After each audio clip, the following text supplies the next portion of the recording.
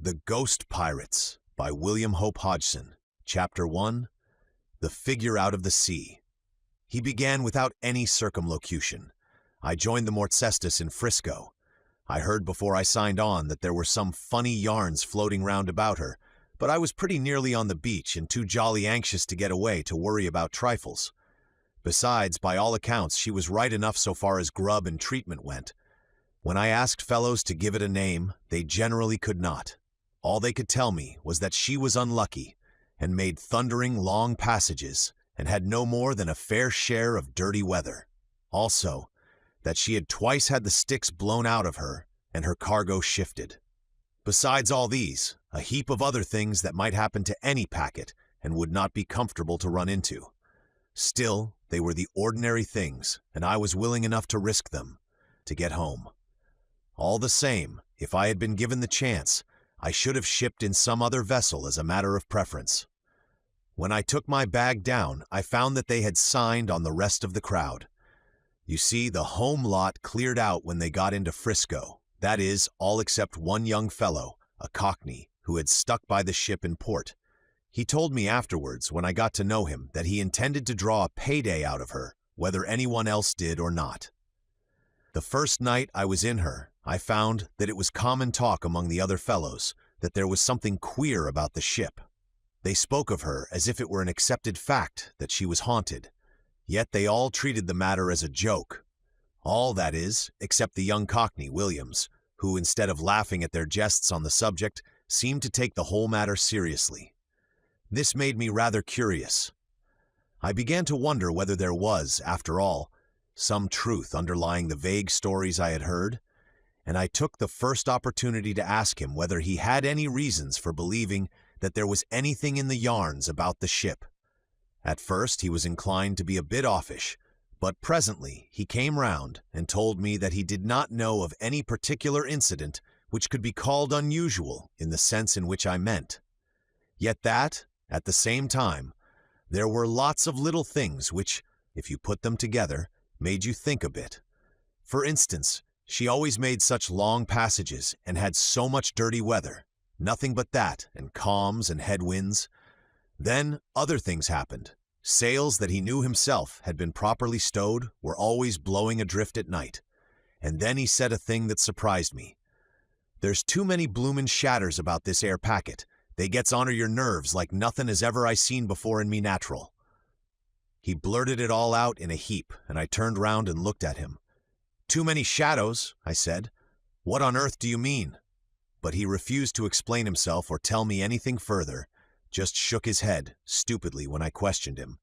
He seemed to have taken a sudden, sulky fit. I felt certain that he was acting dense, purposely. I believe the truth of the matter is that he was, in a way, ashamed of having let himself go like he had in speaking out his thoughts about shadders. That type of man may think things at times, but he doesn't often put them into words. Anyhow, I saw it was no use asking any further questions, so I let the matter drop there. Yet, for several days afterwards, I caught myself wondering at times what the fellow had meant by shadders. We left Frisco next day with a fine fair wind that seemed a bit like putting the stopper on the yarns I had heard about the ship's ill luck. And yet, he hesitated a moment and then went on again. For the first couple of weeks out, nothing unusual happened, and the winds still held fair. I began to feel that I had been rather lucky, after all, in the packet into which I had been shunted. Most of the other fellows gave her a good name, and there was a pretty general opinion growing among the crowd that it was all a silly yarn about her being haunted. And then, just when I was settling down to things, something happened that opened my eyes no end. It was in the 8 to 12 watch, and I was sitting on the steps on the starboard side leading up to the forecastle head. The night was fine, and there was a splendid moon. Away aft, I heard the timekeeper strike 4 bells, and the lookout, an old fellow named Jasket, answered him. As he let go the bell lanyard, he caught sight of me, where I sat quietly smoking. He leant over the rail and looked down at me. "That you, Jessup?" he asked. "I believe it is," I replied. "We'd have our grandmothers and all the rest of our petticoated relations comin' to see if 'twere always like this," he remarked, reflectively, indicating with a sweep of his pipe and hand the calmness of the sea and sky. I saw no reason for denying that, and he continued. If this old packet is anted as some on 'em seems to think, well, all as I can say is, let me have the luck to tumble across another of the same sort. Good grub and duff for Sundays and a decent crowd of 'em aft, and everything comfortable like, so as yer can feel your nose where yer are. As for being haunted, that's all hellish nonsense. I've come across lots of 'em before as was said to be haunted, and so some on 'em was, but 'twasn't with ghostesses. One packet I was in, they was that bad yer couldn't sleep a wink in your watch below until yer'd add every stitch out your bunk and add a reg'lar hunt. Sometimes, at that moment, the relief, one of the ordinary seamen, went up the other ladder onto the forecastle head, and the old chap turned to ask him why the hell he'd not relieved him a bit smarter. The ordinary made some reply, but what it was I did not catch, for abruptly, away aft, my rather sleepy gaze had lighted on something altogether extraordinary and outrageous. It was nothing less than the form of a man stepping inboard over the starboard rail, a little abaft the main rigging. I stood up and caught at the handrail and stared. Behind me, someone spoke. It was the lookout, who had come down off the forecastle head on his way aft to report the name of his relief to the second mate. "What is it, mate?" he asked curiously, seeing my intent attitude. The thing, whatever it was, had disappeared into the shadows on the lee side of the deck. "Nothing," I replied shortly, for I was too bewildered then at what my eyes had just shown me to say any more. I wanted to think. The old shellback glanced at me, but only muttered something and went on his way aft. For a minute, perhaps, I stood there watching, but could see nothing. Then I walked slowly aft as far as the after end of the deck house. From there I could see most of the main deck, but nothing showed except, of course, the moving shadows of the ropes and spars and sails as they swung to and fro in the moonlight. The old chap who had just come off the lookout had returned for'ard again, and I was alone on that part of the deck. And then all at once, as I stood peering into the shadows to leeward, I remembered what Williams had said about there being too many shadows. I had been puzzled to understand his real meaning then. I had no difficulty now. There were too many shadows. Yet, shadows or no shadows, I realized that for my own peace of mind, I must settle, once and for all, whether the thing I had seemed to see stepping aboard out of the ocean had been a reality, or simply a phantom, as you might say, of my imagination. My reason said it was nothing more than imagination, a rapid dream. I must have dozed, but something deeper than reason told me that this was not so. I put it to the test, and went straight in amongst the shadows. There was nothing. I grew bolder. My common sense told me I must have fancied it all. I walked over to the mainmast, and looked behind the pinrail that partly surrounded it, and down into the shadow of the pumps, but here again was nothing. Then I went in under the break of the poop. It was darker under there than out on deck. I looked up both sides of the deck, and saw that they were bare of anything such as I looked for. The assurance was comforting. I glanced at the poop ladders, and remembered that nothing could have gone up there, without the second mate or the timekeeper seeing it. Then I leant my back up against the bulkhead, and thought the whole matter over, rapidly, sucking at my pipe, and keeping my glance about the deck. I concluded my think and said, "No," out loud. Then something occurred to me, and I said, "Unless," and went over to the starboard bulwarks, and looked over and down into the sea. But there was nothing but sea, and so I turned and made my way forward. My common sense had triumphed, and I was convinced that my imagination had been playing tricks with me. I reached the door on the port side, leading into the forecastle, and was about to enter, when something made me look behind. As I did so, I had a shaker. Away aft, a dim, shadowy form stood in the wake of a swaying belt of moonlight that swept the deck a bit abaft the mainmast. It was the same figure that I had just been attributing to my fancy. I will admit that I felt more than startled. I was quite a bit frightened. I was convinced now that it was no mere imaginary thing. It was a human figure. And yet, with the flicker of the moonlight and the shadows chasing over it, I was unable to say more than that. Then, as I stood there, irresolute and funky, I got the thought that someone was acting the goat, though for what reason or purpose, I never stopped to consider. I was glad of any suggestion that my common sense assured me was not impossible, and for the moment I felt quite relieved. That side to the question had not presented itself to me before. I began to pluck up courage. I accused myself of getting fanciful. Otherwise, I should have tumbled to it earlier. And then, funnily enough, in spite of all my reasoning, I was still afraid of going aft to discover who that was, standing on the lee side of the main deck. Yet I felt that if I shirked it, I was only fit to be dumped overboard. And so I went, though not with any great speed, as you can imagine. I had gone half the distance, and still the figure remained there, motionless and silent, the moonlight and the shadows playing over it with each roll of the ship. I think I tried to be surprised.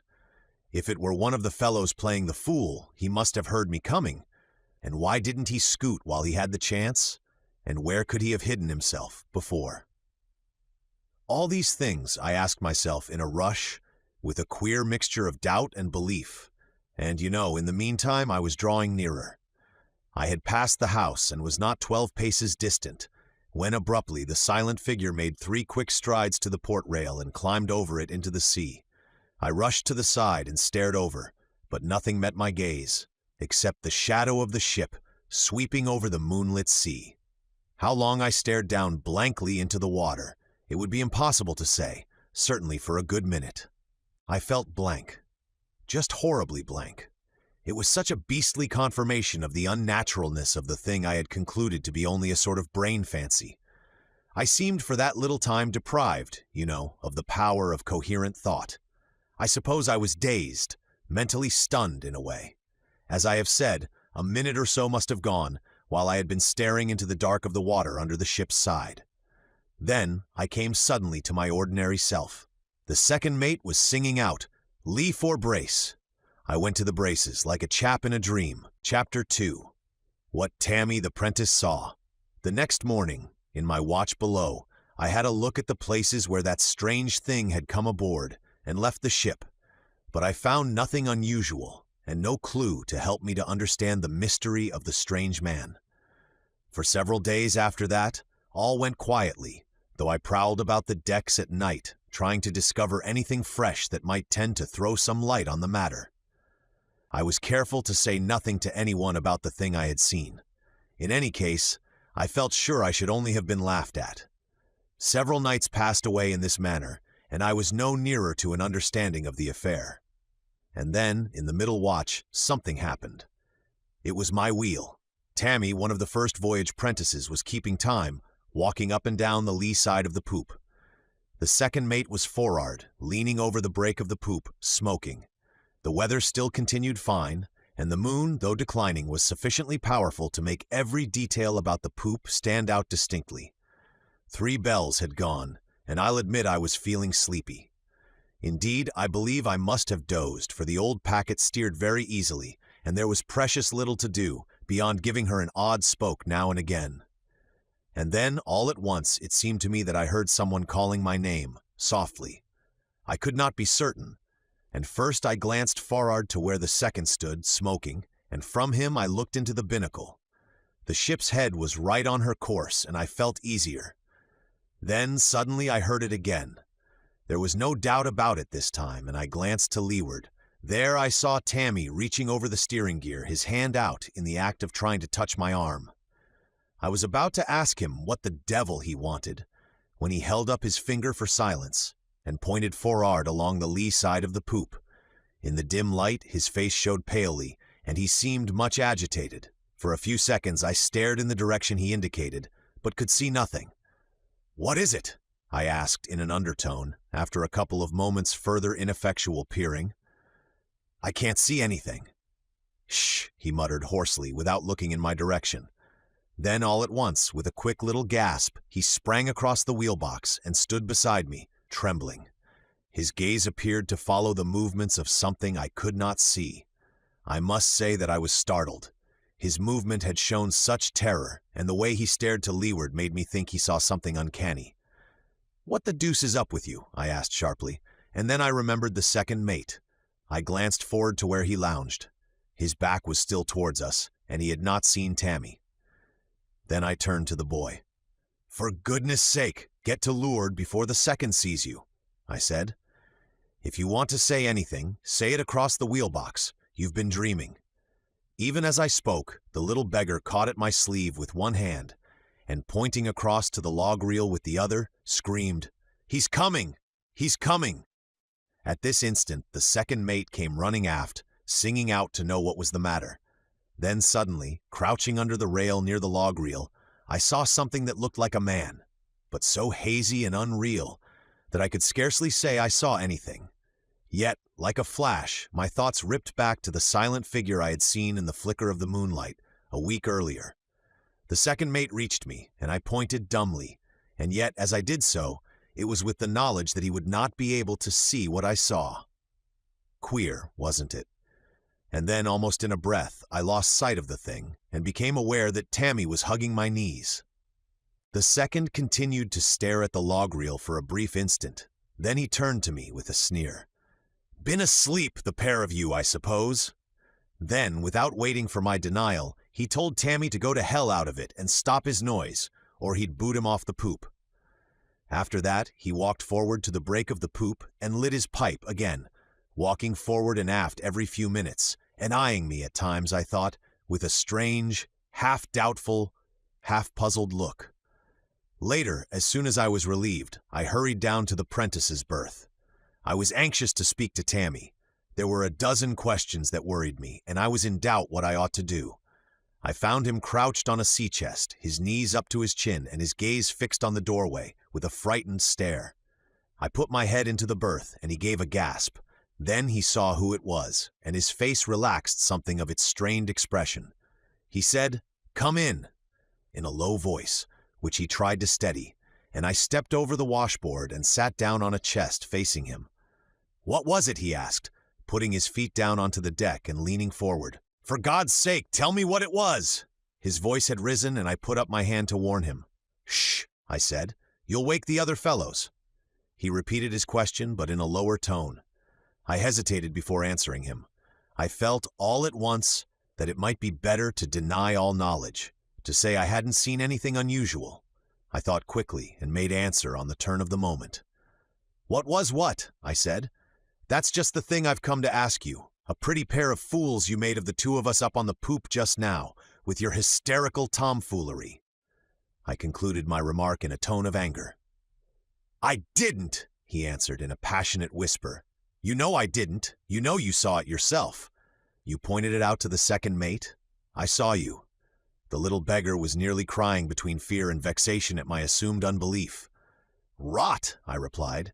"You know jolly well you were sleeping in your timekeeping. You dreamed something and woke up suddenly. You were off your chump." I was determined to reassure him if possible, though, goodness, I wanted assurance myself. If he had known of that other thing I had seen down on the main deck, what then? "I wasn't asleep any more than you were," he said bitterly. "And you know it. You're just fooling me. The ship's haunted." "What?" I said sharply. "She's haunted," he said again. "She's haunted." "Who says so?" I inquired in a tone of unbelief. "I do, and you know it. Everybody knows it, but they don't more than half believe it. I didn't until tonight." "Damned rot," I answered. "That's all a blooming old shellback's yarn. She's no more haunted than I am." "It's not damned rot," he replied, totally unconvinced. "And it's not an old shellback's yarn. Why won't you say you saw it?" he cried, growing almost tearfully excited and raising his voice again. I warned him not to wake the sleepers. "Why won't you say that you saw it?" he repeated. I got up from the chest and went towards the door. "You're a young idiot," I said, "and I should advise you not to go gassing about like this round the decks. Take my tip and turn in and get a sleep.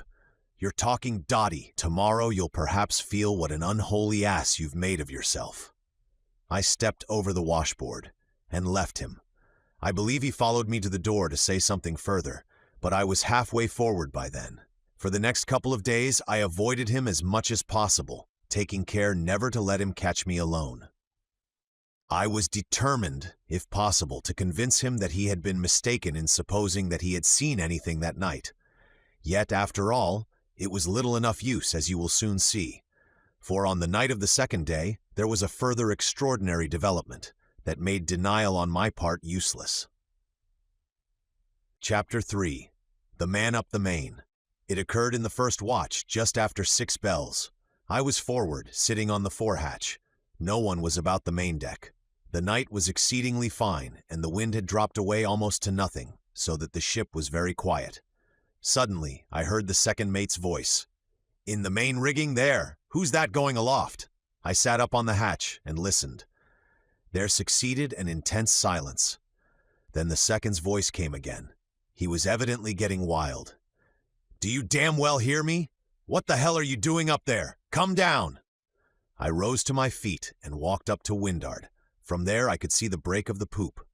The second mate was standing by the starboard ladder. He appeared to be looking up at something that was hidden from me by the topsails. As I stared, he broke out again. "Hell and damnation, you blasted soger! Come down when I tell you!" He stamped on the poop and repeated his orders savagely. But there was no answer. I started to walk aft. What had happened? Who had gone aloft? Who would be fool enough to go without being told? And then, all at once, a thought came to me. The figure Tammy and I had seen? Had the second mate seen something? Someone? I hurried on and then stopped suddenly. In the same moment there came the shrill blast of the second's whistle. He was whistling for the watch, and I turned and ran to the forecastle to rouse them out. Another minute, and I was hurrying aft with them to see what was wanted. His voice met us halfway. "Up the main, some of you, smartly now, and find out who that damned fool is up there. See what mischief he's up to." "Aye, sir," several of the men sung out, and a couple jumped into the weather rigging. I joined them, and the rest were proceeding to follow, but the second shouted for some to go up to leeward, in case the fellow tried to get down that side. As I followed the other two aloft, I heard the second mate tell Tammy, whose timekeeping it was, to get down onto the main deck with the other Prentice and keep an eye on the fore and aft stays. "He may try down one of them if he's cornered," I heard him explain. "If you see anything, just sing out for me, right away." Tammy hesitated.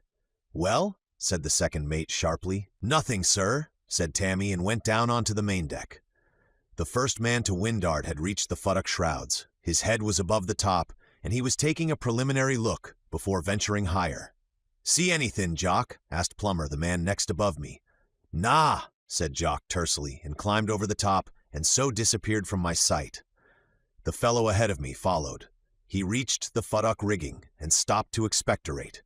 I was close at his heels, and he looked down to me. "What's up, anyway?" he said. "What's a scene? Who are we chasing after?" I said I didn't know, and he swung up into the topmast rigging. I followed on. The chaps on the lee side were about level with us. Under the foot of the topsail, I could see Tammy and the other Prentice down on the main deck, looking upwards.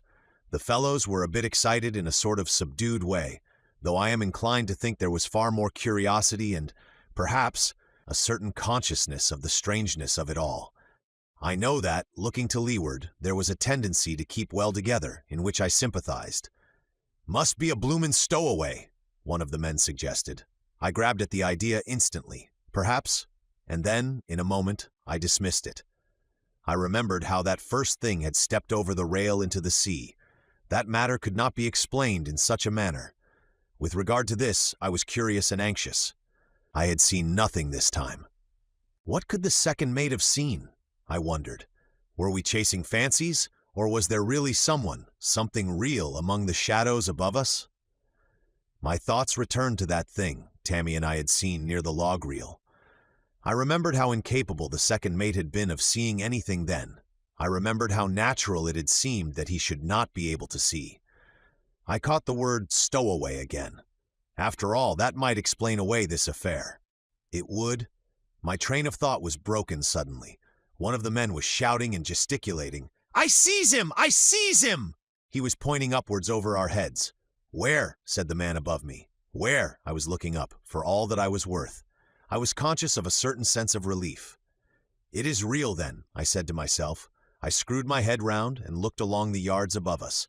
Yet still I could see nothing. Nothing except shadows and patches of light. Down on deck, I caught the second mate's voice. "Have you got him?" he was shouting. "Not yet, sir," sung out the lowest man on the lee side. "We seize him, sir," added Coyne. "I don't," I said. "There is agent," he said. We had reached the topgallant rigging, and he was pointing up to the royal yard. "You're a fuel, Quoin, that's what ye are." The voice came from above. It was Jock's, and there was a burst of laughter at Quoin's expense. I could see Jock now. He was standing in the rigging, just below the yard. He had gone straight away up, while the rest of us were mooning over the top. "You're a fuel, Quoin," he said again, "and I'm thinking the second's juiced as saft." He began to descend. "Then there's no one?" I asked. "Nah," he said briefly. As we reached the deck, the second mate ran down off the poop. He came towards us with an expectant air. "You've got him?" he asked confidently. "There wasn't anyone," I said. "What?" he nearly shouted. "You're hiding something," he continued angrily and glancing from one to another. "Out with it. Who was it?" "We're hiding nothing," I replied, speaking for the lot. "There's no one up there." The second looked round upon us. "Am I a fool?" he asked contemptuously. There was an assenting silence. "I saw him myself," he continued. "Tammy, here, saw him. He wasn't over the top when I first spotted him. There's no mistake about it. It's all damned rot saying he's not there." "Well, he's not, sir," I answered. Jock went right up to the royal yard. The second mate said nothing in immediate reply, but went aft a few steps and looked up the main. Then he turned to the two Prentices. "Sure you two boys didn't see anyone coming down from the main?" he inquired suspiciously.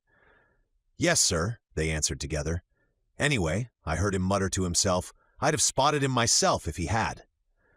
"Have you any idea, sir, who it was you saw?" I asked at this juncture. He looked at me keenly. "No," he said. He thought for a few moments while we all stood about in silence, waiting for him to let us go. "By the holy poker!" he exclaimed suddenly. "But I ought to have thought of that before." He turned and eyed us individually. "You're all here?" he asked. "Yes, sir," we said in a chorus. I could see that he was counting us. Then he spoke again. "All of you men stay here where you are. Tammy, you go into your place and see if the other fellows are in their bunks. Then come and tell me. Smartly now." The boy went, and he turned to the other Prentice. "You get along for'ard to the forecastle," he said. "Count the other watch, then come aft and report to me." As the youngster disappeared along the deck to the forecastle, Tammy returned from his visit to the glory hole to tell the second mate that the other two Prentices were sound asleep in their bunks. Whereupon, the second bundled him off to the carpenter's and sailmaker's berth to see whether they were turned in. While he was gone, the other boy came aft and reported that all the men were in their bunks and asleep. "Sure?" the second asked him. "Quite, sir," he answered. The second mate made a quick gesture. "Go and see if the steward is in his berth," he said abruptly. It was plain to me that he was tremendously puzzled. "You've something to learn yet, Mr. Second Mate," I thought to myself. Then I fell to wondering to what conclusions he would come. A few seconds later, Tammy returned to say that the carpenter, sailmaker, and doctor were all turned in. The second mate muttered something and told him to go down into the saloon to see whether the first and third mates by any chance were not in their berths. Tammy started off, then halted. "Shall I have a look into the old man's place, sir, while I'm down there?" he inquired. "No," said the second mate. "Do what I told you, and then come and tell me. If anyone's to go into the captain's cabin, it's got to be me." Tammy said, "Aye, aye, sir," and skipped away up onto the poop. While he was gone, the other Prentice came up to say that the steward was in his berth and that he wanted to know what the hell he was fooling round his part of the ship for. The second mate said nothing for nearly a minute. Then he turned to us and told us we might go for'ard. As we moved off in a body and talking in undertones, Tammy came down from the poop and went up to the second mate. I heard him say that the two mates were in their berths asleep. Then he added, as if it were an afterthought, "So's the old man." "I thought I told you," the second mate began. "I didn't, sir," Tammy said. "His cabin door was open." The second mate started to go aft. I caught a fragment of a remark he was making to Tammy.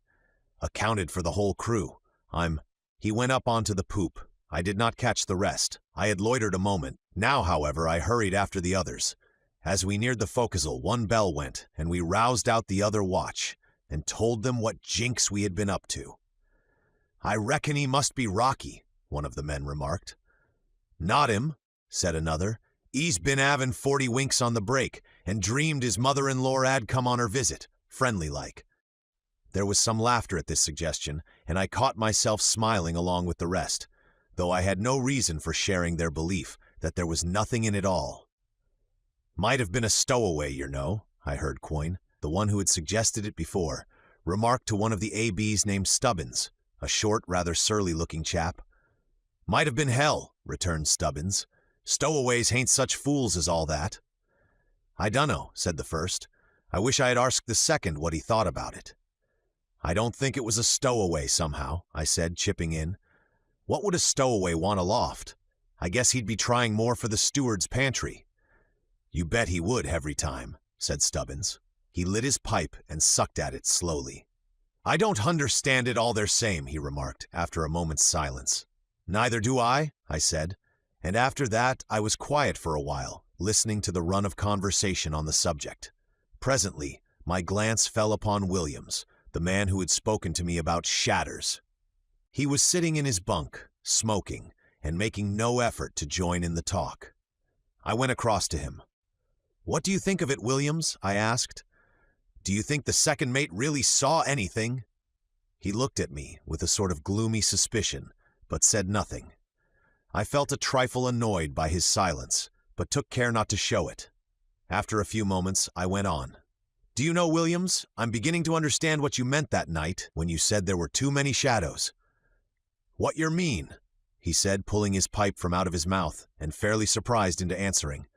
"What I say, of course," I said. "There are too many shadows."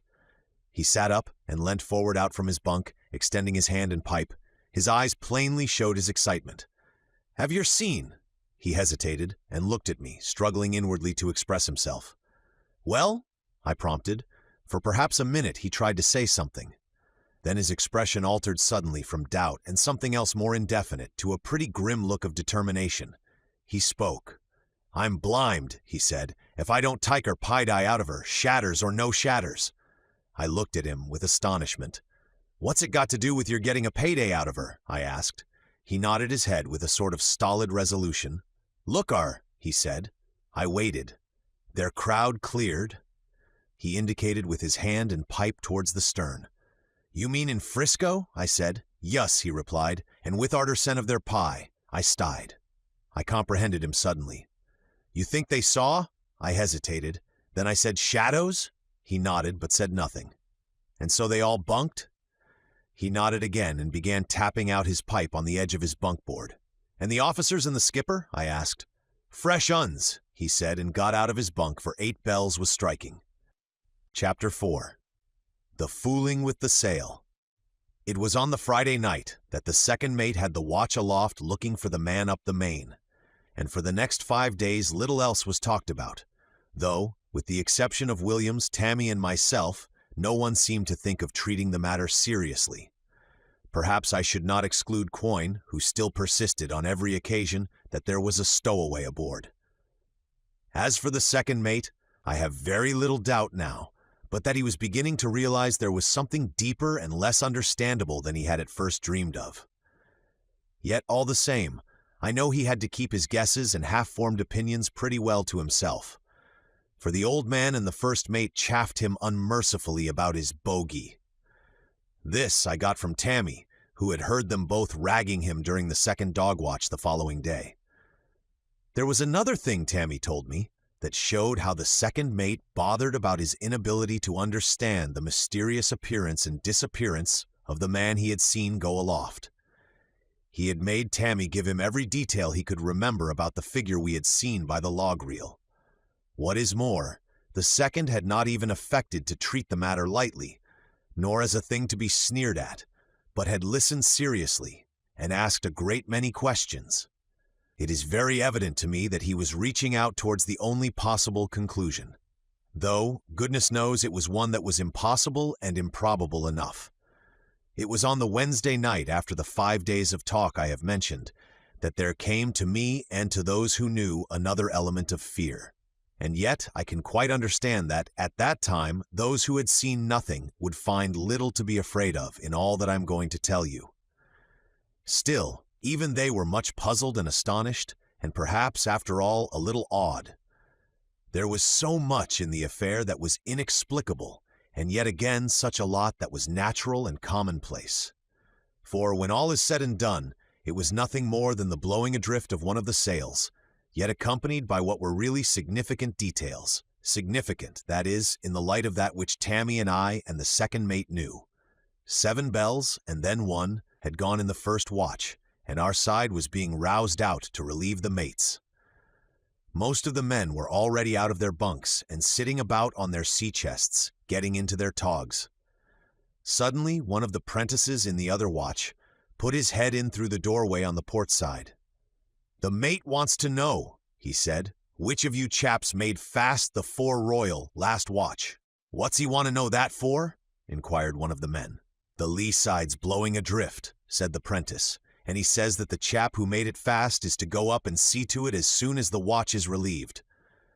"Oh, does he? Well, 'twasn't me anyhow," replied the man. "You'd better arsk some of t'others." "Ask what?" inquired Plummer, getting out of his bunk sleepily. The Prentice repeated his message. The man yawned and stretched himself. "Let me see," he muttered and scratched his head with one hand, while he fumbled for his trousers with the other. "'Oo made their fore-ryle fast?" He got into his trousers and stood up. "Why, they're ornary, er course. 'Oo else do yer suppose?" "That's all I wanted to know," said the Prentice, and went away. "Hi, Tom," Stubbins sung out to the ordinary. "Wake up, you lazy young devil. Their mate's just sent to hinquire who it was made the fore-royal fast. It's all blowing adrift, and he says you're to get along up as soon as 8 bells goes, and make it fast again." Tom jumped out of his bunk and began to dress quickly. "Blowing adrift," he said. "There ain't all that much wind, and I tucked the ends of the gaskets well in under the other turns." "P'raps one of their gaskets is rotten and given way," suggested Stubbins. "Anyway, you'd better hurry up, it's just on 8 bells. A minute later, 8 bells went, and we trooped away aft for roll call. As soon as the names were called over, I saw the mate lean towards the second and say something. Then the second mate sung out, "Tom." "Sir," answered Tom, "was it you made fast that fore-royal last watch?" "Yes, sir." "How's that it's broken adrift?" "Can't say, sir." "Well, it has, and you'd better jump aloft and shove the gasket round it again, and mind you make a better job of it this time." Aye, sir," said Tom, and followed the rest of us for'ard. Reaching the fore-rigging, he climbed into it and began to make his way leisurely aloft. I could see him with a fair amount of distinctness, as the moon was very clear and bright, though getting old. I went over to the weather pin-rail and leaned up against it watching him while I filled my pipe. The other men, both the watch on deck and the watch below, had gone into the forecastle, so that I imagined I was the only one about the main deck. Yet, a minute later, I discovered that I was mistaken, for as I proceeded to light up, I saw Williams, the young cockney, come out from under the lee of the house and turn and look up at the ordinary as he went steadily upwards. I was a little surprised, as I knew he and 3 of the others had a poker fight on, and he'd won over 60 pounds of tobacco.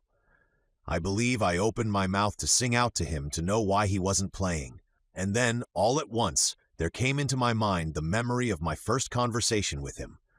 I remembered that he had said sails were always blowing adrift at night.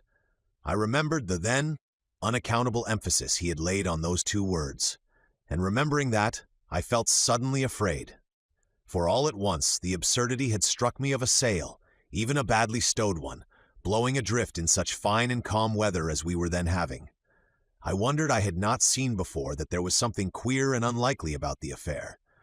Sails don't blow adrift in fine weather, with the sea calm and the ship as steady as a rock. I moved away from the rail and went towards Williams.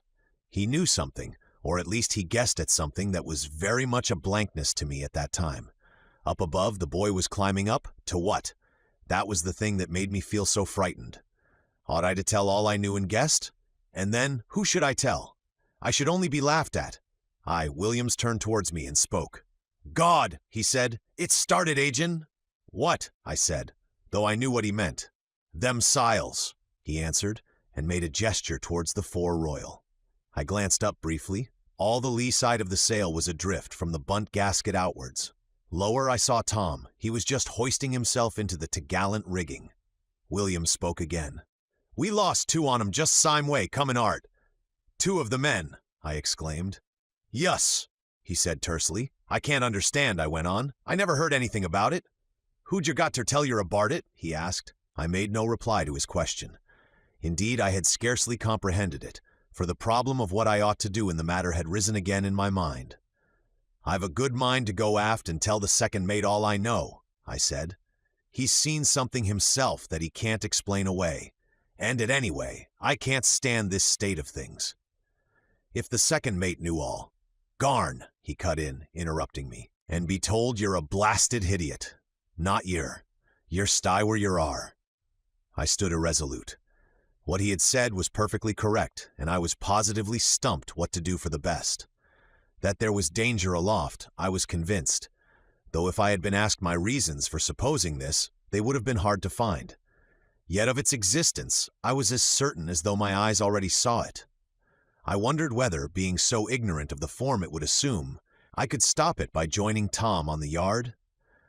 This thought came as I stared up at the royal. Tom had reached the sail and was standing on the foot rope, close in to the bunt. He was bending over the yard and reaching down for the slack of the sail. And then, as I looked, I saw the belly of the royal tossed up and down abruptly, as though a sudden heavy gust of wind had caught it. "I'm blind," Williams began with a sort of excited expectation, and then he stopped as abruptly as he had begun. For in a moment the sail had thrashed right over the afterside of the yard, apparently knocking Tom clean from off the foot rope. "My God!" I shouted out loud. "He's gone!"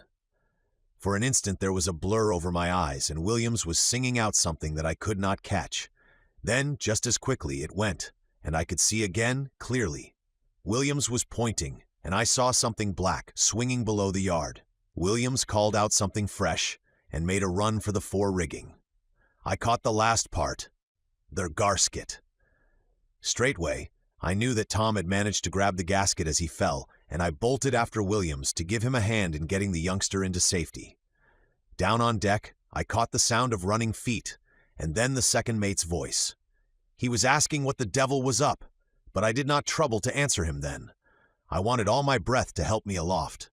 I knew very well that some of the gaskets were little better than old shakens, and unless Tom got hold of something on the gallant yard below him, he might come down with a run any moment.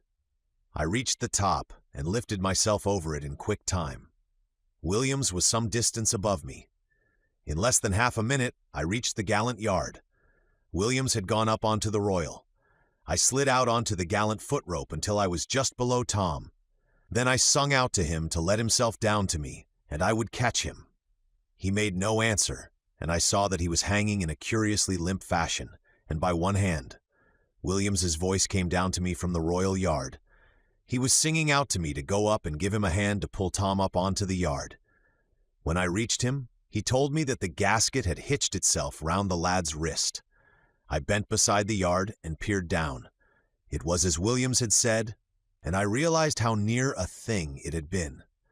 Strangely enough, even at that moment, the thought came to me how little wind there was. I remembered the wild way in which the sail had lashed at the buoy. All this time I was busily working, unreeving the port buntline. I took the end, made a running bowline with it round the gasket, and let the loop slide down over the boy's head and shoulders. Then I took a strain on it and tightened it under his arms. A minute later we had him safely on the yard between us. In the uncertain moonlight, I could just make out the mark of a great lump on his forehead, where the foot of the sail must have caught him when it knocked him over. As we stood there a moment, taking our breath, I caught the sound of the second mate's voice close beneath us. Williams glanced down, then he looked up at me and gave a short, grunting laugh.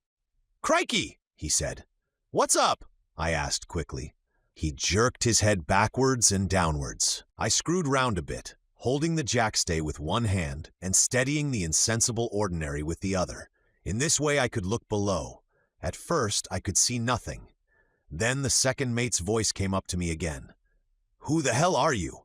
What are you doing?" I saw him now. He was standing at the foot of the weather topgallant rigging. His face was turned upwards, peering round the after side of the mast.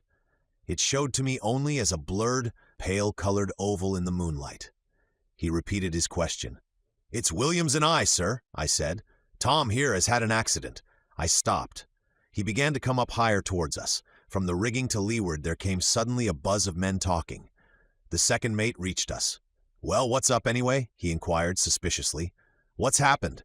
He had bent forward and was peering at Tom. I started to explain, but he cut me short with, "Is he dead?" "No, sir," I said. "I don't think so. But the poor beggar's had a bad fall. He was hanging by the gasket when we got to him. The sail knocked him off the yard." "What?" he said sharply. "The wind caught the sail, and it lashed back over the yard." "What wind?" he interrupted. "There's no wind, scarcely."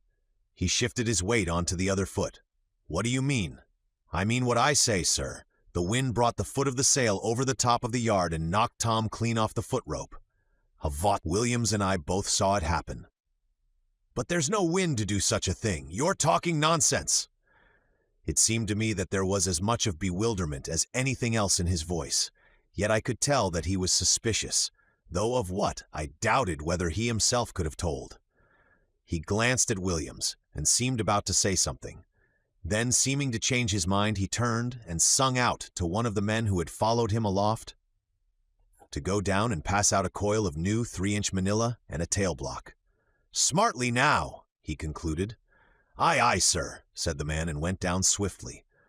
The second mate turned to me. "When you've got Tom below, I shall want a better explanation of all this than the one you've given me. It won't wash." "Very well, sir," I answered, "but you won't get any other." "What do you mean?" he shouted at me. "I'll let you know I'll have no impertinence from you or anyone else." "I don't mean any impertinence, sir. I mean that it's the only explanation there is to give." "I tell you it won't wash," he repeated. "There's something too damned funny about it all. I shall have to report the matter to the captain. I can't tell him that yarn." He broke off abruptly. "It's not the only damned funny thing that's happened aboard this old hooker," I answered. "You ought to know that, sir." "What do you mean?" he asked quickly. "Well, sir," I said, "to be straight, what about that chap you sent us hunting after up the Main the other night? That was a funny enough affair, wasn't it? This one isn't half so funny." "That will do, Jessup," he said angrily. "I won't have any back talk." Yet there was something about his tone that told me I had got one in on my own. He seemed all at once less able to appear confident that I was telling him a fairy tale. After that, for perhaps half a minute, he said nothing. I guessed he was doing some hard thinking. When he spoke again, it was on the matter of getting the ordinary down on deck. "One of you'll have to go down the lee side and steady him down," he concluded. He turned and looked downwards. "Are you bringing that gantline?" he sang out. "Yes, sir," I heard one of the men answer. A moment later, I saw the man's head appear over the top. He had the tail block slung round his neck and the end of the gantline over his shoulder. Very soon we had the gantline rigged and Tom down on deck. Then we took him into the forecastle and put him in his bunk. The second mate had sent for some brandy, and now he started to dose him well with it. At the same time, a couple of the men chafed his hands and feet. In a little, he began to show signs of coming round. Presently, after a sudden fit of coughing, he opened his eyes with a surprised, bewildered stare. Then he caught at the edge of his bunkboard and sat up giddily. One of the men steadied him, while the second mate stood back and eyed him critically. The boy rocked as he sat and put up his hand to his head. "Here," said the second mate, "take another drink." Tom caught his breath and choked a little. Then he spoke. "By gum," he said, "my head does ache." He put up his hand again and felt at the lump on his forehead. Then he bent forward and stared round at the men grouped about his bunk. "What's up?" he inquired in a confused sort of way, and seeming as if he could not see us clearly. "What's up?" he asked again. "That's just what I want to know," said the second mate, speaking for the first time with some sternness. "I ain't been snoozing while there's been a job on?" Tom inquired anxiously. He looked round at the men appealingly. "It's knocked him dotty, strikes me," said one of the men, audibly. "No," I said, answering Tom's question. "You've had—" "Shut that, Jessup," said the second mate, quickly interrupting me. "I want to hear what the boy's got to say for himself." He turned again to Tom. "You were up at the Fore Royal," he prompted. "I can't say I was, sir," said Tom doubtfully. I could see that he had not gripped the second mate's meaning. "But you were," said the second with some impatience. "It was blowing adrift, and I sent you up to shove a gasket round it." "Blowing adrift, sir," said Tom dully. "Yes, blowing adrift. Don't I speak plainly?" The dullness went from Tom's face suddenly. "So it was, sir," he said, his memory returning. "The bloomin' sail got chock full of wind. It caught me bang in the face." He paused a moment. "I believe," he began, and then stopped once more. "Go on," said the second mate. "Spit it out." "I don't know, sir," Tom said. "I don't understand." He hesitated again. "That's all I can remember," he muttered, and put his hand up to the bruise on his forehead, as though trying to remember something. In the momentary silence that succeeded, I caught the voice of Stubbins. "There hain't hardly no wind," he was saying, in a puzzled tone. There was a low murmur of assent from the surrounding men. The second mate said nothing, and I glanced at him curiously. Was he beginning to see, I wondered, how useless it was to try to find any sensible explanation of the affair? Had he begun at last to couple it with that peculiar business of the man up the main? I am inclined now to think that this was so, for, after staring a few moments at Tom, in a doubtful sort of way, he went out of the forecastle, saying that he would inquire further into the matter in the morning. Yet, when the morning came, he did no such thing. As for his reporting the affair to the skipper, I much doubt it. Even did he, it must have been in a very casual way, for we heard nothing more about it, though, of course, we talked it over pretty thoroughly among ourselves. With regard to the second mate, even now I am rather puzzled by his attitude to us aloft. Sometimes I have thought that he must have suspected us of trying to play off some trick on him. Perhaps, at the time, he still half suspected one of us of being in some way connected with the other business. Or, again, he may have been trying to fight against the conviction that was being forced upon him, that there was really something impossible and beastly about the old packet. Of course, these are only suppositions. And then, close upon this, there were further developments. Chapter 5. The End of Williams. As I have said, there was a lot of talk among the crowd of us for'ard about Tom's strange accident. None of the men knew that Williams and I had seen it happen. Stubbins gave it as his opinion that Tom had been sleepy and missed the foot rope. Tom, of course, would not have this by any means. Yet he had no one to appeal to, for at that time he was just as ignorant as the rest that we had seen the sail flap up over the yard. Stubbins insisted that it stood to reason it couldn't be the wind. There wasn't any, he said, and the rest of the men agreed with him. "Well," I said, "I don't know about all that. I'm a bit inclined to think Tom's yarn is the truth." "How do you make that hout?" Stubbins asked, unbelievingly. "There hain't nothing like enough wind." "What about the place on his forehead?" I inquired in turn. "How are you going to explain that?" "I 'spect he knocked himself there when he slipped," he answered. "Likely, nuffly," agreed old Jasket, who was sitting smoking on a chest nearby. "Well, you're both a damn long way out of it." Tom chipped in, pretty warm. "I wasn't asleep, and the sail did bloomin' well hit me." "Don't you be impertinent, young feller," said Jasket. I joined in again. "There's another thing, Stubbins," I said. "The gasket Tom was hanging by was on the after side of the yard. That looks as if the sail might have flapped it over. If there were wind enough to do the one, it seems to me that it might have done the other." "Do you mean that it was hunder their yard, or hover their top?" he asked. "Over the top, of course. What's more, the foot of the sail was hanging over the after part of the yard in a bight." Stubbins was plainly surprised at that, and before he was ready with his next objection, Plummer spoke. "Oo saw it?" he asked. "I saw it," I said, a bit sharply. "So did Williams, so, for that matter, did the second mate." Plummer relapsed into silence and smoked, and Stubbins broke out afresh. "I reckon Tom must have had a hold of the foot in the gasket and pulled him hover the yard when he tumbled." "No," interrupted Tom. "The gasket was under the sail. I couldn't even see it, and I hadn't time to get hold of the foot of the sail before it up and caught me smack in the face." "How did yer get older their gasket?" "When yer fell, then?" asked Plummer. "He didn't get hold of it," I answered for Tom. "It had taken a turn round his wrist, and that's how we found him hanging." "Do you mean to say as hadn't got hold of the garsket?" Quoin inquired, pausing in the lighting of his pipe. "Of course I do," I said. "A chap doesn't go hanging onto a rope when he's jolly well been knocked senseless." "You're riched," assented Jock. "You're quite riched there, Jessup." Quoin concluded the lighting of his pipe. "I dunno," he said. I went on without noticing him.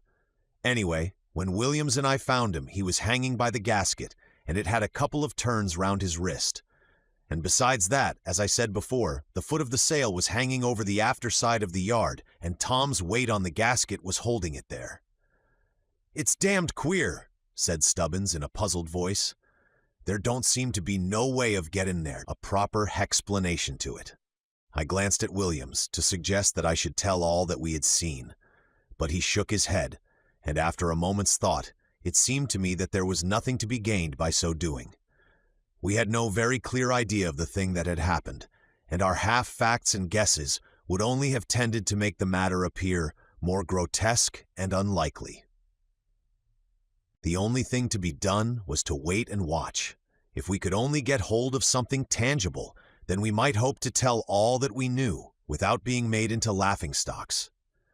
I came out from my think abruptly. Stubbins was speaking again. He was arguing the matter with one of the other men. "You see, with there being no wind scarcely, there things impossible, and yet—" The other man interrupted with some remark I did not catch. "No," I heard Stubbins say. "I'm hout of my reckoning. I don't savvy it one bit. It's too much like a damned fairy tale." "Look at his wrist," I said. Tom held out his right hand and arm for inspection. It was considerably swollen where the rope had been round it. "Yes," admitted Stubbins. "That's right enough, but it don't tell you nothing." I made no reply. As Stubbins said, it told you nothing. And there I let it drop. Yet I have told you this, as showing how the matter was regarded in the forecastle. Still, it did not occupy our minds very long, for, as I have said, there were further developments. The 3 following nights passed quietly, and then on the 4th, all those curious signs and hints culminated suddenly in something extraordinarily grim. Yet, everything had been so subtle and intangible, and indeed so was the affair itself, that only those who had actually come in touch with the invading fear seemed really capable of comprehending the terror of the thing. The men, for the most part, began to say the ship was unlucky, and of course, as usual, there was some talk of there being a Jonah in the ship. Still, I cannot say that none of the men realized there was anything horrible and frightening in it all, for I am sure that some did a little, and I think Stubbins was certainly one of them, though I feel certain that he did not at that time, grasp a quarter of the real significance that underlay the several queer matters that had disturbed our nights. He seemed to fail somehow to grasp the element of personal danger that to me was already plain. He lacked sufficient imagination, I suppose, to piece the things together, to trace the natural sequence of the events and their development. Yet I must not forget, of course, that he had no knowledge of those 2 first incidents. If he had, perhaps he might have stood where I did. As it was, he had not seemed to reach out at all, not even in the matter of Tom and the 4 Royal. Now, however, after the thing I am about to tell you, he seemed to see a little way into the darkness and realize possibilities. I remember the 4th night well. It was a clear, starlit, moonless sort of night. At least I think there was no moon, or at any rate, the moon could have been little more than a thin crescent, for it was near the dark time. The wind had breezed up a bit, but still remained steady. We were slipping along at about 6 or 7 knots an hour. It was our middle watch on deck, and the ship was full of the blow and hum of the wind aloft. Williams and I were the only ones about the main deck. He was leaning over the weather pin rail, smoking, while I was pacing up and down between him and the forehatch. Stubbins was on the lookout. 2 bells had gone some minutes, and I was wishing to goodness that it was 8 and time to turn in. Suddenly, overhead, there sounded a sharp crack, like the report of a rifle shot. It was followed instantly by the rattle and crash of sailcloth thrashing in the wind. Williams jumped away from the rail and ran aft a few steps.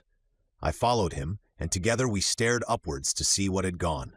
Indistinctly, I made out that the weather sheet of the fore topgallant had carried away, and the clew of the sail was whirling and banging about in the air, and every few moments hitting the steel yard a blow, like the thump of a great sledge-hammer. "It's the shackle, or one of the links that's gone, I think," I shouted to Williams, above the noise of the sail. "That's the spectacle that's hitting the yard." "Yus," he shouted back, and went to get hold of the clue line. I ran to give him a hand. At the same moment, I caught the second mate's voice away aft, shouting. Then came the noise of running feet, and the rest of the watch and the second mate were with us almost at the same moment. In a few minutes, we had the yard lowered and the sail clewed up. Then Williams and I went aloft to see where the sheet had gone. It was much as I had supposed. The spectacle was all right, but the pin had gone out of the shackle, and the shackle itself was jammed into the sheave hole in the yard arm. Williams sent me down for another pin, while he unbent the clue line and overhauled it down to the sheet. When I returned with the fresh pin, I screwed it into the shackle, clipped on the clue line, and sung out to the men to take a pull on the rope. This they did, and at the second heave the shackle came away. When it was high enough, I went up onto the gallant yard and held the chain while Williams shackled it into the spectacle. Then he bent on the clue line afresh and sung out to the second mate that we were ready to hoist away. "You'd better go down and give 'em all," he said. "I'll sty and light up their sile." "Right-ho, Williams," I said, getting into the rigging. "Don't let the ship's bogey run away with you." This remark I made in a moment of light-heartedness, such as will come to anyone aloft at times. I was exhilarated for the time being and quite free from the sense of fear that had been with me so much of late. I suppose this was due to the freshness of the wind. "There's more'n one," he said, in that curiously short way of his. "What?" I asked. He repeated his remark. I was suddenly serious. The reality of all the impossible details of the past weeks came back to me, vivid and beastly. "What do you mean, Williams?" I asked him, but he had shut up and would say nothing. "What do you know? How much do you know?" I went on quickly. "Why did you never tell me that you—" The second mate's voice interrupted me abruptly. "Now then, up there, are you going to keep us waiting all night? One of you come down and give us a pull with the halyards. The other stay up and light up the gear." "Aye, sir," I shouted back. Then I turned to Williams hurriedly. "Look here, Williams," I said. "If you think there is really a danger in your being alone up here—" I hesitated for words to express what I meant. Then I went on. "Well, I'll jolly well stay up with you." The second mate's voice came again.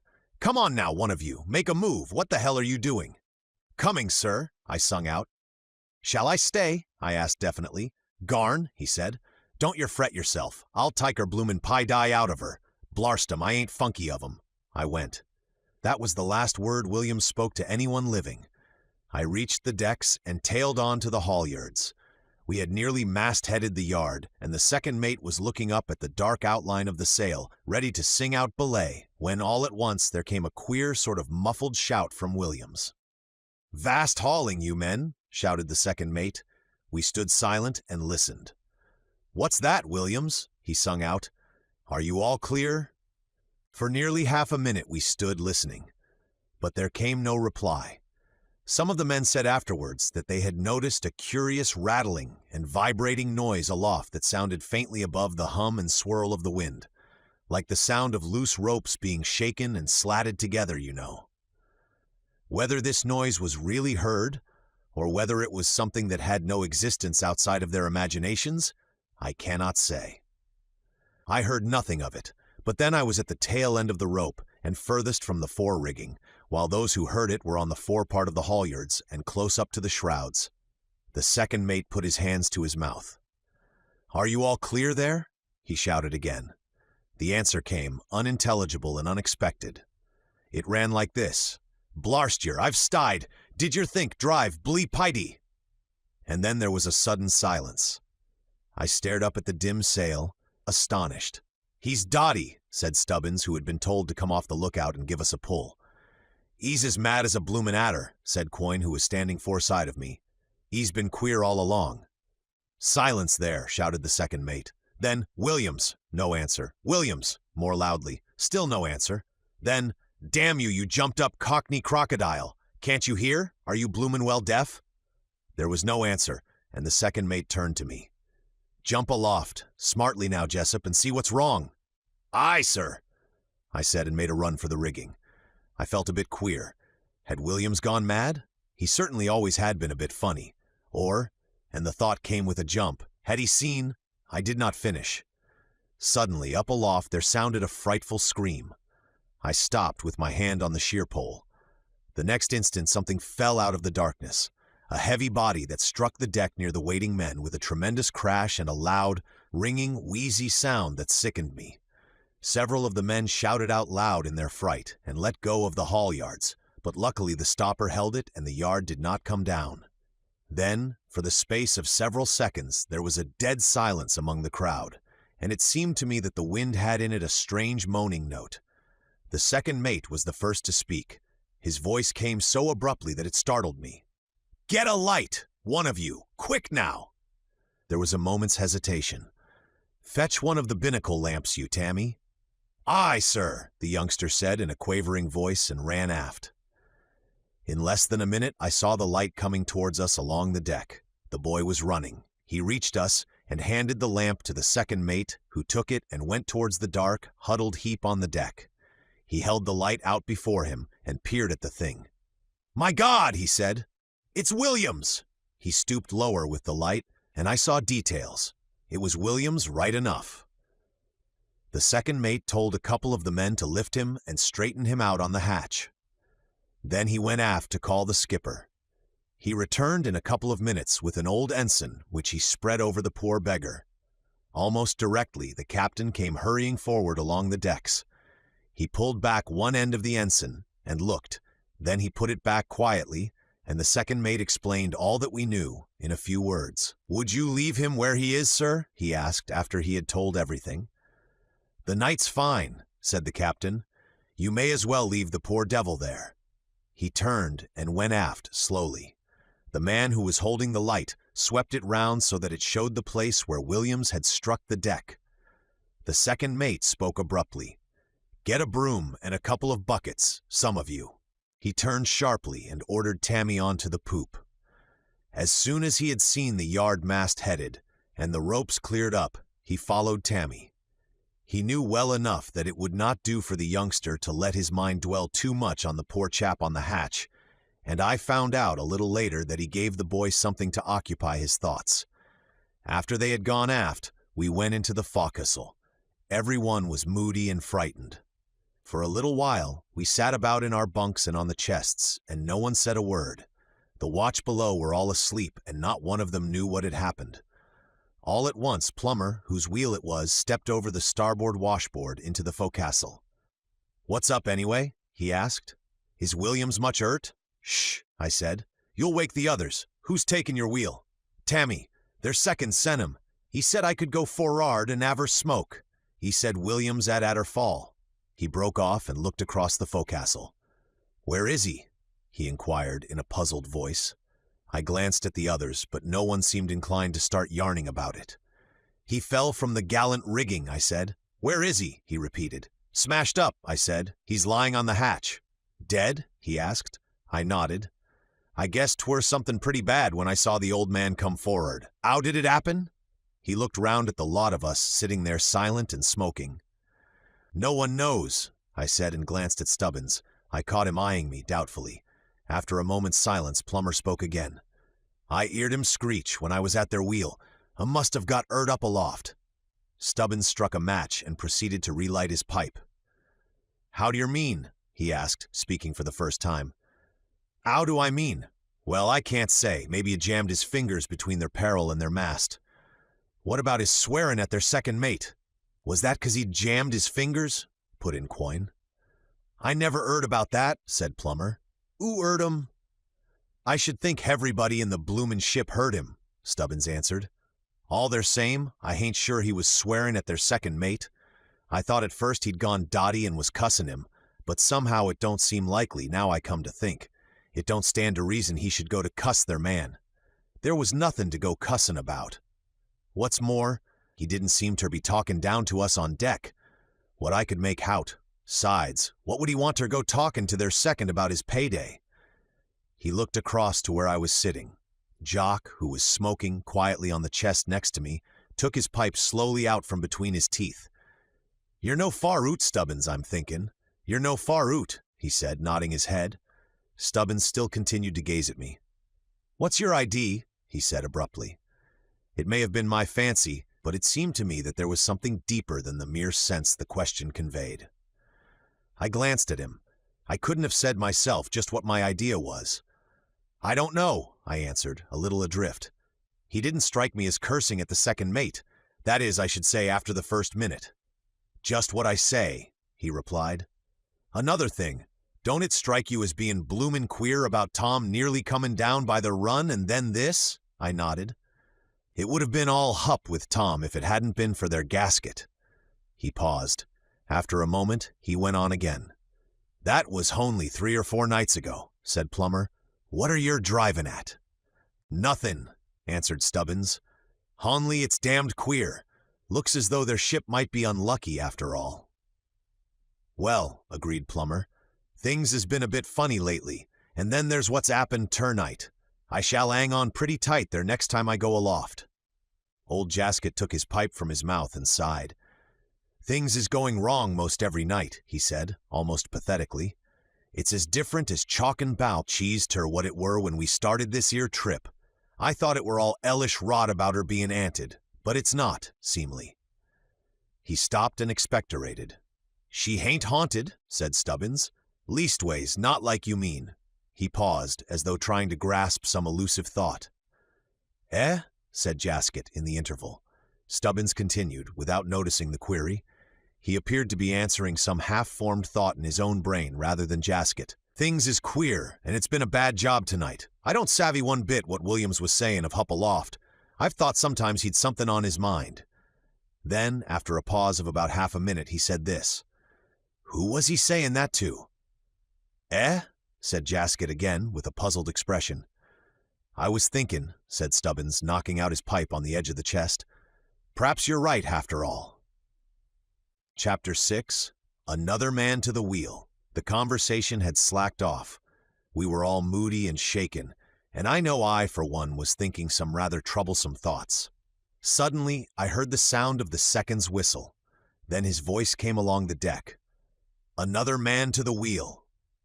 "'E's singing out for someone to go aft and relieve their wheel," said Quoin, who had gone to the door to listen. "Yer'd better 'urry up, Plummer."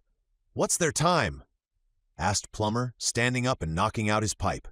"Must be close on 4 bells. Ooh's next wheel, is it?"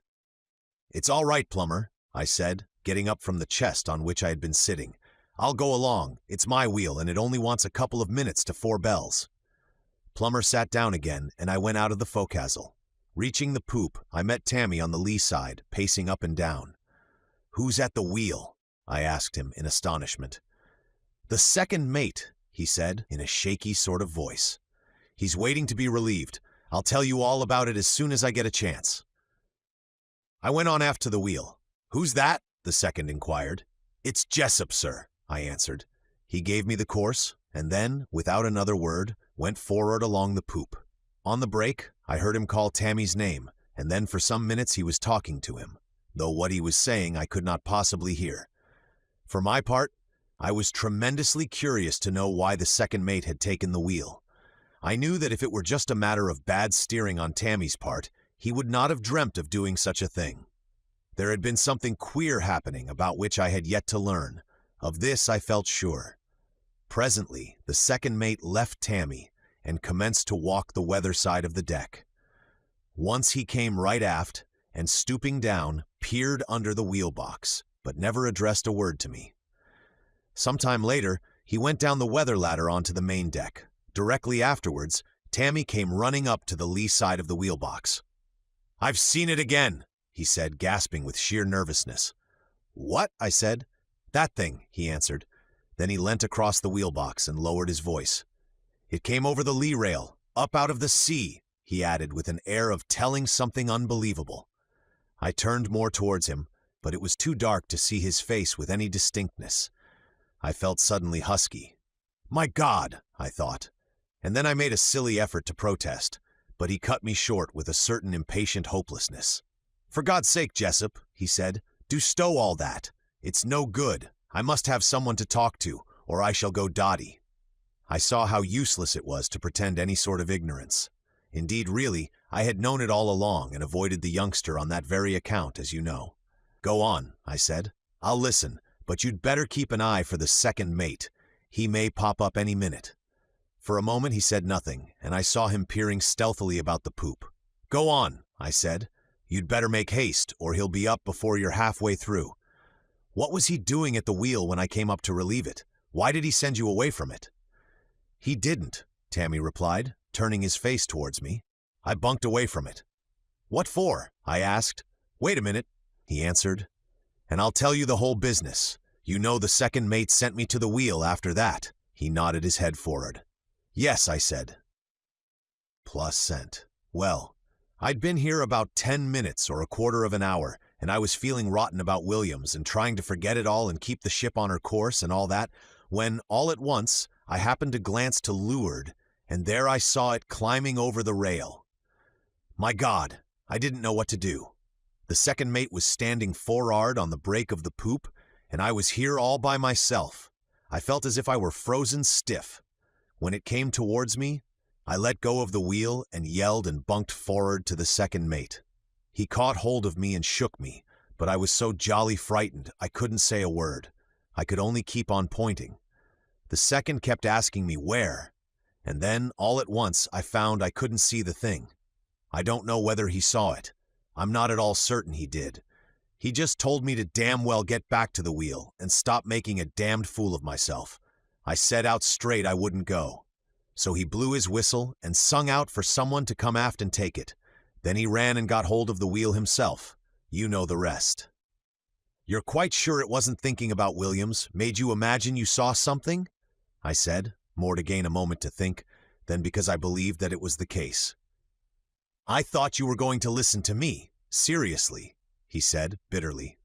"If you won't believe me, what about the chap the second mate saw? What about Tom? What about Williams, for goodness sake? Don't try to put me off like you did last time. I nearly went cracked with wanting to tell someone who would listen to me and wouldn't laugh. I could stand anything but this being alone. There's a good chap. Don't pretend you don't understand. Tell me what it all means. What is this horrible man that I've twice seen? You know something, and I believe you're afraid to tell anyone for fear of being laughed at. Why don't you tell me? You needn't be afraid of my laughing." He stopped suddenly. For the moment, I said nothing in reply. "Don't treat me like a kid, Jessup," he exclaimed quite passionately. "I won't," I said with a sudden resolve to tell him everything. "I need someone to talk to just as badly as you do." "What does it all mean, then?" he burst out. "Are they real? I always used to think it was all a yarn about such things." "I'm sure I don't know what it all means, Tammy," I answered. "I'm just as much in the dark there as you are, and I don't know whether they're real, that is, not as we consider things real. You don't know that I saw a queer figure down on the main deck several nights before you saw that thing up here." "Didn't you see this one?" he cut in quickly. "Yes," I answered. "Then why did you pretend not to have?" he said in a reproachful voice. "You don't know what a state you put me into, what with my being certain that I had seen it, and then you being so jolly positive that there had been nothing. At one time I thought I was going clean off my dot, until the second mate saw that man go up the main. Then I knew that there must be something in the thing I was certain I'd seen. I thought perhaps that if I told you I hadn't seen it, you would think you'd been mistaken," I said. "I wanted you to think it was imagination, or a dream, or something of that sort." "And all the time you knew about that other thing you'd seen?" he asked. "Yes," I replied. "It was thundering decent of you," he said, "but it wasn't any good." He paused a moment. Then he went on. "It's terrible about Williams. Do you think he saw something up aloft?" "I don't know, Tammy," I said. "It's impossible to say. It may have been only an accident." I hesitated to tell him what I really thought. What was he saying about his payday? Who was he saying it to? "I don't know," I said again. "He was always cracked about taking a payday out of her. You know, he stayed in her on purpose when all the others left. He told me that he wasn't going to be done out of it for anyone." "What did the other lot leave for?" he asked. Then, as the idea seemed to strike him, "Jove, do you think they saw something and got scared? It's quite possible. You know, we only joined her in Frisco. She had no Prentices on the passage out. Our ship was sold, so they sent us aboard here to come home." "They may have," I said. Indeed, from things I've heard William say, I'm pretty certain he, for one, guessed or knew a jolly sight more than we've any idea of. "And now he's dead," said Tammy solemnly. "We'll never be able to find out from him now." For a few moments he was silent. Then he went off on another track. "Doesn't anything ever happen in the mate's watch?" "Yes," I answered. "There's several things happened lately that seem pretty queer. Some of his side have been talking about them. But he's too jolly pig-headed to see anything. He just curses his chaps and puts it all down to them." "Still," he persisted, "things seem to happen more in our watch than in his. I mean bigger things. Look at tonight." "We've no proof, you know," I said. He shook his head, doubtfully. "I shall always funk going aloft now." "Nonsense," I told him. "It may only have been an accident." "Don't," he said. "You know you don't think so, really." I answered nothing just then, for I knew very well that he was right. We were silent for a couple of moments. Then he spoke again. "Is the ship haunted?" For an instant I hesitated. "No," I said at length. "I don't think she is. I mean, not in that way." "What way, then?" "Well, I've formed a bit of a theory that seems wise one minute and cracked the next. Of course, it's as likely to be all wrong, but it's the only thing that seems to me to fit in with all the beastly things we've had lately." "Go on," he said with an impatient, nervous movement. "Well, I've an idea that it's nothing in the ship that's likely to hurt us. I scarcely know how to put it, but if I'm right in what I think, it's the ship herself that's the cause of everything." "What do you mean?" he asked in a puzzled voice. "Do you mean that the ship is haunted after all?" "No," I answered. "I've just told you I didn't. Wait until I've finished what I was going to say." "All right," he said. "About that thing you saw tonight," I went on. "You say it came over the lee rail up onto the poop?" "Yes," he answered. "Well, the thing I saw came up out of the sea and went back into the sea." "Jove," he said, and then, "Yes, go on." "My idea is that this ship is open to be boarded by those things," I explained. "What they are, of course I don't know. They look like men, in lots of ways. But, well, the Lord knows what's in the sea, though we don't want to go imagining silly things, of course. And then again, you know, it seems fat-headed, calling anything silly. That's how I keep going, in a sort of blessed circle. I don't know a bit whether they're flesh and blood, or whether they're what we should call ghosts or spirits." "They can't be flesh and blood," Tammy interrupted. "Where would they live? Besides, that first one I saw, I thought I could see through it. And this last one, the second mate would have seen it, and they would drown." "Not necessarily," I said. "Oh, but I'm sure they're not," he insisted. "It's impossible." "So are ghosts when you're feeling sensible," I answered. "But I'm not saying they are flesh and blood, though at the same time I'm not going to say straight out they're ghosts, not yet at any rate." "Where do they come from?" he asked, stupidly enough. "Out of the sea," I told him. "You saw for yourself. Then why don't other vessels have them coming aboard?" he said. "How do you account for that?" "In a way, though sometimes it seems cracky, I think I can according to my idea," I answered. "How?" he inquired again. "Why, I believe that this ship is open, as I've told you, exposed, unprotected, or whatever you like to call it. I should say it's reasonable to think that all the things of the material world are barred, as it were, from the immaterial, but that in some cases the barrier may be broken down. That's what may have happened to this ship, and if it has, she may be naked to the attacks of beings belonging to some other state of existence." "What's made her like that?" he asked in a really odd sort of tone. "The Lord knows," I answered. "Perhaps something to do with magnetic stresses, but you'd not understand, and I don't really. And I suppose inside of me, I don't believe it's anything of the kind for a minute. I'm not built that way, and yet I don't know. Perhaps there may have been some rotten thing done aboard of her. Or again, it's a heap more likely to be something quite outside of anything I know." "If they're immaterial, then they're spirits?" he questioned.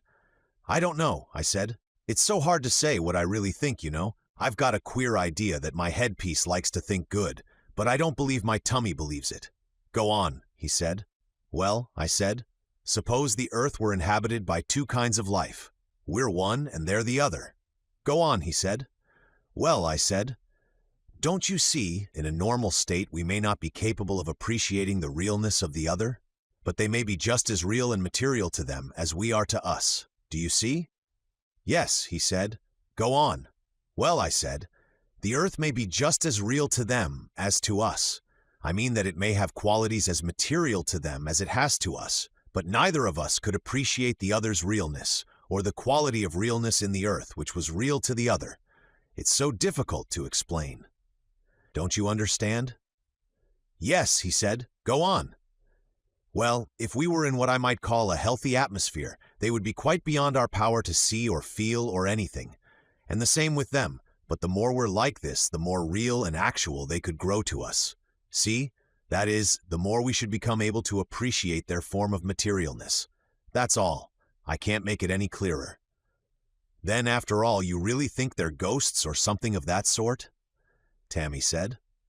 I suppose it does come to that, I answered. I mean that anyway. I don't think they're our ideas of flesh and blood. But of course, it's silly to say much, and after all, you must remember that I may be all wrong. I think you ought to tell the second mate all this, he said. If it's really as you say, the ship ought to be put into the nearest port and jolly well burnt. The second mate couldn't do anything, I replied, even if he believed it all, which we're not certain he would. Perhaps not, Tammy answered, but if you could get him to believe it, he might explain the whole business to the skipper, and then something might be done. It's not safe as it is. He'd only get jeered at again, I said rather hopelessly. No, said Tammy, not after what's happened tonight. Perhaps not, I replied doubtfully, and just then the second mate came back on to the poop, and Tammy cleared away from the wheel box, leaving me with a worrying feeling that I ought to do something. Chapter 7. The Coming of the Mist and That Which It Ushered. We buried Williams at midday. Poor beggar. It had been so sudden. All day the men were awed and gloomy, and there was a lot of talk about there being a Jonah aboard. If they'd only known what Tammy and I, and perhaps the second mate, knew. And then the next thing came. The mist. I cannot remember now whether it was on the day we buried Williams that we first saw it, or the day after. When first I noticed it, like everybody else aboard, I took it to be some form of haze due to the heat of the sun, for it was broad daylight when the thing came. The wind had died away to a light breeze, and I was working at the main rigging along with Plummer putting on seizings. Looks as if 'twere middlin' 'ot, he remarked. Yes, I said, and for the time took no further notice. Presently he spoke again. It's gettin' quite azy, and his tone showed he was surprised. I glanced up quickly. At first I could see nothing. Then I saw what he meant. The air had a wavy, strange, unnatural appearance, something like the heated air over the top of an engine's funnel that you can often see when no smoke is coming out. Must be the heat, I said, though I don't remember ever seeing anything just like it before. Nor me, Plummer agreed. It could not have been a minute later when I looked up again, and was astonished to find that the whole ship was surrounded by a thinnish haze that quite hid the horizon. By Jove, Plummer, I said. How queer! Yes, he said, looking round. I never seen anything like it before, not in these parts. Heat wouldn't do that, I said. No, he said doubtfully. We went on with our work again, occasionally exchanging an odd word or two. Presently, after a little time of silence, I bent forward and asked him to pass me up the spike. He stooped and picked it up from the deck where it had tumbled. As he held it out to me, I saw the stolid expression on his face change suddenly to a look of complete surprise. He opened his mouth. By gum, he said, it's gone. I turned quickly and looked, and so it had, the whole sea showing clear and bright right away to the horizon. I stared at Plummer, and he stared at me. Well, I'm blowed, he exclaimed. I do not think I made any reply, for I had a sudden, queer feeling that the thing was not right. And then, in a minute, I called myself an ass, but I could not really shake off the feeling. I had another good look at the sea. I had a vague idea that something was different. The sea looked brighter somehow, and the air clearer, I thought, and I missed something, but not much, you know. And it was not until a couple of days later that I knew that it was several vessels on the horizon, which had been quite in sight before the mist, and now were gone. During the rest of the watch, and indeed all day, there was no further sign of anything unusual. Only when the evening came, in the second dog watch it was, I saw the mist rise faintly, the setting sun shining through it dim and unreal. I knew then as a certainty that it was not caused by heat, and that was the beginning of it. The next day, I kept a pretty close watch during all my time on deck, but the atmosphere remained clear. Yet, I heard from one of the chaps in the mate's watch that it had been hazy during part of the time he was at the wheel. "Comin' and goin' like," he described it to me when I questioned him about it. He thought it might be heat, but though I knew otherwise, I did not contradict him. At that time, no one, not even Plummer, seemed to think very much of the matter. And when I mentioned it to Tammy and asked him whether he'd noticed it, he only remarked that it must have been heat, or else the sun drawing up water. I let it stay at that, for there was nothing to be gained by suggesting that the thing had more to it. Then, on the following day, something happened that set me wondering more than ever, and showed me how right I had been in feeling the mist to be something unnatural. It was in this way. 5 bells in the 8 to 12 morning watch had gone. I was at the wheel. The sky was perfectly clear, not a cloud to be seen, even on the horizon. It was hot standing at the wheel, for there was scarcely any wind and I was feeling drowsy. The second mate was down on the main deck with the men, seeing about some job he wanted done, so that I was on the poop alone. Presently, with the heat and the sun beating right down onto me, I grew thirsty, and for want of something better, I pulled out a bit of plug I had on me and bit off a chew, though as a rule it is not a habit of mine. After a little, naturally enough, I glanced round for the spittoon, but discovered that it was not there. Probably it had been taken for'ard when the decks were washed to give it a scrub. So, as there was no one on the poop, I left the wheel and stepped aft to the taffrail. It was thus that I came to see something altogether unthought of, a full-rigged ship, close-hauled on the port tack, a few hundred yards on our starboard quarter. Her sails were scarcely filled by the light breeze, and flapped as she lifted to the swell of the sea. She appeared to have very little way through the water, certainly not more than a knot an hour. Away aft, hanging from the gaff end, was a string of flags. Evidently, she was signaling to us. All this I saw in a flash, and I just stood and stared, astonished. I was astonished because I had not seen her earlier. In that light breeze I knew that she must have been in sight for at least a couple of hours. Yet I could think of nothing rational to satisfy my wonder. There she was. Of that much I was certain. And yet how had she come there without my seeing her before? All at once, as I stood, staring, I heard the wheel behind me spin rapidly. Instinctively, I jumped to get hold of the spokes, for I did not want the steering gear jammed. Then I turned again to have another look at the other ship, but to my utter bewilderment, there was no sign of her. Nothing but the calm ocean spreading away to the distant horizon. I blinked my eyelids a bit and pushed the hair off my forehead. Then I stared again, but there was no vestige of her. Nothing, you know, and absolutely nothing unusual, except a faint, tremulous quiver in the air, and the blank surface of the sea reaching everywhere to the empty horizon. Had she foundered? I asked myself, naturally enough, and for the moment I really wondered.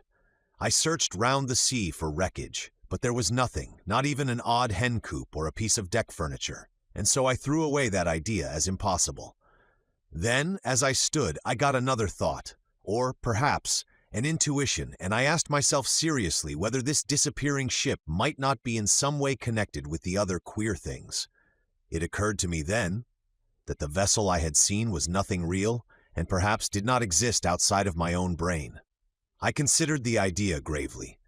It helped to explain the thing, and I could think of nothing else that would. Had she been real, I felt sure that others aboard us would have been bound to have seen her long before I had. I got a bit muddled there, with trying to think it out, and then, abruptly, the reality of the other ship came back to me. Every rope and sail and spar, you know.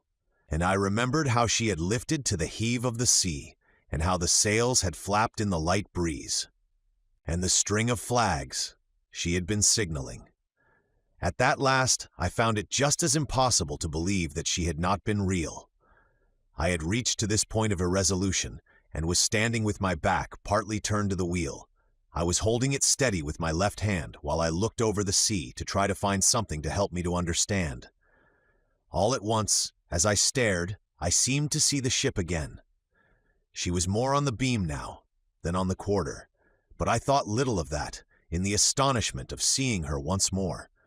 It was only a glimpse I caught of her, dim and wavering as though I looked at her through the convolutions of heated air.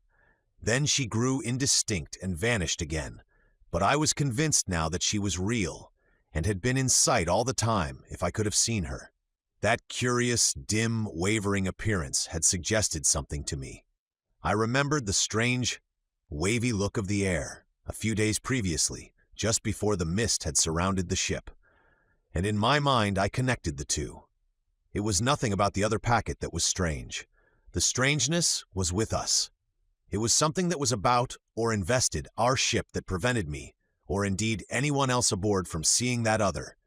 It was evident that she had been able to see us, as was proved by her signaling. In an irrelevant sort of way, I wondered what the people aboard of her thought of our apparently intentional disregard of their signals. After that, I thought of the strangeness of it all. Even at that minute they could see us plainly, and yet, so far as we were concerned, the whole ocean seemed empty. It appeared to me at that time to be the weirdest thing that could happen to us. And then a fresh thought came to me. How long had we been like that? I puzzled for a few moments. It was now that I recollected that we had sighted several vessels on the morning of the day when the mist appeared, and since then we had seen nothing. This, to say the least, should have struck me as queer, for some of the other packets were homeward bound along with us, and steering the same course. Consequently, with the weather being fine and the wind next to nothing, they should have been in sight all the time. This reasoning seemed to me to show, unmistakably, some connection between the coming of the mist and our inability to see, so that it is possible we had been in that extraordinary state of blindness for nearly 3 days. In my mind, the last glimpse of that ship on the quarter came back to me. And I remember, a curious thought got me, that I had looked at her from out of some other dimension. For a while, you know, I really believed the mystery of the idea, and that it might be the actual truth, took me, instead of my realizing just all that it might mean. It seemed so exactly to express all the half-defined thoughts that had come since seeing that other packet on the quarter. Suddenly behind me there came a rustle and rattle of the sails, and in the same instant I heard the skipper saying, "Where the devil have you got her to, Jessup?" I whirled round to the wheel. "I don't know, sir," I faltered. I had forgotten even that I was at the wheel. "Don't know," he shouted. "I should damned well think you don't. Starboard your helm, you fool. You'll have us all aback." "Aye, aye, sir," I answered and hove the wheel over. I did it almost mechanically, for I was still dazed and had not yet had time to collect my senses. During the following half-minute I was only conscious, in a confused sort of way, that the old man was ranting at me. This feeling of bewilderment passed off, and I found that I was peering blankly into the binnacle at the compass card, yet, until then, entirely without being aware of the fact. Now, however, I saw that the ship was coming back on to her course. Goodness knows how much she had been off. With the realization that I had let the ship get almost aback, there came a sudden memory of the alteration in the position of the other vessel. She had appeared last on the beam instead of on the quarter. Now, however, as my brain began to work, I saw the cause of this apparent, and until then, inexplicable change. It was due, of course, to our having come up until we had brought the other packet onto the beam. It is curious how all this flashed through my mind and held my attention, although only momentarily, in the face of the skipper's storming. I think I had hardly realized he was still singing out at me. Anyhow, the next thing I remember, he was shaking my arm. "What's the matter with you, man?" he was shouting. And I just stared into his face like an ass without saying a word. I seemed still incapable, you know, of actual reasoning speech. "Are you damned well off your head?" he went on shouting. "Are you a lunatic? Have you had sunstroke? Speak, you gaping idiot." I tried to say something, but the words would not come clearly. I said, and stopped, stupidly. I was all right, really, but I was so bewildered with the thing I had found out, and in a way, I seemed almost to have come back out of a distance, you know. "You're a lunatic," he said again. He repeated the statement several times, as if it were the only thing that sufficiently expressed his opinion of me. Then he let go of my arm and stepped back a couple of paces. "I'm not a lunatic," I said, with a sudden gasp. "I'm not a lunatic, sir, any more than you are." "Why the devil don't you answer my questions, then?" he shouted angrily. "What's the matter with you? What have you been doing with the ship? Answer me now." "I was looking at that ship away on the starboard quarter, sir," I blurted out. "She's been signaling." "What?" he cut me short with disbelief. "What ship?"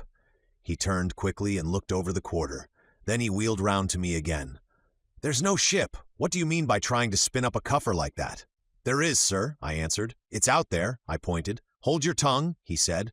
"Don't talk rubbish to me. Do you think I'm blind?" "I saw it, sir," I persisted. "Don't you talk back to me," he snapped with a quick burst of temper. "I won't have it." Then, just as suddenly, he was silent. He came a step towards me and stared into my face. I believe the old ass thought I was a bit mad. Anyway, without another word, he went to the break of the poop. "Mr. Tulipson," he sung out. "Yes, sir," I heard the second mate reply. "Send another man to the wheel." "Very good, sir," the second answered. A couple of minutes later, old Jasket came up to relieve me. I gave him the course, and he repeated it. "What's up, mate?" he asked me, as I stepped off the grating. "Nothing much," I said, and went for'ard to where the skipper was standing on the break of the poop. I gave him the course, but the crabby old devil took no notice of me, whatever. When I got down onto the main deck, I went up to the second and gave it to him. He answered me civilly enough, and then asked me what I had been doing to put the old man's back up. I told him there's a ship on the starboard quarter, signaling us, I said. "There's no ship out there, Jessup," the second mate replied, looking at me with a queer, inscrutable expression. "There is, sir," I began. "Aye? That will do, Jessup," he said. "Go for'ard and have a smoke. I shall want you then to give a hand with these foot ropes. You'd better bring a serving mallet aft with you when you come." I hesitated a moment, partly in anger, but more, I think, in doubt. "Aye, sir," I muttered at length, and went for'ard. Chapter 8. After the coming of the mist. After the coming of the mist, things seemed to develop pretty quickly. In the following 2 or 3 days, a good deal happened.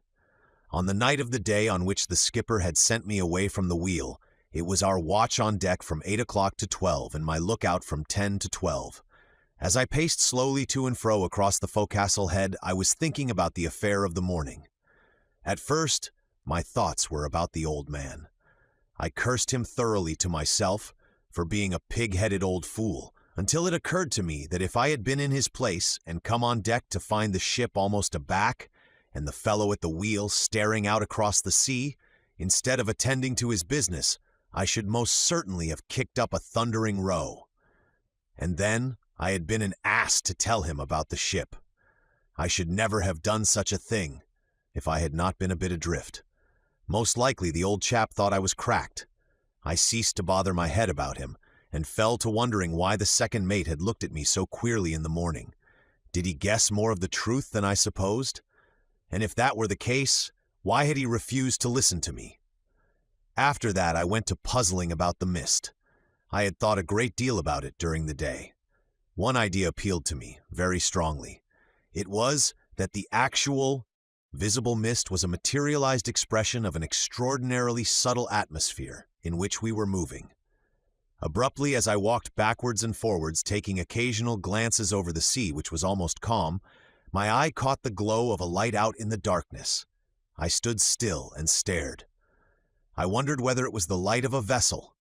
In that case, we were no longer enveloped in that extraordinary atmosphere.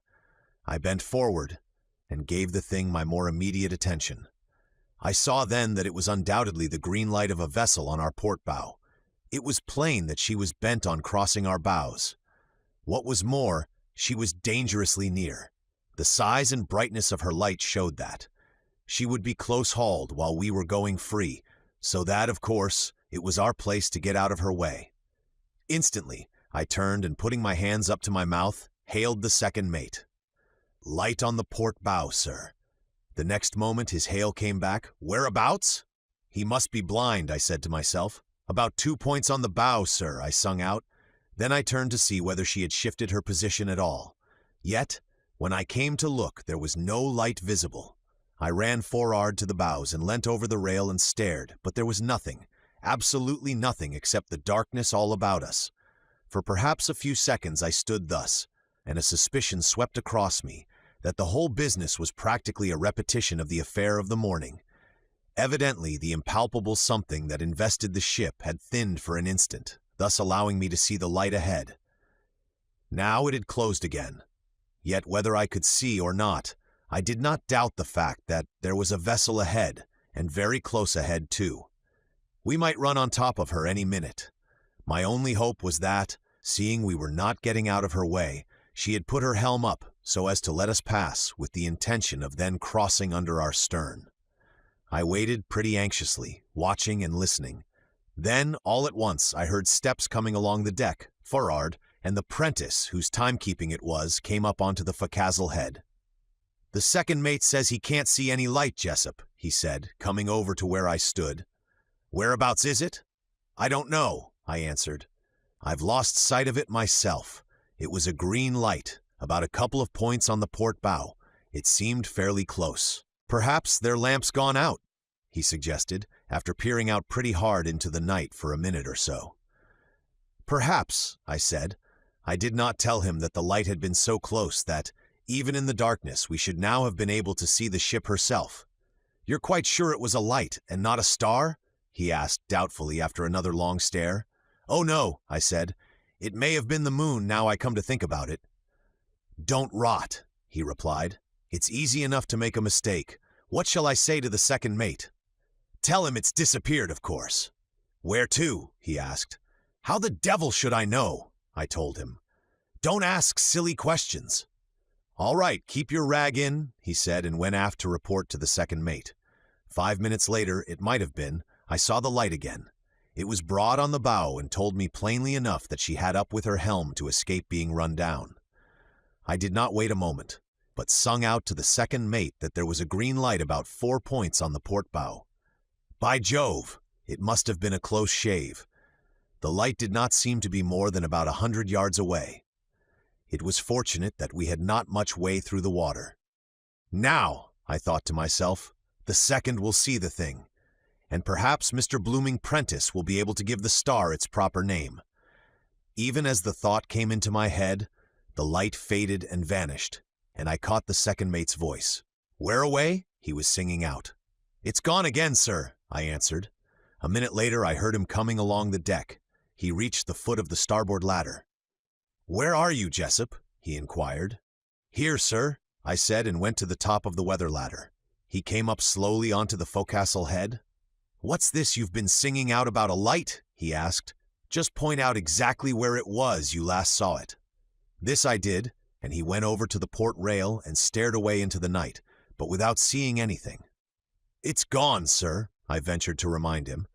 "Though I've seen it twice now, once about a couple of points on the bow, and this last time broad away on the bow, but it disappeared both times almost at once." "I don't understand it at all, Jessup," he said in a puzzled voice. "Are you sure it was a ship's light?" "Yes, sir, a green light. It was quite close." "I don't understand," he said again. "Run aft and ask the Prentice to pass you down my night glasses. Be as smart as you can." "Aye, aye, sir," I replied and ran aft. In less than a minute I was back with his binoculars, and with them he stared for some time at the sea to leeward. All at once he dropped them to his side and faced round on me with a sudden question.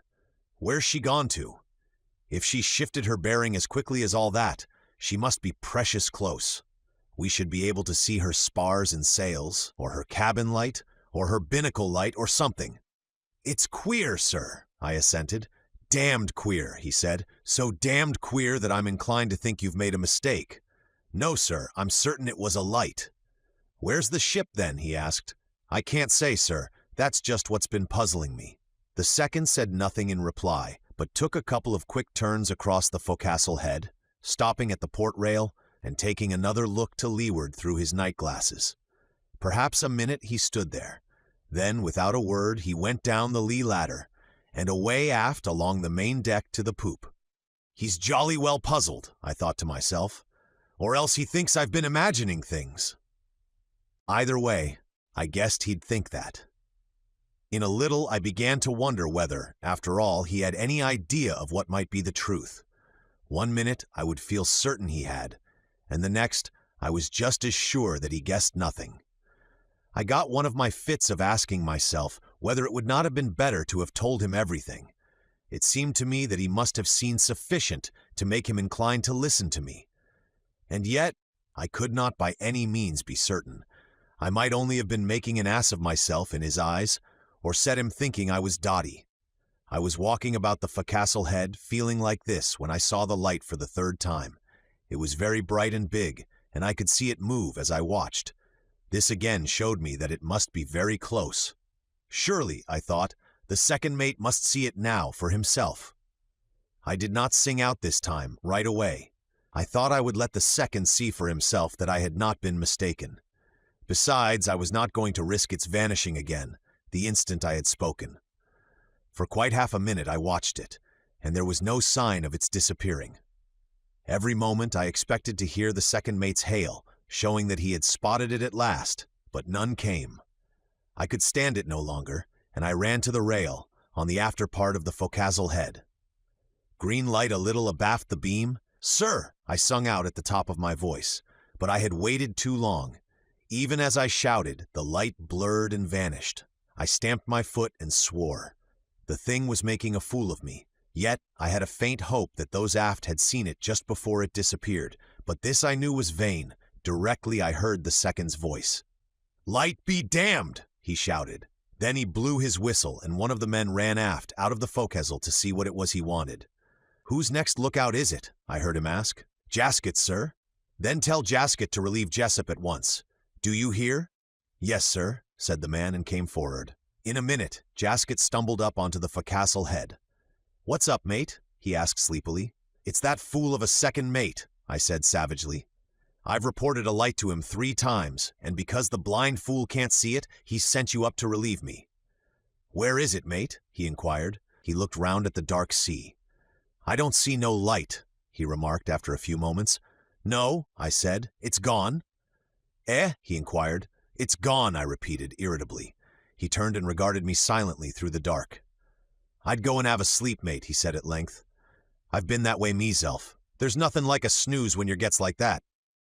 "What?" I said. "Like what? It's all right, mate. You'll be all right in the mornin'. Don't you worry about me." His tone was sympathetic. "Hell," was all I said, and walked down off the focal head. I wondered whether the old fellow thought I was going silly. "Have a sleep, by Jove," I muttered to myself. "I wonder who'd feel like having a sleep after what I've seen and stood today." I felt rotten, with no one understanding what was really the matter. I seemed to be all alone through the things I had learnt. Then the thought came to me to go aft and talk the matter over with Tammy. I knew he would be able to understand, of course, and it would be such a relief. On the impulse, I turned and went aft along the deck to the Prentice's berth. As I neared the break of the poop, I looked up and saw the dark shape of the second mate leaning over the rail above me. "Who's that?" he asked. "It's Jessup, sir," I said. "What do you want in this part of the ship?" he inquired. "I'd come aft to speak to Tammy, sir," I replied. "You go along for'ard and turn in," he said, not altogether unkindly. "A sleep will do you more good than yarning about. You know, you're getting to fancy things too much." "I'm sure I'm not, sir. I'm perfectly well. That will do," he interrupted sharply. "You go and have a sleep." I gave a short curse under my breath and went slowly for'ard.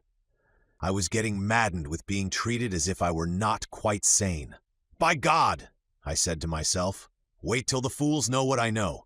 Just wait." I entered the forecastle through the port doorway and went across to my chest and sat down.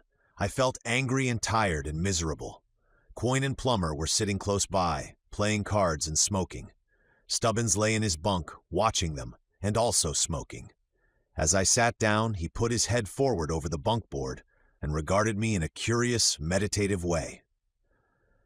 "What's hup with their second hofficer?" he asked, after a short stare.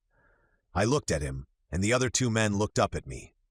I felt I should go off with a bang if I did not say something, and I let out pretty stiffly, telling them the whole business. Yet, I had seen enough to know that it was no good trying to explain things, so I just told them the plain, bold facts, and left explanations as much alone as possible. 3 times, you say? Said Stubbins when I had finished. Yes, I assented. And their old man sent you from their wheel this morning 'cause you're 'appened ter see a ship he couldn't, Plummer added in a reflective tone. Yes, I said again. I thought I saw him look at Quoin significantly, but Stubbins, I noticed, looked only at me. I reckon their second thinks you're a bit hoff-color, he remarked after a short pause.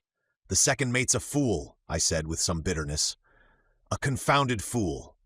I hain't so sure about that, he replied. It's bound ter seem queer ter him. I don't understand it myself. He lapsed into silence and smoked. I can't understand how it is their second mate didn't happen to spot it, Quoin said in a puzzled voice. It seemed to me that Plummer nudged him to be quiet. It looked as if Plummer shared the second mate's opinion, and the idea made me savage. But Stubbins's next remark drew my attention. I don't hunderstand it, he said again, speaking with deliberation. All their same, their second should have savvied enough not to have slung you off their lookout. He nodded his head, slowly keeping his gaze fixed on my face. How do you mean? I asked, puzzled, yet with a vague sense that the man understood more, perhaps, than I had hitherto thought. I mean, what's their second so blessed cocksure about? He took a draw at his pipe, removed it, and leant forward somewhat over his bunkboard. Didn't he say nothin' ter you after you came off their lookout? He asked. Yes, I replied. He spotted me going aft. He told me I was getting to imagining things too much. He said I'd better come for'ard and get a sleep. And what did you say? Nothing, I came for'ard. Why didn't you bloomin' well harsk him if he weren't doin' their imaginin' trick when he sent us chasin' hup their main after that bogeyman of his? I never thought of it, I told him. Well, yer ought ter have. He paused and sat up in his bunk and asked for a match. As I passed him my box, Quoin looked up from his game. It might have been a stowaway, yer know. Yer can't say as it's ever been proved as it wasn't. Stubbins passed the box back to me and went on without noticing Quoin's remark. Told you to go and have a snooze, did he? I don't understand what he's bluffing at. How do you mean bluffing? I asked. He nodded his head, sagely. It's my hidea he knows you saw that light, just as bloomin' well as I do. Plummer looked up from his game at this speech, but said nothing. Then you don't doubt that I really saw it? I asked with a certain surprise. Not me, he remarked with assurance. You hain't likely ter make that kind of mistake 3 times runnin'. No, I said. I know I saw the light right enough, but...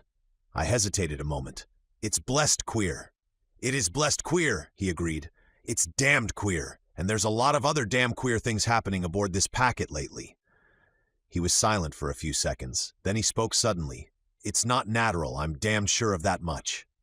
He took a couple of draws at his pipe, and in the momentary silence I caught Jasket's voice above us. He was hailing the poop. Red light on the starboard quarter, sir, I heard him sing out. There you are, I said with a jerk of my head. That's about where that packet I spotted ought to be by now. She couldn't cross our bows, so she up helm and let us pass, and now she's hauled up again and gone under our stern. I got up from the chest and went to the door, the other 3 following. As we stepped out on deck, I heard the second mate shouting out away aft to know the whereabouts of the light. By Jove, Stubbins, I said. I believe the blessed thing's gone again. We ran to the starboard side in a body and looked over, but there was no sign of a light in the darkness astern. I can't say as I see any light, said Quoin. Plummer said nothing. I looked up at the forecastle head. There I could faintly distinguish the outlines of Jasket. He was standing by the starboard rail with his hands up, shading his eyes, evidently staring towards the place where he had last seen the light. Where's she got to, Jasket? I called out. I can't say, mate, he answered. It's the most ellishly funny thing I've ever comed across. She were there as plain as me at 1 minute, and there next she were gone, clean gone. I turned to Plummer. What do you think about it now? I asked him. Well, he said, I'll admit I thought at first 'twere somethin' and nothin'. I thought yer was mistaken, but it seems yer did see somethin'. Away aft, we heard the sound of steps along the deck. There's seconds comin' for'ard for a hexplanation, Jasket, Stubbins sung out. You'd better go down and change your breeks. The second mate passed us and went up the starboard ladder. What's up now, Jasket? He said quickly. Where is this light? Neither the Prentice nor I can see it." "Their damn thing's clean gone, sir," Jasket replied. "Gone," the second mate said. "Gone! What do you mean?" "She were there 1 minute, sir, as plain as me at, and there next she'd gone." "That's a damn silly yarn to tell me," the second replied. "You don't expect me to believe it, do you?" "It's gospel truth anyhow, sir," Jasket answered, "and Jessup's seen it just there same." He seemed to have added that last part as an afterthought. Evidently the old beggar had changed his opinion as to my need for sleep. "You're an old fool, Jasket," the second said sharply, "and that idiot Jessup has been putting things into your silly old head." He paused an instant. Then he continued, "What the devil's the matter with you all that you've taken to this sort of game? You know very well that you saw no light. I sent Jessup off the lookout, and then you must go and start the same game." "We haven't," Jasket started to say, but the second silenced him. "Stow it," he said, and turned and went down the ladder, passing us quickly without a word. "Doesn't look to me, Stubbins," I said, "as though the second did believe we've seen the light." "I ain't so sure," he answered. "He's a puzzler." The rest of the watch passed away quietly, and at 8 bells I made haste to turn in, for I was tremendously tired.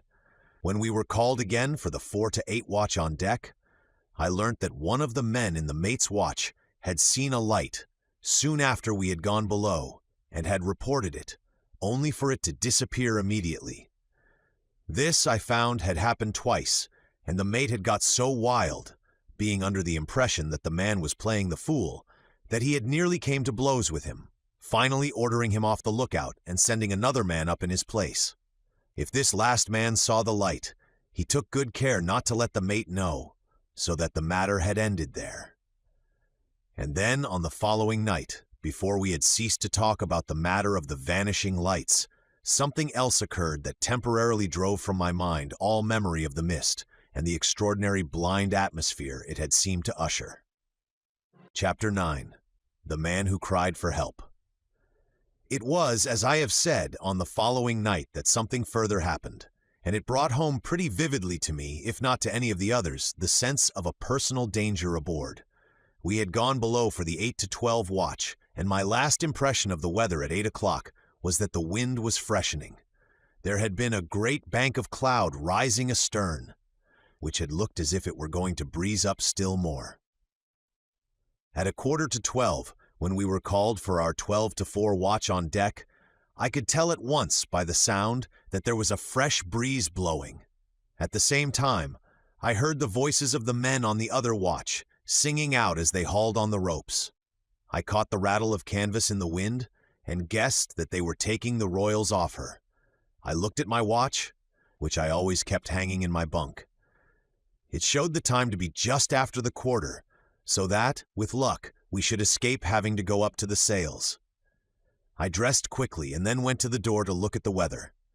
I found that the wind had shifted from the starboard quarter to right aft, and by the look of the sky, there seemed to be a promise of more before long.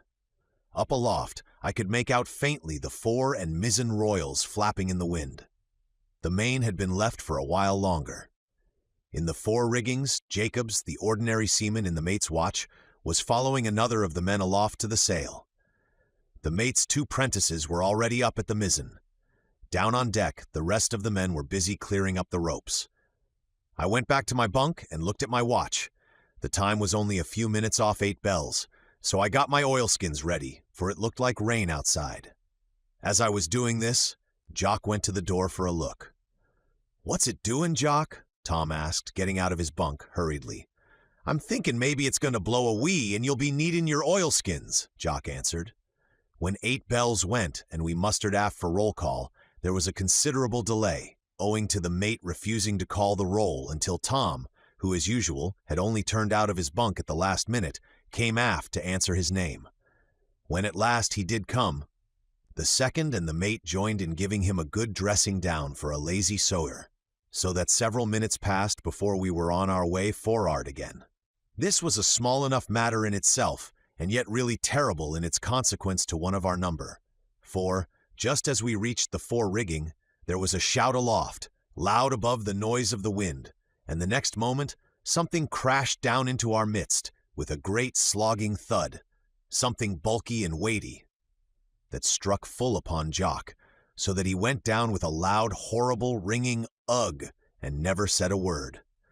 From the whole crowd of us there went up a yell of fear, and then, with one accord, there was a run for the lighted forecastle. I am not ashamed to say that I ran with the rest.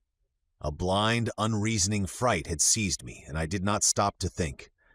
Once in the forecastle and the light, there was a reaction. We all stood and looked blankly at one another for a few moments. Then someone asked a question, and there was a general murmur of denial. We all felt ashamed, and someone reached up and unhooked the lantern on the port side. I did the same with the starboard one, and there was a quick movement towards the doors. As we streamed out on deck, I caught the sound of the mates' voices. They had evidently come down from off the poop to find out what had happened, but it was too dark to see their whereabouts. "Where the hell have you all got to?" I heard the mate shout. The next instant they must have seen the light from our lanterns, for I heard their footsteps coming along the deck at a run. They came the starboard side, and just abaft the fore rigging, one of them stumbled and fell over something. It was the first mate who had tripped.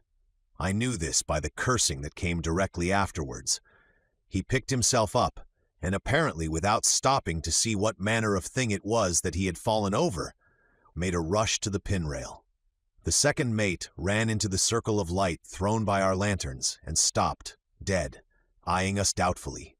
I am not surprised at this, now, nor at the behavior of the mate the following instant, but at that time I must say I could not conceive what had come to them, particularly the first mate. He came out at us from the darkness with a rush and a roar like a bull and brandishing a belaying pin. I had failed to take into account the scene which his eyes must have shown him. The whole crowd of men in the forecastle, both watches, pouring out onto the deck in utter confusion and greatly excited, with a couple of fellows at their head carrying lanterns. And before this, there had been the cry aloft and the crash down on deck, followed by the shouts of the frightened crew and the sounds of many feet running. He may well have taken the cry for a signal and our actions for something not far short of mutiny. Indeed, his words told us that this was his very thought. "I'll knock the face off the first man that comes a step further aft," he shouted, shaking the pin in my face. "I'll show yer who's master here. What the hell do you mean by this? Get forward into your kennel." There was a low growl from the men at the last remark, and the old bully stepped back a couple of paces. "Hold on, you fellows," I sung out. "Shut up a minute." "Mr. Tulipson," I called out to the second, who had not been able to get a word in edgeways. "I don't know what the devil's the matter with the first mate, but he'll not find it pay to talk to a crowd like ours in that sort of fashion, or there'll be ructions aboard." Come, Jessup, this won't do. I can't have you talking like that about the mate," he said sharply. "Let me know what's to do, and then go for'ard again, the lot of you." "We'd have told you at first, sir," I said, "only the mate wouldn't give any of us a chance to speak. There's been an awful accident, sir. Something's fallen from aloft right onto Jock." I stopped suddenly, for there was a loud crying aloft. "Help, help, help!" someone was shouting, and then it rose from a shout into a scream. "My God, sir!" I shouted. "That's one of the men up at the fore royal." "Listen!" ordered the second mate. "Listen!"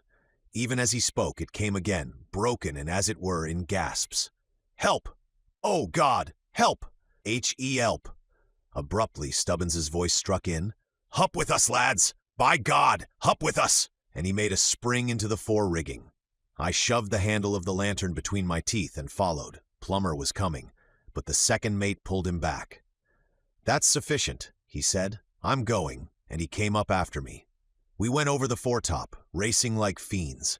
The light from the lantern prevented me from seeing to any distance in the darkness, but at the crosstrees Stubbins, who was some ratlines ahead, shouted out all at once, and in gasps, "They're fighting like hell!" "What?" called the second mate breathlessly. Apparently Stubbins did not hear him, for he made no reply. We cleared the crosstrees and climbed into the gallant rigging.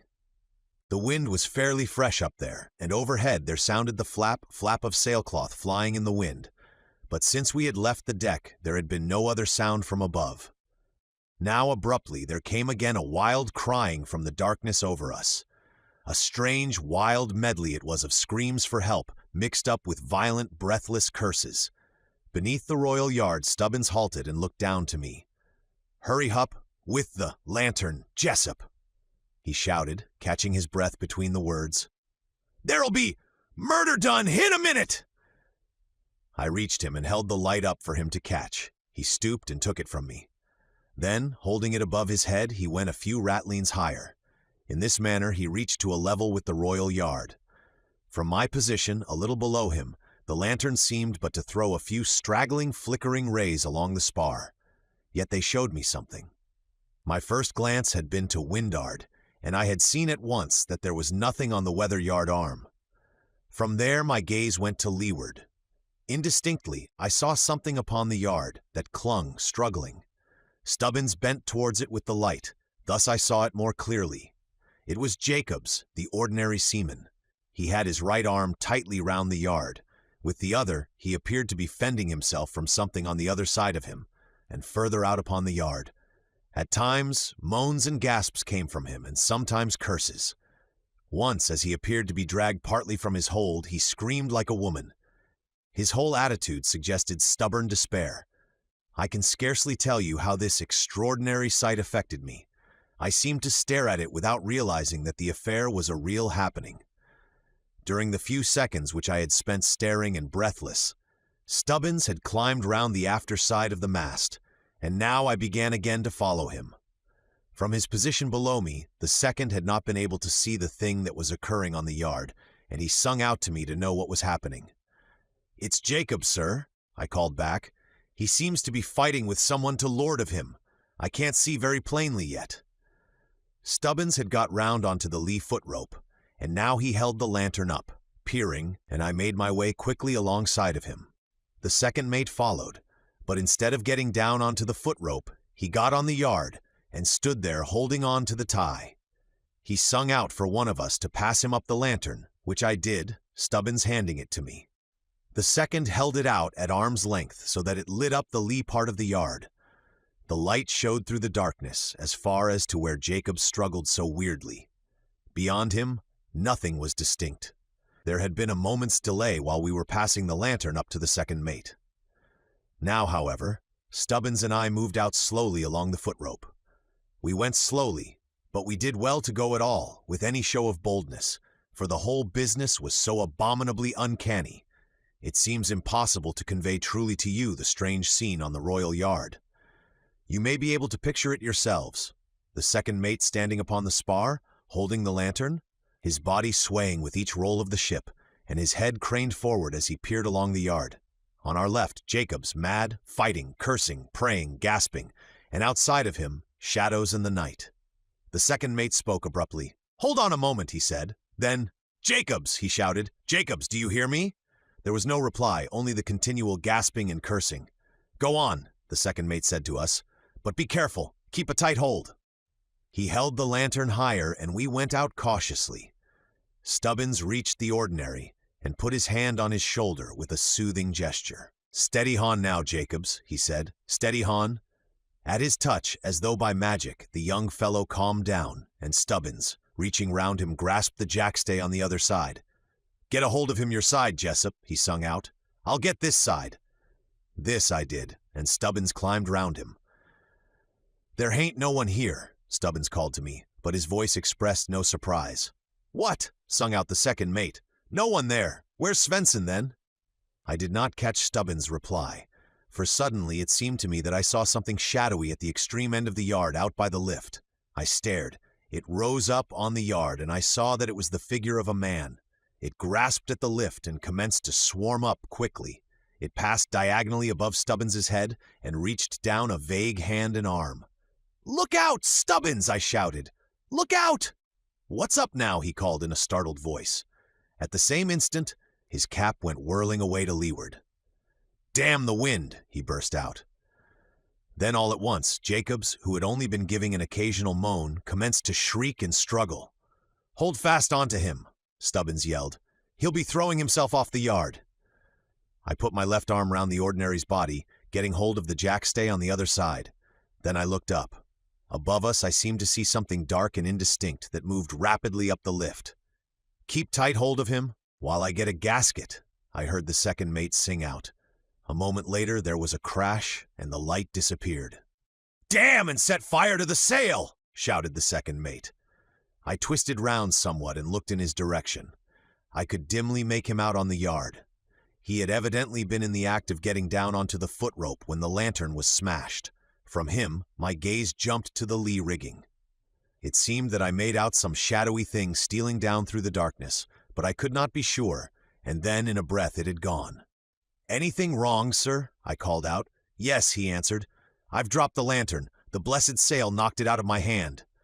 "We'll be all right, sir," I replied. "I think we can manage without it. Jacob seems to be quieter now." "Well, be careful as you come in," he warned us. "Come on, Jacobs," I said. "Come on, we'll go down on deck." "Go along, young feller," Stubbins put in.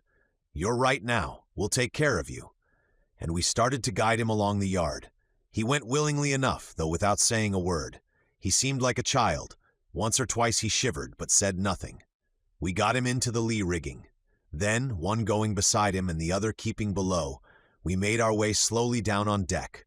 We went very slowly, so slowly, in fact, that the second mate, who had stayed a minute to shove the gasket round the lee side of the sail, was almost as soon down. "Take Jacob's for'ard to his bunk," he said, and went away aft to where a crowd of the men, one with a lantern, stood round the door of an empty berth under the break of the poop on the starboard side. We hurried for'ard to the forecastle. There we found all in darkness. "They're haft with Jock and Svensson." Stubbins had hesitated an instant before saying the name. "Yes," I replied.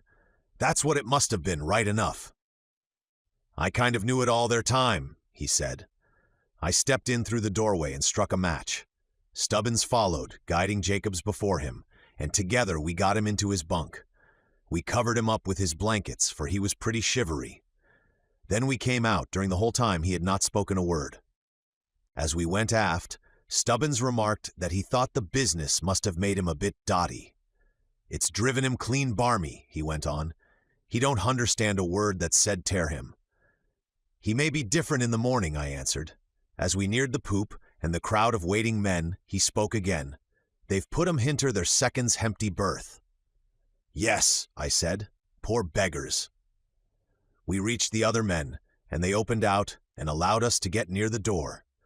Several of them asked in low tones whether Jacobs was all right, and I told them yes, not saying anything then about his condition. I got close up to the doorway and looked into the berth. The lamp was lit, and I could see plainly. There were 2 bunks in the place, and a man had been laid in each. The skipper was there, leaning up against a bulkshed. He looked worried, but was silent, seeming to be mooding in his own thoughts. The second mate was busy with a couple of flags which he was spreading over the bodies.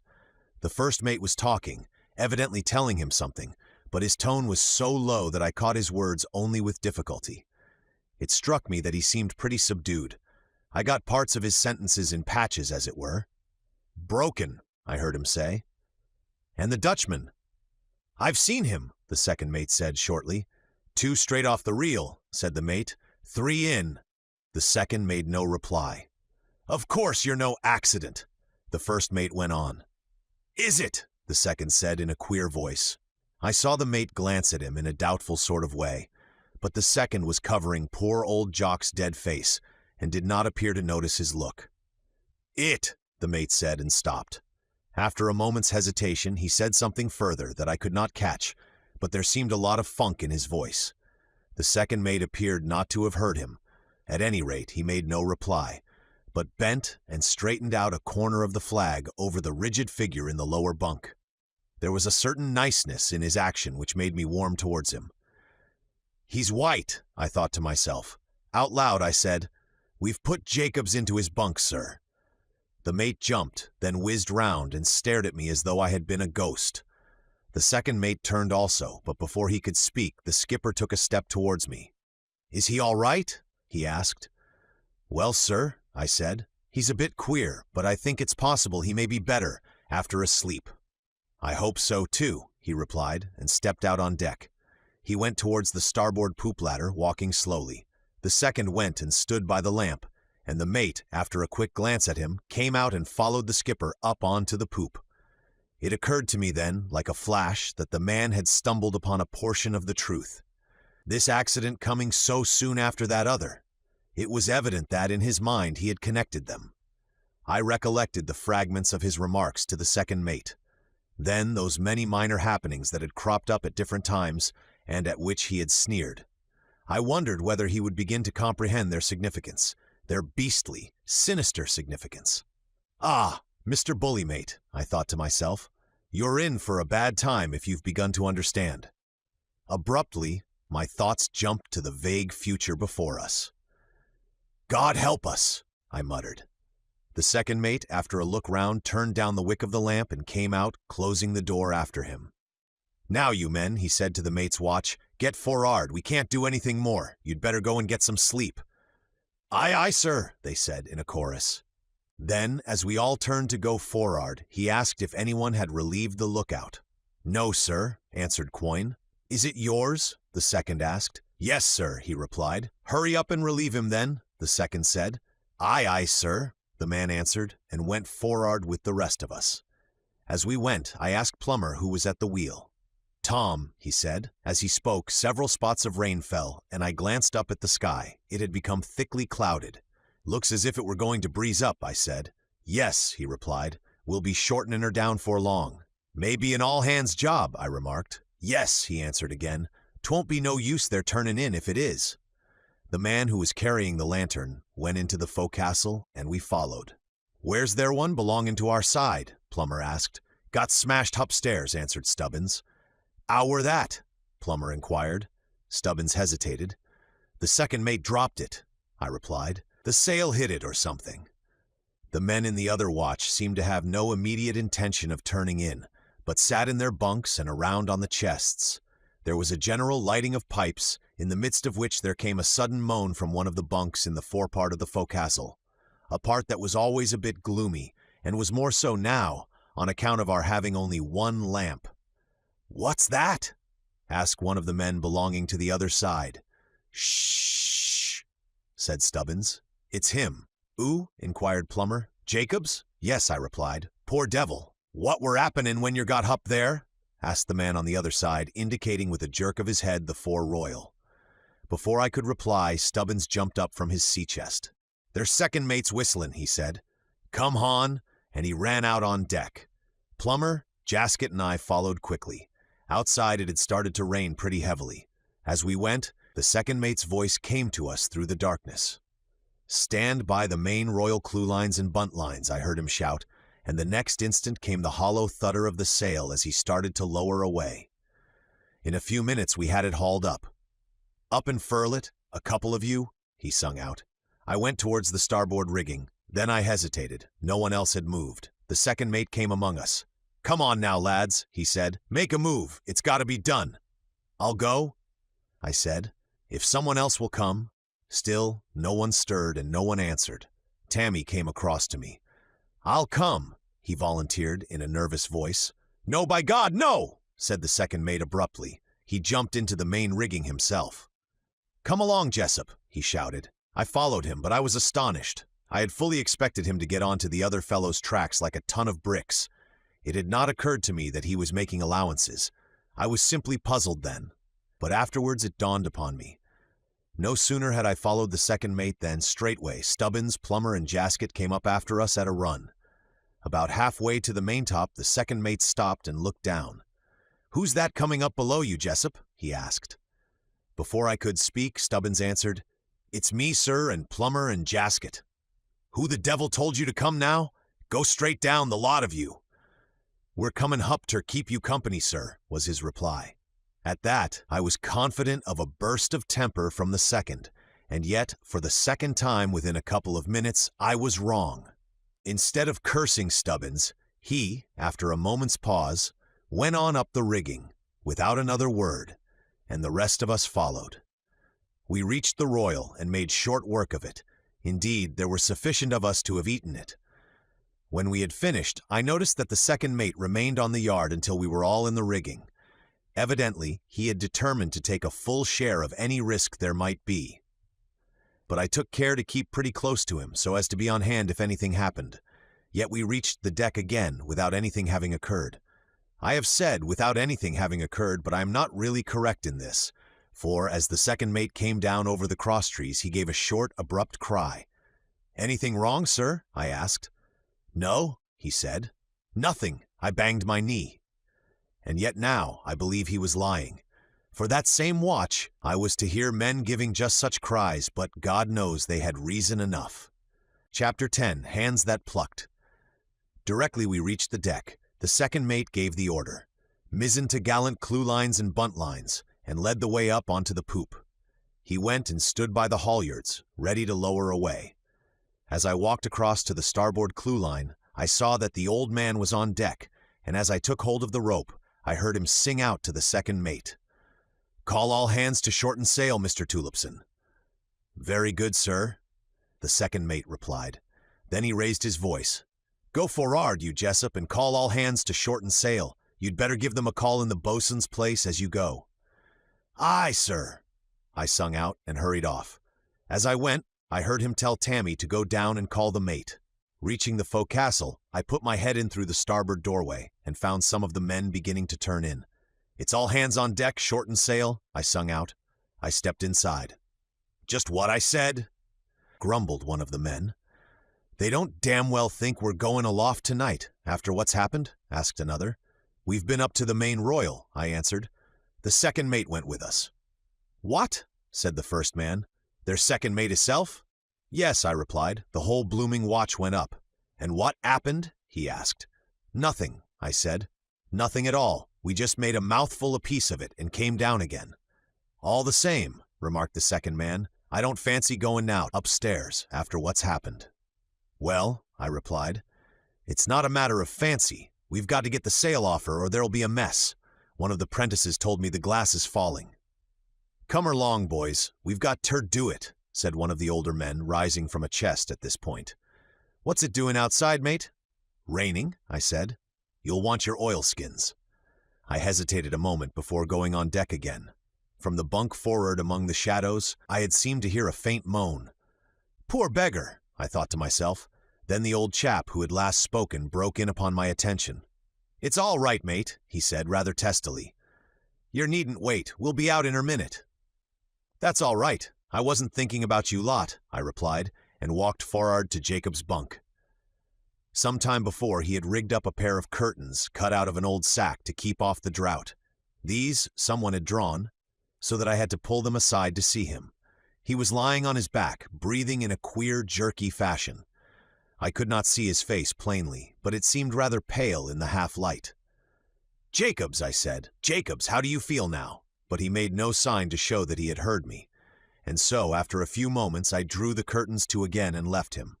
"What like does a seam?" asked one of the fellows as I went towards the door. "Bad," I said. "Damn bad. I think the steward ought to be told to come and have a look at him. I'll mention it to the second when I get a chance." I stepped out on deck and ran aft again to give them a hand with the sail. We got it hauled up and then went forward to the fore-t'gallant. And a minute later, the other watch were out, and with the mate were busy at the main.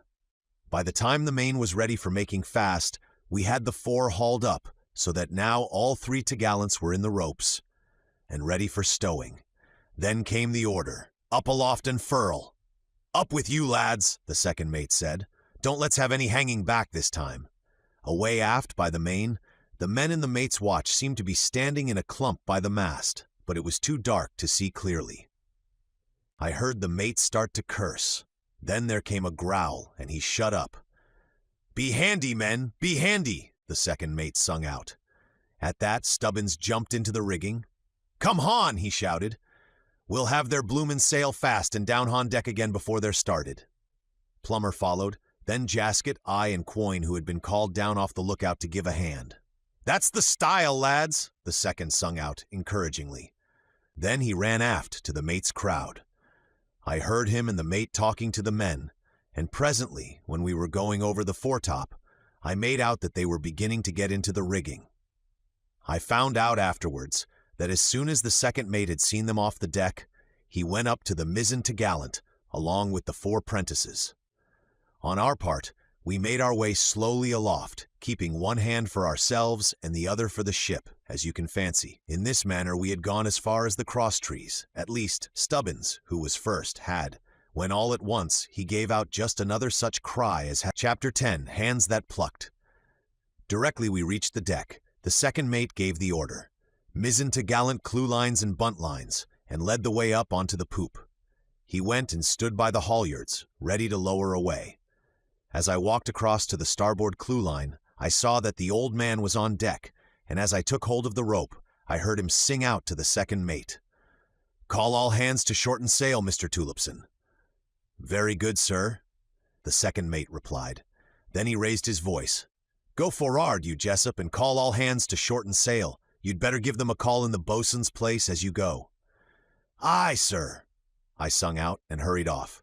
As I went, I heard him tell Tammy to go down and call the mate. Reaching the forecastle, I put my head in through the starboard doorway and found some of the men beginning to turn in. "It's all hands on deck, shorten sail," I sung out. I stepped inside. "Just what I said," grumbled one of the men. "They don't damn well think we're going aloft tonight, after what's happened?" asked another. "We've been up to the main royal," I answered. "The second mate went with us." "What?" said the first man. "Their second mate hisself?" "Yes," I replied. "The whole blooming watch went up." "And what happened?" he asked.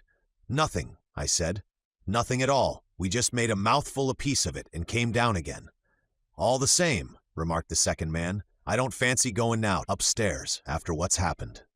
"Well," I replied, "it's not a matter of fancy. We've got to get the sail off her or there'll be a mess. One of the Prentices told me the glass is falling." "Come along, boys. We've got ter do it," said one of the older men, rising from a chest at this point. "What's it doing outside, mate?"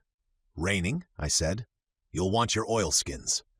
I hesitated a moment before going on deck again. From the bunk forward among the shadows, I had seemed to hear a faint moan. "Poor beggar," I thought to myself. Then the old chap who had last spoken broke in upon my attention. "It's all right, mate," he said rather testily. "You needn't wait. We'll be out in a minute." "That's all right. I wasn't thinking about you lot," I replied, and walked for'ard to Jacob's bunk. Some time before, he had rigged up a pair of curtains cut out of an old sack to keep off the draught. These someone had drawn, so that I had to pull them aside to see him. He was lying on his back, breathing in a queer, jerky fashion. I could not see his face plainly, but it seemed rather pale in the half-light. "Jacobs," I said, "Jacobs, how do you feel now?" But he made no sign to show that he had heard me. And so, after a few moments, I drew the curtains to again and left him. "What light does a seem?" asked one of the fellows as I went towards the door. "Bad," I said. "Damn bad. I think the steward ought to be told to come and have a look at him. I'll mention it to the second when I get a chance." I stepped out on deck and ran aft again to give them a hand with the sail. We got it hauled up and then went forward to the fore-t'gallant. And a minute later, the other watch were out, and with the mate were busy at the main.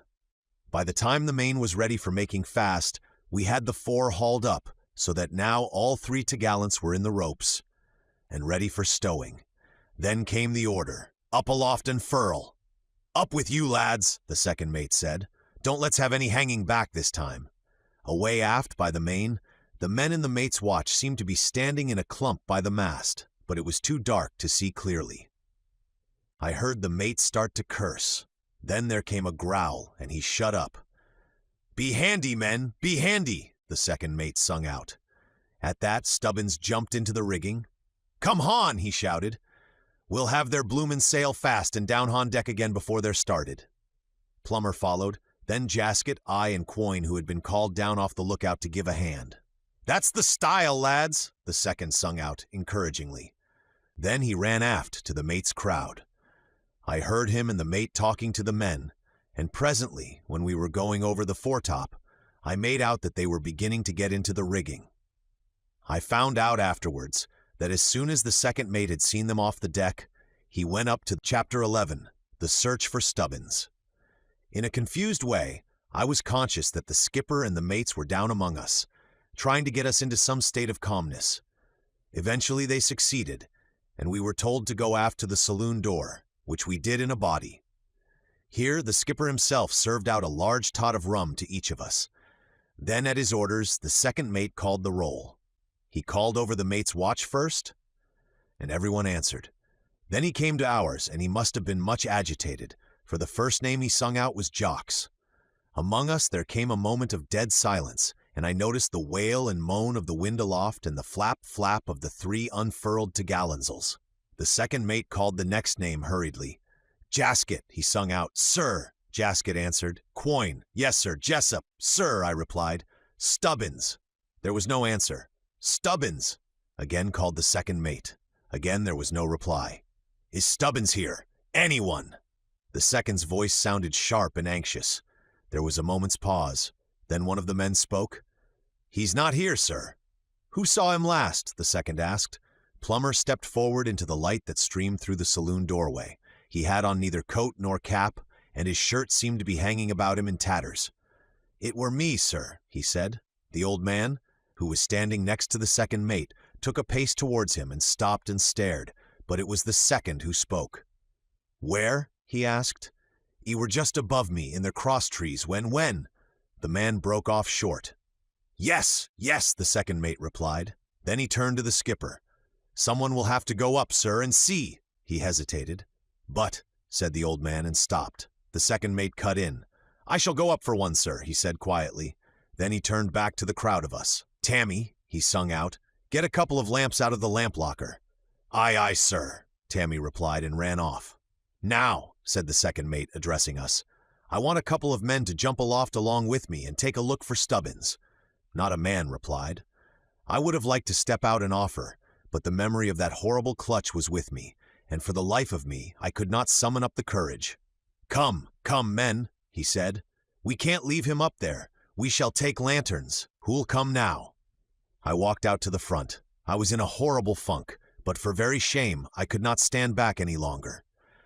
"I'll come with you, sir," I said, not very loud, and feeling fairly twisted up with nervousness. "That's more the tune, Jessup," he replied, in a tone that made me glad I had stood out. At this point, Tammy came up with the lights.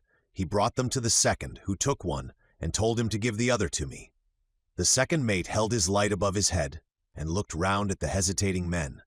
"Now, men," he sung out, "you're not going to let Jessup and me go up alone. Come along, another one or two of you. Don't act like a damned lot of cowards." Quoin stood out and spoke for the crowd. "I dunno as we're acting like cowyards, sir, but just look at 'em," and he pointed at Plummer, who still stood full in the light from the saloon doorway. "What sort of a thing is it as done that, sir?" he went on. "And then yer arsks us ter go up agin? It aren't likely as we're in a 'urry." The second mate looked at Plummer, and surely, as I have before mentioned, the poor beggar was in a state. His ripped-up shirt was fairly flapping in the breeze that came through the doorway. The second looked, yet he said nothing. It was as though the realization of Plummer's condition had left him without a word more to say.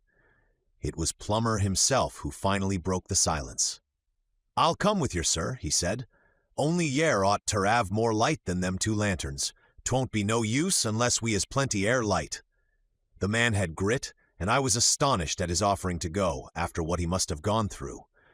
Yet I was to have even a greater astonishment, for abruptly the skipper, who all this time had scarcely spoken, stepped forward a pace and put his hand on the second mate's shoulder. "I'll come with you, Mr. Tulipson," he said. The second mate twisted his head round and stared at him a moment in astonishment. Then he opened his mouth. "No, sir, I don't think," he began. "That's sufficient, Mr. Tulipson," the old man interrupted. "I've made up my mind." He turned to the first mate, who had stood by without a word. "Mr. Grange," he said, "take a couple of the Prentices down with you, and pass out a box of blue lights and some flare-ups." The mate answered something, and hurried away into the saloon, with the 2 Prentices in his watch. Then the old man spoke to the men. "Now, men," he began, "this is no time for dilly-dallying. The second mate and I will go aloft, and I want about half a dozen of you to come along with us and carry lights. Plummer and Jessup here have volunteered. I want 4 or 5 more of you. Step out now, some of you." There was no hesitation whatever now, and the first man to come forward was Quoin. After him followed 3 of the mate's crowd, and then old Jasket. "That will do, that will do," said the old man. He turned to the second mate. "Has Mr. Grange come with those lights yet?" he asked with a certain irritability.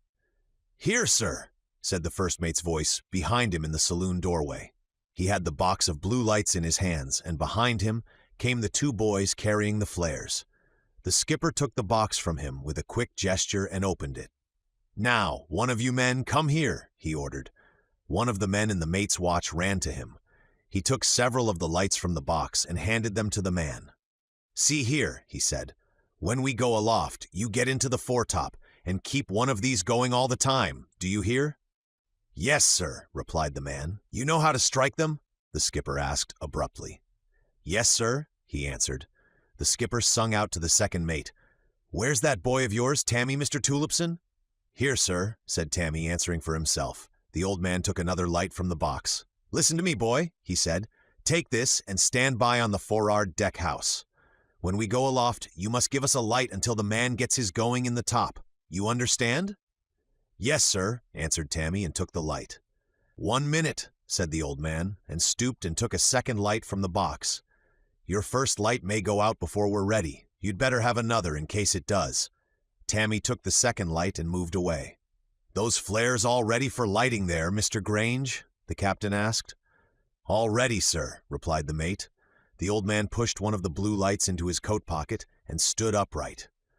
"Very well," he said. "Give each of the men one apiece, and just see that they all have matches."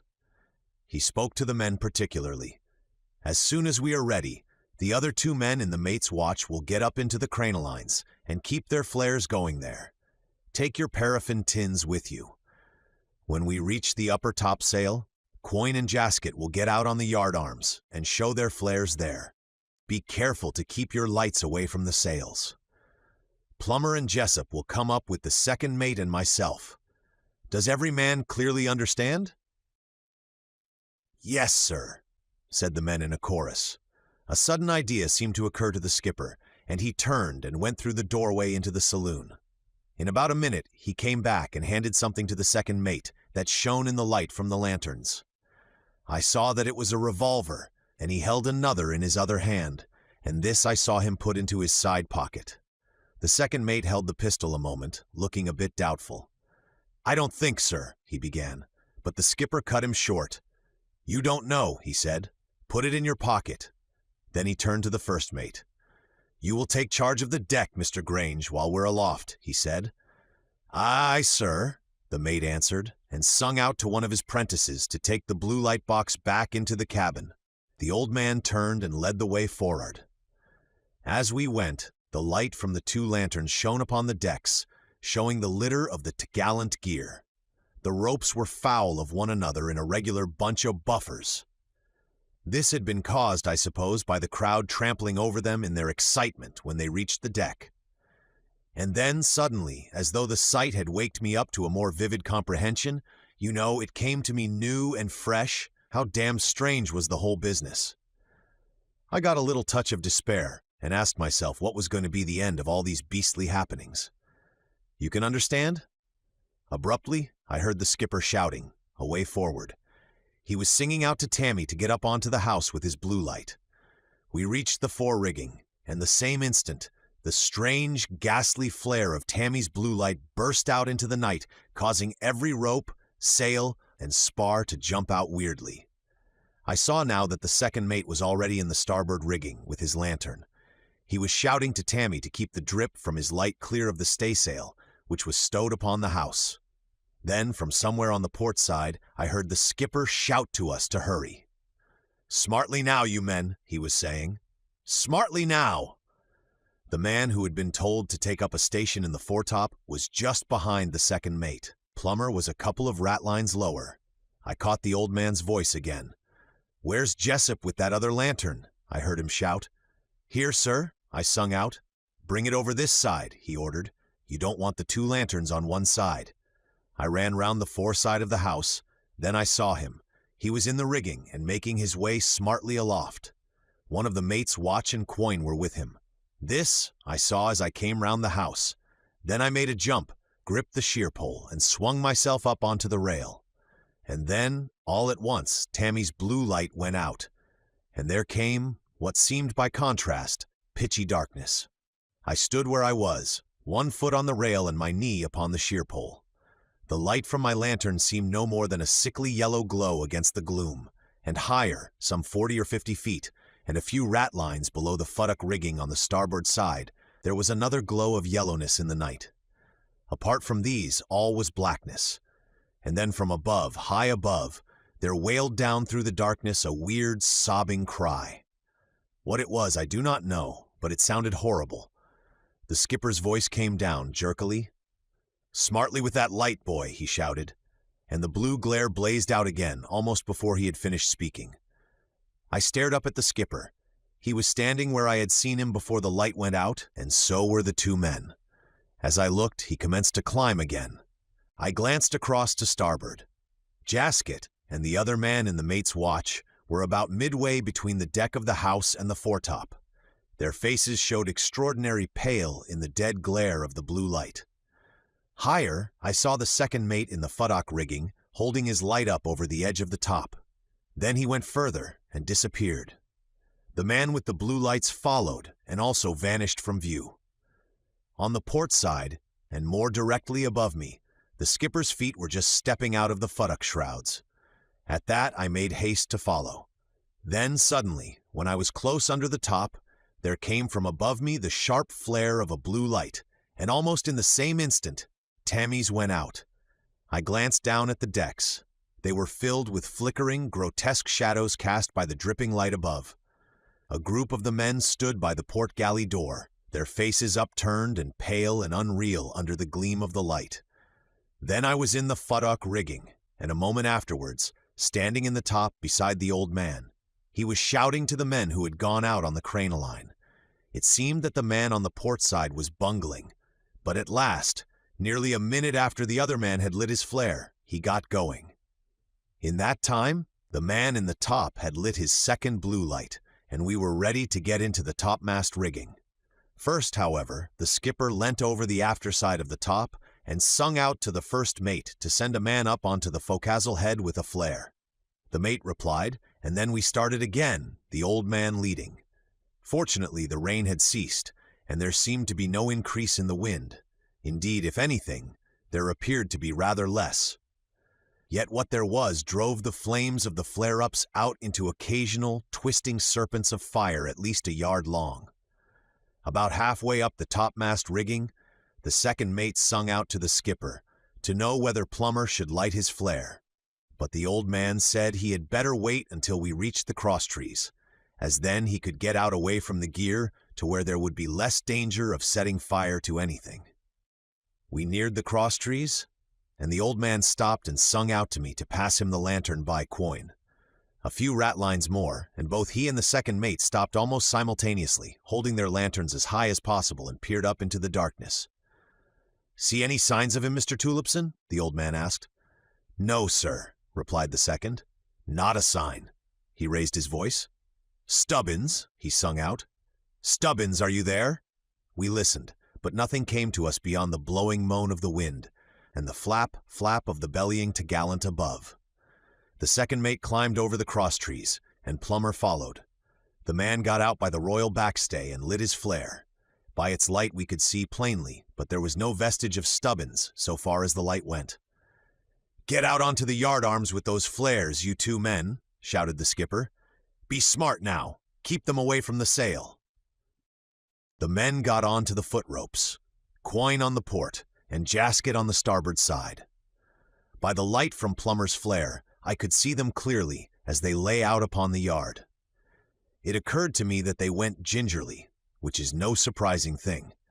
And then, as they drew near to the yardarms, they passed beyond the brilliance of the light, so that I could not see them clearly. A few seconds passed, and then the light from Quoin's flare streamed out upon the wind. Yet nearly a minute went by, and there was no sign of Jasket's. Then out from the semi-darkness at the starboard yardarm, there came a curse from Jasket, followed almost immediately by a noise of something vibrating. "What's up?" shouted the second mate. "What's up, Jasket?" "It's their foot rope, sir!" He drew out the last word into a sort of gasp. The second mate bent quickly with the lantern. I craned round the after side of the topmast and looked. "What is the matter, Mr. Tulipson?" I heard the old man singing out. Out on the yardarm, Jasket began to shout for help, and then, all at once, in the light from the second mate's lantern, I saw that the starboard foot rope on the upper topsail yard was being violently shaken. Savagely shaken is perhaps a better word. And then, almost in the same instant, the second mate shifted the lantern from his right to his left hand.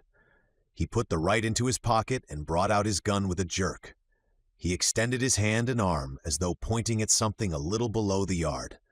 Then a quick flash spat out across the shadows, followed immediately by a sharp, ringing crack. In the same moment, I saw that the foot rope ceased to shake. "Light your flare! Light your flare, Jasket!" the second shouted. "Be smart now!" Out at the yardarm there came a splutter of a match, and then, straight away, a great spurt of fire as the flare took light. "That's better, Jasket. You're all right now," the second mate called out to him. "What was it, Mr. Tulipson?" I heard the skipper ask. I looked up and saw that he had sprung across to where the second mate was standing. The second mate explained to him, but he did not speak loud enough for me to catch what he said. I had been struck by Jasket's attitude when the light of his flare had first revealed him. He had been crouched with his right knee cocked over the yard and his left leg down between it and the foot rope, while his elbows had been crooked over the yard for support as he was lighting the flare. Now, however, he had slid both feet back onto the foot rope and was lying on his belly over the yard with the flare held a little below the head of the sail. It was thus, with the light being on the foreside of the sail, that I saw a small hole a little below the foot rope through which a ray of the light shone. It was undoubtedly the hole which the bullet from the second mate's revolver had made in the sail. Then I heard the old man shouting to Jasket. "Be careful with that flare there," he sung out. "You'll be having that sail scorched." He left the second mate and came back on to the port side of the mast. To my right, Plummer's flares seemed to be dwindling. I glanced up at his face through the smoke. He was paying no attention to it. Instead, he was staring up above his head. "Shove some paraffin onto it, Plummer," I called to him. "It'll be out in a minute." He looked down quickly to the light and did as I suggested. Then he held it out at arm's length and peered up again into the darkness. "See anything?" asked the old man, suddenly observing his attitude. Plummer glanced at him with a start. "It's the ryle, sir," he explained. "It's all adrift." "What?" said the old man. He was standing a few ratlines up the gallant rigging, and he bent his body outwards to get a better look. "Mr. Tulipson," he shouted, "do you know that the royal's all adrift?" "No, sir," answered the second mate. "If it is, it's more of this devilish work." "It's adrift right enough," said the skipper, and he and the second went a few ratlines higher, keeping level with one another. I had now got above the crosstrees, and was just at the old man's heels. Suddenly he shouted out, "There he is! Stubbins! Stubbins!" "Where, sir?" asked the second eagerly. "I can't see him." "There, there," replied the skipper, pointing.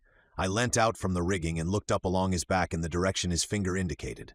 At first I could see nothing, then slowly, there grew upon my sight a dim figure crouching upon the bunt of the royal and partly hidden by the mast.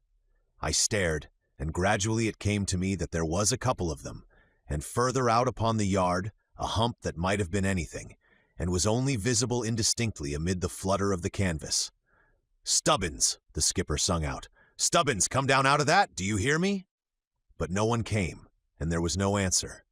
"There's two," I began, but he was shouting again, "Come down out of that, do you damned well hear me?" Still there was no reply. "I'm hanged if I can see him at all. Sir," the second mate called out from his side of the mast. "Can't see him," said the old man, now thoroughly angry. "I'll soon let you see him." He bent down to me with the lantern. "Catch hold, Jessup," he said, which I did.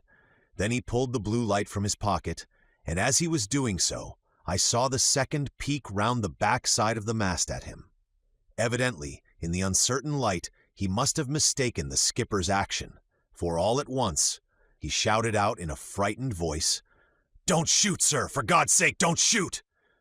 "Shoot be damned!" exclaimed the old man. "Watch!" He pulled off the cap of the light. "There's two of them, sir," I called again to him. "What?" he said in a loud voice, and at the same instant he rubbed the end of the light across the cap and it burst into fire. He held it up so that it lit the royal yard like day, and straightway a couple of shapes dropped silently from the royal on to the topgallant yard. At the same moment, the humped something, midway out upon the yard, rose up. It ran into the mast, and I lost sight of it. "God!" I heard the skipper gasp, and he fumbled in his side pocket.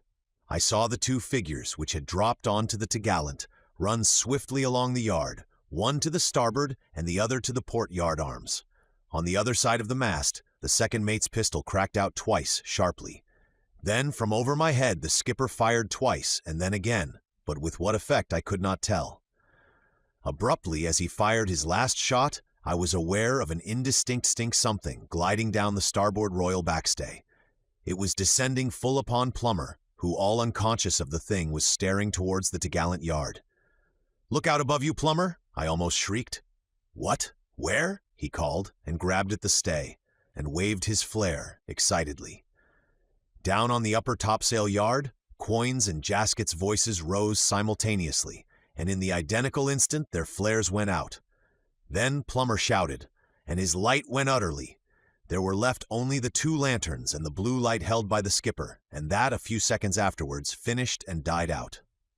The skipper and the second mate were shouting to the men upon the yard, and I heard them answer in shaky voices.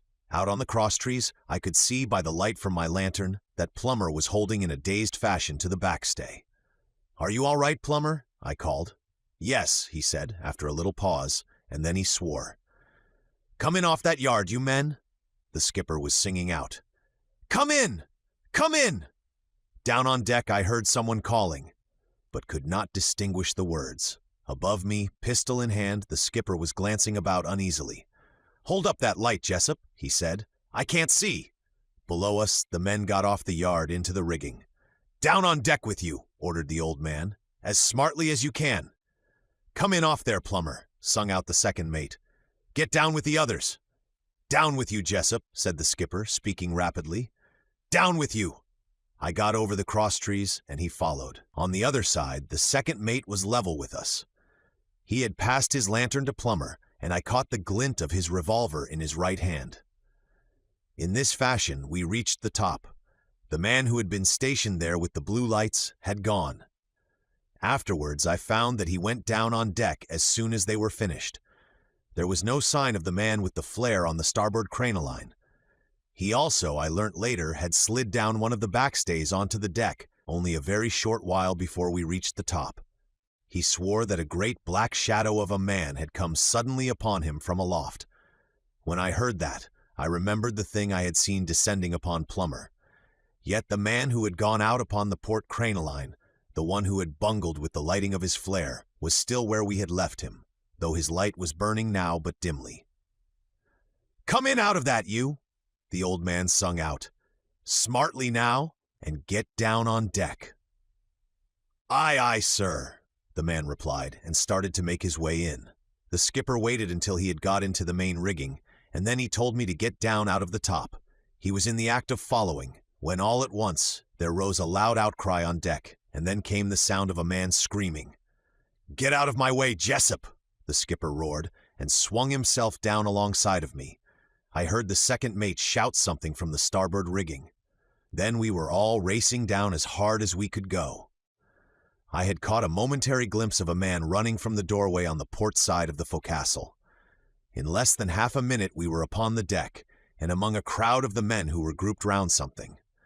Yet, strangely enough, they were not looking at the thing among them, but away aft at something in the darkness. "It's on the rail!" cried several voices. "Overboard!" called somebody in an excited voice. "It's jumped over the side." "There weren't nothin'," said a man in the crowd. "Silence!" shouted the old man. "Where's the mate? What's happened?" "Here, sir," called the first mate shakily from near the center of the group. "It's Jacob, sir. What?" said the skipper. "What?" He's dead, I think," said the first mate in jerks. "Let me see," said the old man in a quieter tone. The men had stood to one side to give him room, and he knelt beside the man upon the deck. "Pass the lantern here, Jessup," he said. I stood by him and held the light. The man was lying face downwards on the deck. Under the light from the lantern, the skipper turned him over and looked at him. "Yes," he said after a short examination. "He's dead." He stood up and regarded the body a moment, in silence. Then he turned to the second mate, who had been standing by during the last couple of minutes. "3," he said in a grim undertone. The second mate nodded and cleared his voice. He seemed on the point of saying something. Then he turned and looked at Jacobs and said nothing. "3," repeated the old man. "Since 8 bells." He stooped and looked again at Jacobs. Poor devil, he muttered. The second mate grunted some of the huskiness out of his throat and spoke. "Where must we take him?" he asked quietly. "The 2 bunks are full."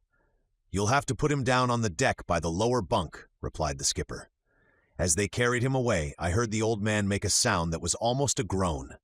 The rest of the men had gone forward, and I do not think he realized that I was standing by him. "My God! Oh, my God!" he muttered and began to walk slowly aft. He had cause enough for groaning. There were 3 dead, and Stubbins had gone utterly and completely. We never saw him again. Chapter 12. The Council. A few minutes later, the second mate came for'ard again. I was still standing near the rigging, holding the lantern in an aimless sort of way. "That you, Plummer?" he asked. "No, sir," I said. "It's Jessup." "Where's Plummer, then?" he inquired. "I don't know, sir," I answered. "I expect he's gone for'ard. Shall I go and tell him you want him?" "No, there's no need," he said. "Tie your lamp up in the rigging, on the sheer pole there. Then go and get his, and shove it up on the starboard side. After that, you'd better go aft and give the 2 Prentices a hand in the lamp locker." "Aye, aye, sir," I replied, and proceeded to do as he directed. After I had got the light from Plummer and lashed it up to the starboard sherpole, I hurried aft. I found Tammy and the other Prentice in our watch, busy in the locker, lighting lamps. "What are we doing?" I asked. "The old man's given orders to lash all the spare lamps we can find in the rigging so as to have the decks light," said Tammy. "And a damned good job, too." He handed me a couple of the lamps and took 2 himself. "Come on," he said, and stepped out on deck. "We'll fix these in the main rigging, and then I want to talk to you." "What about the mizzen?" I inquired. "Oh," he replied. "He, meaning the other Prentice, will see to that. Anyway, it'll be daylight directly." We shoved the lamps up on the sherpoles, 2 on each side. Then he came across to me. "Look here, Jessup," he said, without any hesitation. "You'll have to jolly well tell the skipper and the second mate all you know about all this." "How do you mean?" I asked. "Why, that it's something about the ship herself that's the cause of what's happened," he replied. "If you'd only explained to the second mate when I told you to, this might never have been." "But I don't know," I said. "I may be all wrong. It's only an idea of mine. I've no proofs." "Proofs," he cut in with. "Proofs? What about tonight? We've had all the proofs ever I want." I hesitated before answering him. "So have I, for that matter," I said at length. "What I mean is, I've nothing that the skipper and the second mate would consider as proofs. They'd never listen seriously to me." "They'd listen fast enough," he replied. "After what's happened this watch, they'd listen to anything. Anyway, it's jolly well your duty to tell them."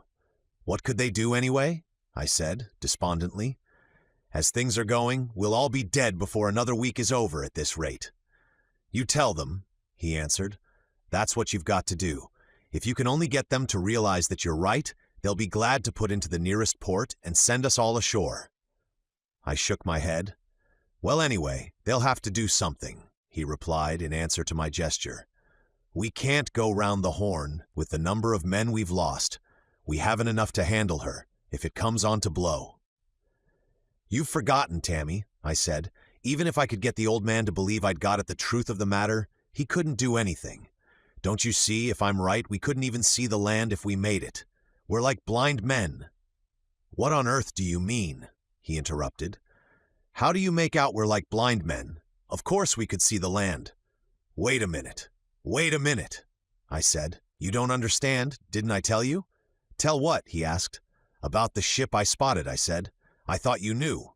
"No," he said. "When?" "Why," I replied. "You know when the old man sent me away from the wheel?" "Yes," he answered.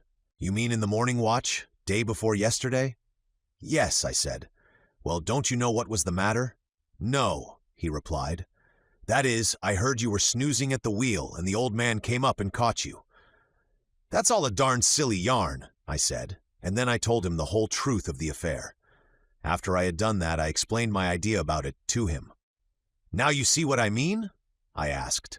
"You mean that this strange atmosphere, or whatever it is, we're in, would not allow us to see another ship?" he asked, a bit awestruck. "Yes," I said, "but the point I wanted you to see is that if we can't see another vessel, even when she's quite close, then, in the same way, we shouldn't be able to see land. To all intents and purposes, we're blind. Just you think of it. We're out in the middle of the briny, doing a sort of eternal blind man's hop. The old man couldn't put into port, even if he wanted to. He'd run us bang on shore without our ever seeing it. What are we going to do then?" he asked in a despairing sort of way. "Do you mean to say we can't do anything? Surely something can be done. It's terrible." For perhaps a minute we walked up and down in the light from the different lanterns. Then he spoke again. "We might be run down then," he said, "and never even see the other vessel?" "It's possible," I replied. "Though, from what I saw, it's evident that we're quite visible, so that it would be easy for them to see us and steer clear of us, even though we couldn't see them." "And we might run into something and never see it?" he asked me, following up the train of thought. "Yes," I said. "Only there's nothing to stop the other ship from getting out of our way." "But if it wasn't a vessel?" he persisted. "It might be an iceberg, or a rock, or even a derelict." "In that case," I said, putting it a bit flippantly, naturally, "we'd probably damage it." He made no answer to this, and for a few moments we were quiet. Then he spoke abruptly, as though the idea had come suddenly to him. "Those lights the other night," he said, "were they a ship's lights?" "Yes," I replied. "Why?" "Why?" he answered. "Don't you see? If they were really lights, we could see them." "Well, I should think I ought to know that," I replied. "You seem to forget that the second mate slung me off the lookout for daring to do that very thing." "I don't mean that," he said. "Don't you see that if we could see them at all, it showed that the atmosphere thing wasn't round us then?" "Not necessarily," I answered. "It may have been nothing more than a rift in it, though of course I may be all wrong. But anyway, the fact that the lights disappeared almost as soon as they were seen shows that it was very much round the ship." That made him feel a bit the way I did, and when next he spoke, his tone had lost its hopefulness. "Then you think it'll be no use telling the second mate and the skipper anything?" he asked. "I don't know," I replied. "I've been thinking about it, and it can't do any harm. I've a very good mind to." "I should," he said. "You needn't be afraid of anybody laughing at you now. It might do some good. You've seen more than anyone else." He stopped in his walk and looked round. "Wait a minute," he said, and ran aft a few steps. I saw him look up at the break of the poop. Then he came back. "Come along now," he said. "The old man's up on the poop, talking to the second mate. You'll never get a better chance." Still I hesitated, but he caught me by the sleeve and almost dragged me to the lee ladder. "All right," I said when I got there. "All right, I'll come, only I'm hanged if I know what to say when I get there." "Just tell them you want to speak to them," he said. "They'll ask what you want, and then you spit out all you know. They'll find it interesting enough." "You'd better come too," I suggested. "You'll be able to back me up in lots of things." "I'll come fast enough," he replied. "You go up." I went up the ladder and walked across to where the skipper and the second mate stood talking earnestly by the rail. Tammy kept behind. As I came near to them, I caught 2 or 3 words, though I attached no meaning then to them. They were, "Send for him." Then the 2 of them turned and looked at me, and the second mate asked what I wanted. "I want to speak to you and the old captain, sir," I answered. "What is it, Jessup?" the skipper inquired. "I scarcely know how to put it, sir," I said. It's about these things." "What things? Speak out, man," he said. "Well, sir," I blurted out, "there's some dreadful thing or things come aboard this ship since we left port." I saw him give one quick glance at the second mate, and the second looked back. Then the skipper replied. "How do you mean, come aboard?" he asked. "Out of the sea, sir," I said. "I've seen them. So's Tammy here." "Ah," he exclaimed, and it seemed to me from his face that he was understanding something better. "Out of the sea!" Again he looked at the second mate, but the second was staring at me. "Yes, sir," I said. "It's the ship. She's not safe. I've watched. I think I understand a bit, but there's a lot I don't." I stopped. The skipper had turned to the second mate. The second nodded, gravely. Then I heard him mutter, in a low voice, and the old man replied, after which he turned to me again. "Look here, Jessup," he said. "I'm going to talk straight to you. You strike me as being a cut above the ordinary shellback, and I think you've sense enough to hold your tongue." "I've got my mate's ticket, sir," I said, simply. Behind me, I heard Tammy give a little start. He had not known about it until then. The skipper nodded. "So much the better," he answered. "I may have to speak to you about that later on." He paused, and the second mate said something to him in an undertone. "Yes," he said, as though in reply to what the second had been saying. Then he spoke to me again. "You've seen things come out of the sea, you say?" he questioned. "Now just tell me all you can remember, from the very beginning." I set to and told him everything in detail, commencing with the strange figure that had stepped aboard out of the sea, and continuing my yarn, up to the things that had happened in that very watch. I stuck well to solid facts. And now and then he and the second mate would look at one another and nod. At the end, he turned to me with an abrupt gesture. "You still hold, then, that you saw a ship the other morning when I sent you from the wheel?" he asked. "Yes, sir," I said. "I most certainly do." "But you knew there wasn't any," he said. "Yes, sir," I replied in an apologetic tone. "There was, and if you will let me, I believe that I can explain it a bit." "Well," he said, "go on."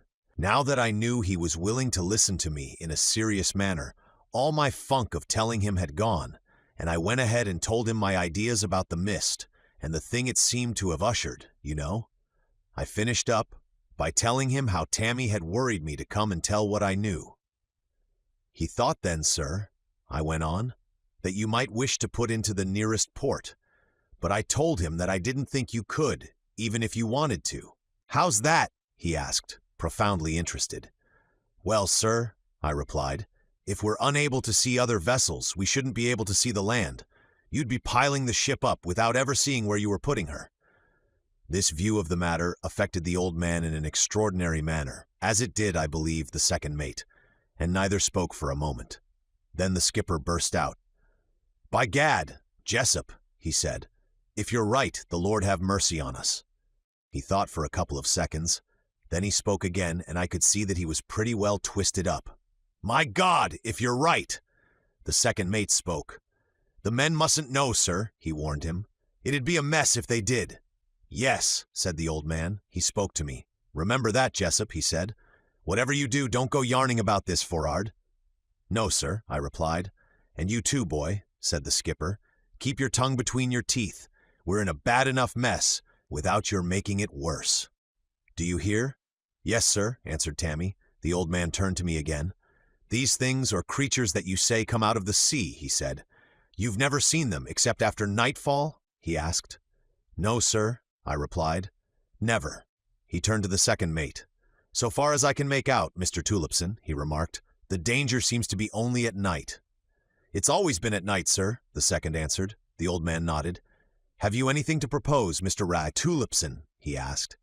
"Well, sir," replied the second mate, "I think you ought to have her snugged down every night before dark." He spoke with considerable emphasis. Then he glanced aloft and jerked his head in the direction of the unfurled topgallants. "It's a damned good thing, sir," he said, "that it didn't come on to blow any harder." The old man nodded again. "Yes," he remarked, "we shall have to do it, but God knows when we'll get home." "Better late than not at all," I heard the second mutter under his breath. Out loud he said, "And the lights, sir?" "Yes," said the old man. "I will have lamps in the rigging every night after dark." "Very good, sir," assented the second. Then he turned to us. "It's getting daylight, Jessup," he remarked with a glance at the sky. "You'd better take Tammy with you and shove those lamps back again into the locker." "Aye, aye, sir," I said, and went down off the poop with Tammy. Chapter 13. The Shadow in the Sea. When 8 bells went at 4 o'clock and the other watch came on deck to relieve us, it had been broad daylight for some time. Before we went below, the second mate had the 3 topgallants set, and now that it was light, we were pretty curious to have a look aloft, especially up the fore. And Tom, who had been up to overhaul the gear, was questioned a lot when he came down as to whether there were any signs of anything queer up there. But he told us there was nothing unusual to be seen. At 8 o'clock, when we came on deck for the 8 to 12 watch, I saw the sailmaker coming for'ard along the deck from the second mate's old berth. He had his rule in his hand, and I knew he had been measuring the poor beggars in there for their burial outfit. From breakfast time until near noon he worked, shaping out 3 canvas wrappers from some old sailcloth. Then, with the aid of the second mate and one of the hands, he brought out the 3 dead chaps onto the after hatch, and there sewed them up, with a few lumps of holy stone at their feet. He was just finishing when 8 bells went, and I heard the old man tell the second mate to call all hands aft for the burial. This was done, and one of the gangways unshipped. We had no decent grating big enough, so they had to get off one of the hatches and use it instead. The wind had died away during the morning, and the sea was almost a calm, the ship lifting ever so slightly to an occasional glassy heave. The only sounds that struck on the ear were the soft, slow rustle and occasional shiver of the sails, and the continuous and monotonous creak, creak of the spars and gear at the gentle movements of the vessel. And it was in this solemn half-quietness that the skipper read the burial service. They had put the Dutchman first upon the hatch, I could tell him by his stumpiness, and when at last the old man gave the signal, the second mate tilted his end, and he slid off and down into the dark. "Poor old Dutchy," I heard one of the men say, and I fancy we all felt a bit like that. Then they lifted Jacobs onto the hatch, and when he had gone when Jock was lifted, a sort of sudden shiver ran through the crowd. He had been a favorite in a quiet way, and I know I felt all at once just a bit queer. I was standing by the rail, upon the afterbollard, and Tammy was next to me, while Plummer stood a little behind. As the second mate tilted the hatch for the last time, a little hoarse chorus broke from the men. "S'long, Jock! So long, Jock!" And then at the sudden plunge, they rushed to the side to see the last of him as he went downwards. Even the second mate was not able to resist this universal feeling, and he too peered over. From where I had been standing, I had been able to see the body take the water, and now for a brief couple of seconds, I saw the white of the canvas, blurred by the blue of the water, dwindle and dwindle in the extreme depth. Abruptly, as I stared, it disappeared. Too abruptly, it seemed to me. "Gone!" I heard several voices say, and then our watch began to go slowly for'ard, while one or two of the other started to replace the hatch. Tammy pointed and nudged me. "See, Jessup," he said. "What is it?" "What?" I asked. "That queer shadow," he replied. "Look!" And then I saw what he meant. It was something big and shadowy that appeared to be growing clearer. It occupied the exact place, so it seemed to me, in which Jock had disappeared. "Look at it," said Tammy again. "It's getting bigger." He was pretty excited, and so was I. I was peering down.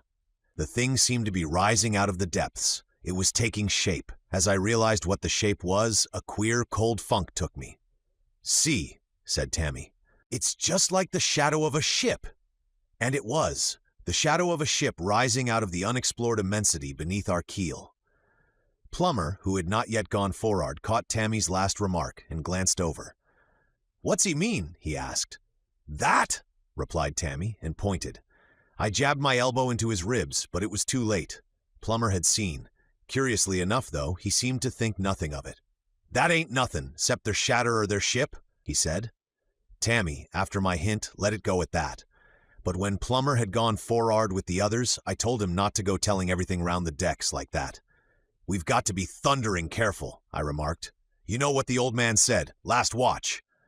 "Yes," said Tammy. "I wasn't thinking. I'll be careful next time." A little way from me, the second mate was still staring down into the water.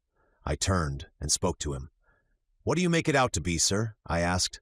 "God knows," he said, with a quick glance round to see whether any of the men were about. He got down from the rail and turned to go up onto the poop. At the top of the ladder, he leant over the break. "You may as well ship that gangway, you two," he told us. "And mind, Jessup, keep your mouth shut about this." "Aye, sir," I answered. "And you too, youngster?" he added, and went aft along the poop. Tammy and I were busy with the gangway when the second came back. He had brought the skipper. "Right under the gangway, sir," I heard the second say, and he pointed down into the water. For a little while, the old man stared. Then I heard him speak. "I don't see anything," he said. At that, the second mate bent more forward and peered down. So did I, but the thing, whatever it was, had gone completely. "It's gone, sir," said the second. "It was there right enough when I came for you." About a minute later, having finished shipping the gangway, I was going forward when the second's voice called me back. "Tell the captain what it was you saw just now," he said in a low voice. "I can't say exactly, sir," I replied, "but it seemed to me like the shadow of a ship rising up through the water." "There, sir," remarked the second mate to the old man. "Just what I told you." The skipper stared at me. "You're quite sure?" he asked. "Yes, sir," I answered. "Tammy saw it too." I waited a minute. Then they turned to go aft. The second was saying something. "Can I go, sir?" I asked. "Yes, that will do, Jessup," he said over his shoulder. But the old man came back to the break and spoke to me. "Remember, not a word of this for'ard," he said. "No, sir," I replied, and he went back to the second mate, while I walked for'ard to the forecastle to get something to eat. "You're wax in the kettle, Jessup," said Tom as I stepped in over the washboard. "And I got your lime juice in a pannikin." "Thanks," I said, and sat down. As I stowed away my grub, I took no notice of the chatter of the others. I was too stuffed with my own thoughts. That shadow of a vessel rising, out of the profound deeps, had impressed me tremendously. It had not been imagination. 3 of us had seen it. Really 4, for Plummer distinctly saw it, though he failed to recognize it as anything extraordinary. As you can understand, I thought a lot about this shadow of a vessel. But I am sure, for a time, my ideas must just have gone in an everlasting blind circle. And then I got another thought. For I got thinking of the figures I had seen aloft in the early morning, and I began to imagine fresh things. You see, that first thing that had come up over the side had come out of the sea, and it had gone back. And now there was this shadow vessel thing, ghost ship I called it. It was a damned good name too, and the dark, noiseless men, I thought a lot on these lines. Unconsciously, I put a question to myself aloud. Were they the crew? "Eh?" said Jasket, who was on the next chest. I took hold of myself, as it were, and glanced at him in an apparently careless manner. "Did I speak?" I asked. "Yes, mate," he replied, eyeing me curiously. "Yer said somethin' about a crew." "I must have been dreaming," I said, and rose up to put away my plate. Chapter 14. The Ghost Ships. At 4 o'clock, when again we went on deck, the second mate told me to go on with a paunch mat I was making, while Tammy he sent to get out his sinnet. I had the mat slug on the fore side of the mainmast, between it and the after end of the house, and in a few minutes Tammy brought his sinnet and yarns to the mast and made fast to one of the pins. "What do you think it was, Jessup?" he asked abruptly, after a short silence. I looked at him. "What do you think?" I replied. "I don't know what to think," he said, "but I've a feeling that it's something to do with all the rest," and he indicated aloft with his head. "I've been thinking, too," I remarked. "That it is?" he inquired. "Yes," I answered, and told him how the idea had come to me at my dinner, that the strange men shadows which came aboard might come from that indistinct vessel we had seen down in the sea. "Good Lord!" he exclaimed as he got my meaning, and then for a little he stood and thought. "That's where they live, you mean," he said at last, and paused again. "Well," I replied, "it can't be the sort of existence we should call life." He nodded doubtfully. "No," he said, and was silent again. Presently he put out an idea that had come to him. "You think, then, that that vessel has been with us for some time, if we'd only known?" he asked. "All along," I replied. "I mean ever since these things started." "Supposing there are others," he said suddenly. I looked at him. "If there are," I said, "you can pray to God that they won't stumble across us. It strikes me that whether they're ghosts or not ghosts, they're blood-gutted pirates." "It seems horrible," he said solemnly, "to be talking seriously like this about such things." "I've tried to stop thinking that way," I told him. "I've felt I should go cracked if I didn't. There's damned queer things happen at sea, I know, but this isn't one of them." "It seems so strange and unreal, one moment, doesn't it?" he said. "And the next, you know it's really true, and you can't understand why you didn't always know, and yet they'd never believe if you told them ashore about it." "They'd believe if they'd been in this packet in the middle watch this morning," I said. "Besides," I went on, "they don't understand. We didn't. I shall always feel different now, when I read that some packet hasn't been heard of. Tammy stared at me. I've heard some of the old shellbacks talking about things, he said, but I never took them really seriously. Well, I said, I guess we'll have to take this seriously. I wish to God we were home. My God, so do I, he said. For a good while after that, we both worked on in silence, but presently he went off on another tack. Do you think we'll really shorten her down every night before it gets dark? He asked. Certainly, I replied. They'll never get the men to go aloft at night after what's happened. But, supposing they ordered us aloft, he began. Would you go? I interrupted. No, he said emphatically. I'd jolly well be put in irons first. That settles it then, I replied. You wouldn't go, nor would anyone else. At this moment the second mate came along. Shove that mat and that senate away, you two, he said. Then get your brooms and clear up. Aye, aye, sir, we said, and he went on for'ard. Jump on the house, Tammy, I said, and let go the other end of this rope, will you? Right, he said, and did as I had asked him. When he came back, I got him to give me a hand to roll up the mat, which was a very large one. I'll finish stopping it, I said. You go and put your sinnet away. Wait a minute, he replied, and gathered up a double handful of shakings from the deck, under where I had been working. Then he ran to the side. Here, I said. Don't go dumping those. They'll only float, and the second mate or the skipper will be sure to spot them. Come here, Jessup, he interrupted, in a low voice, and taking no notice of what I had been saying. I got up off the hatch, where I was kneeling. He was staring over the side. What's up? I asked.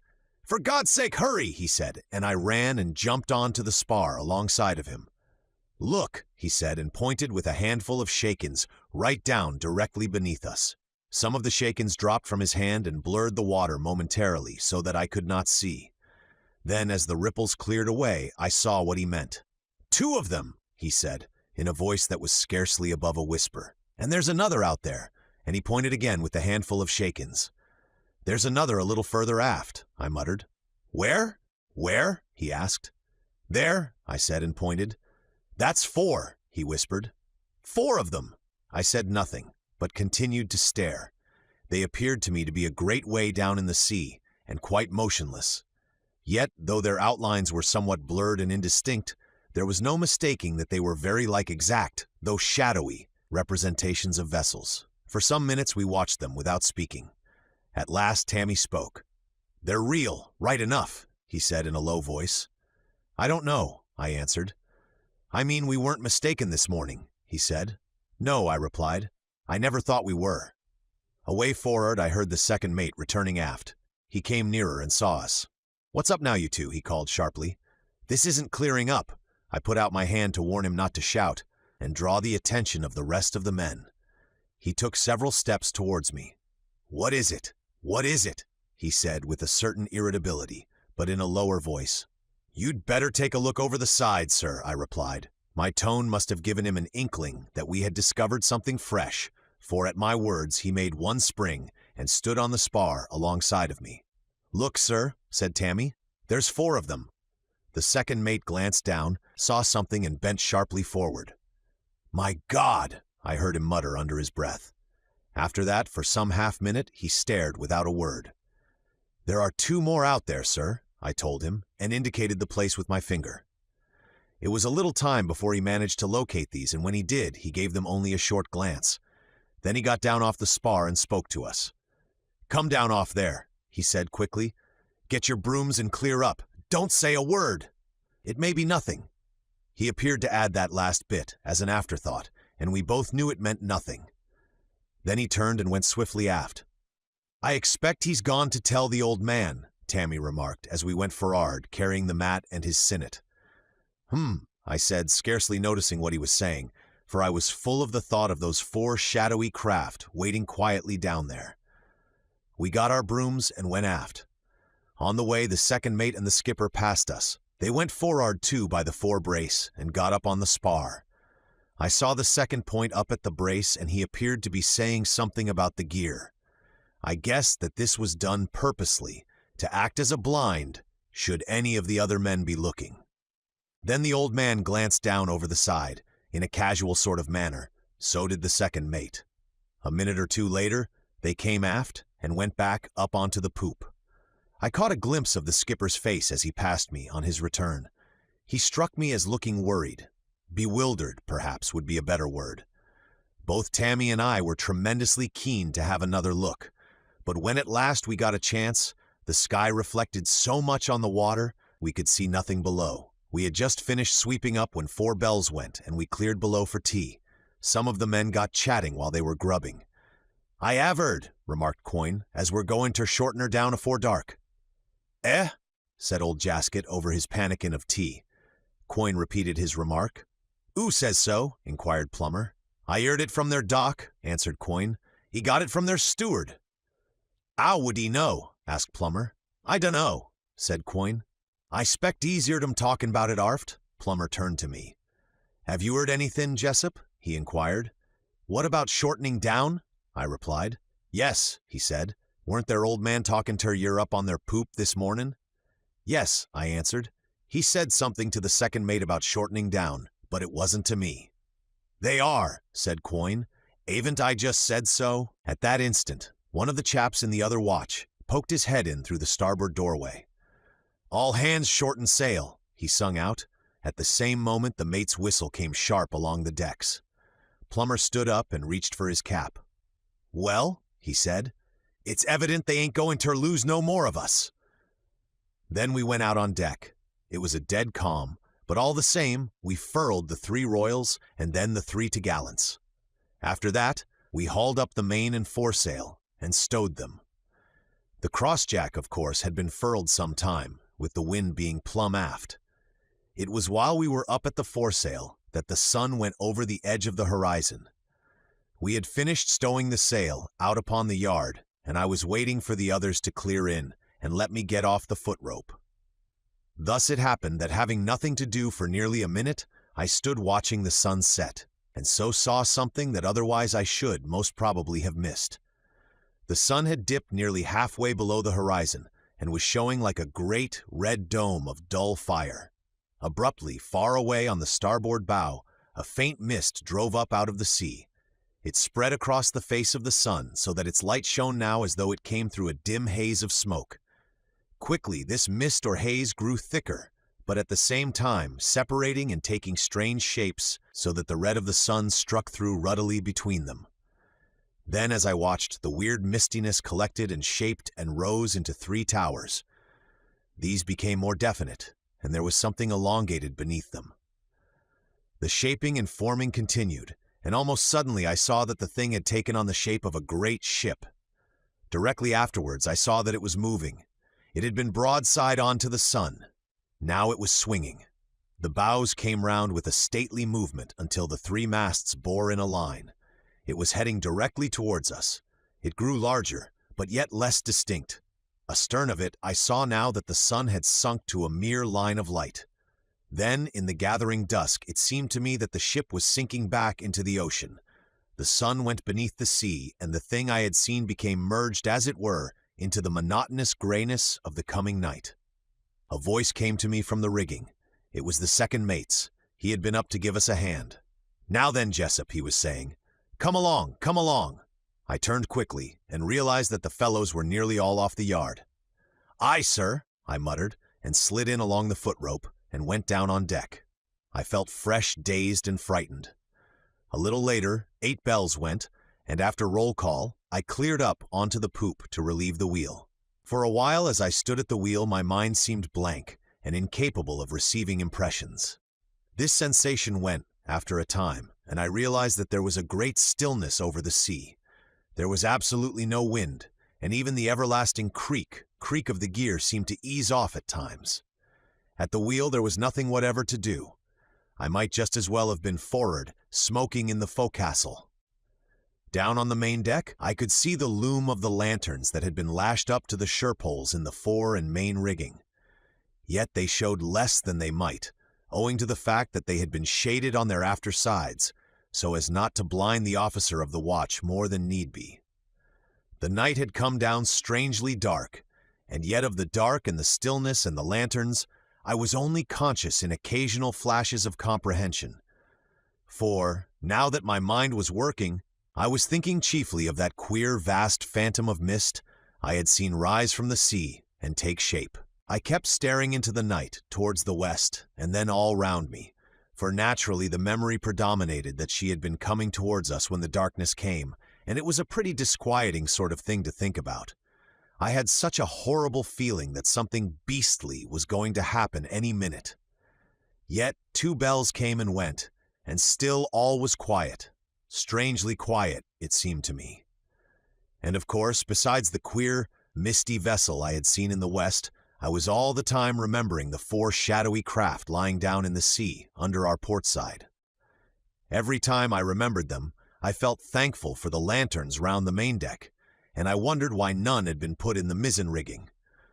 I wished to goodness that they had, and made up my mind I would speak to the second mate about it next time he came aft.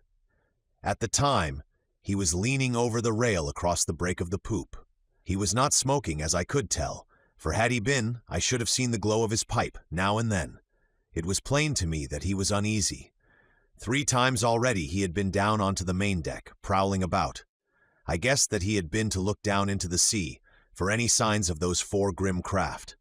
I wondered whether they would be visible at night. Suddenly, the timekeeper struck 3 bells, and the deeper notes of the bell forrard answered them. I gave a start. It seemed to me that they had been struck close to my elbow. There was something unaccountably strange in the air that night. Then, even as the second mate answered the lookout's "All's well," there came the sharp whir and rattle of running gear on the port side of the mainmast. Simultaneously, there was the shrieking of a peril up the main, and I knew that someone or something had let go the main topsail halyards. From aloft there came the sound of something parting, then the crash of the yard as it ceased falling. The second mate shouted out something unintelligible and jumped for the ladder. From the main deck there came the sound of running feet and the voices of the watch shouting. Then I caught the skipper's voice. He must have run out on deck through the saloon doorway. "Get some more lamps! Get some more lamps!" he was singing out. Then he swore. He sung out something further. I caught the last 2 words. "Carried away," they sounded like. "No, sir," shouted the second mate. "I don't think so." A minute of some confusion followed, and then came the click of pawls. I could tell that they had taken the halyards to the after capstan. Odd words floated up to me. "All this water?" I heard in the old man's voice. He appeared to be asking a question. "Can't say, sir," came the second mate's. There was a period of time, filled only by the clicking of the pawls and the sounds of the creaking parrel and the running gear. Then the second mate's voice came again. "Seems all right, sir," I heard him say.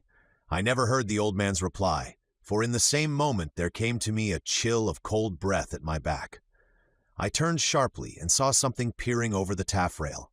It had eyes that reflected the binnacle light, weirdly, with a frightful tigerish gleam. But beyond that, I could see nothing with any distinctness.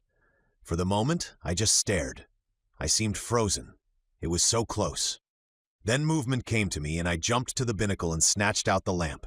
I twitched round and shone the light towards it. The thing, whatever it was, had come more forward over the rail. But now, before the light, it recoiled with a queer, horrible litheness. It slid back and down and so out of sight. I have only a confused notion of a wet, glistening something and 2 vile eyes. Then I was running crazy towards the break of the poop. I sprang down the ladder and missed my footing and landed on my stern at the bottom. In my left hand I held the still burning binnacle lamp. The men were putting away the capstan bars, but at my abrupt appearance and the yell I gave out at falling, 1 or 2 of them fairly ran backwards a short distance, in sheer funk, before they realized what it was. From somewhere further forward, the old man and the second mate came running aft.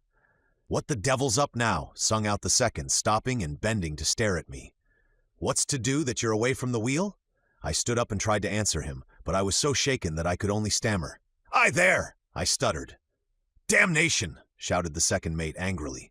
"Get back to the wheel." I hesitated and tried to explain. "Do you damned well hear me?" he sung out. "Yes, sir, but—" I began. "Get up onto the poop, Jessup," he said. I went. I meant to explain when he came up. At the top of the ladder, I stopped. I was not going back alone to that wheel. Down below, I heard the old man speaking. "What on earth is it now, Mr. Tulipson?" he was saying. The second mate made no immediate reply, but turned to the men, who were evidently crowding near. "That will do, men," he said, somewhat sharply.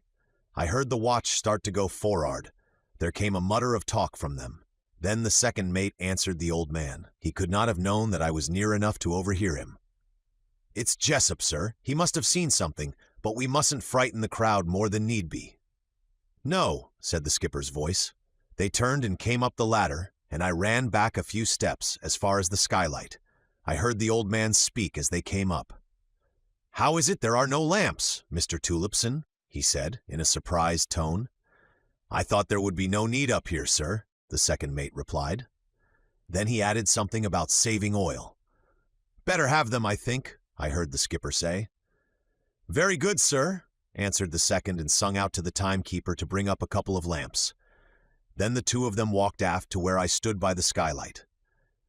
"What are you doing, away from the wheel?" asked the old man in a stern voice. I had collected my wits somewhat by now.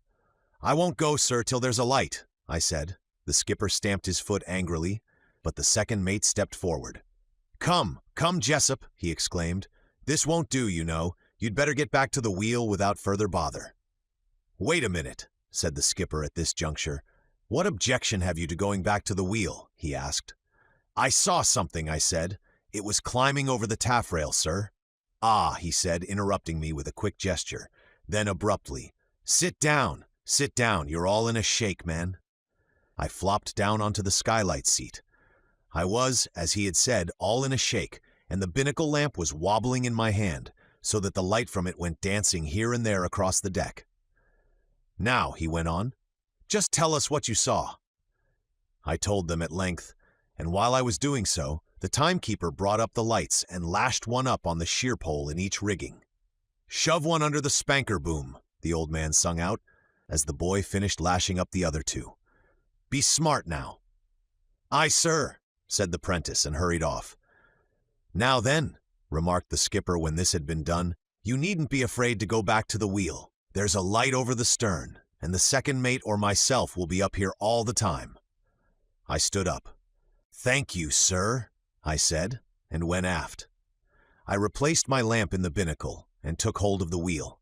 Yet, time and again, I glanced behind, and I was very thankful when, a few minutes later, 4 bells went, and I was relieved. Though the rest of the chaps were for'ard in the forecastle, I did not go there. I shirked being questioned about my sudden appearance at the foot of the poop ladder, and so I lit my pipe and wandered about the main deck. I did not feel particularly nervous, as there were now 2 lanterns in each rigging, and a couple standing upon each of the spare topmasts under the bulwarks. Yet, a little after 5 bells, it seemed to me that I saw a shadowy face peer over the rail, a little abaft the 4 lanyards. I snatched up one of the lanterns from off the spar and flashed the light towards it, whereupon there was nothing. Only on my mind, more than my sight, I fancy, a queer knowledge remained of wet, peery eyes. Afterwards, when I thought about them, I felt extra beastly. I knew then how brutal they had been, inscrutable, you know.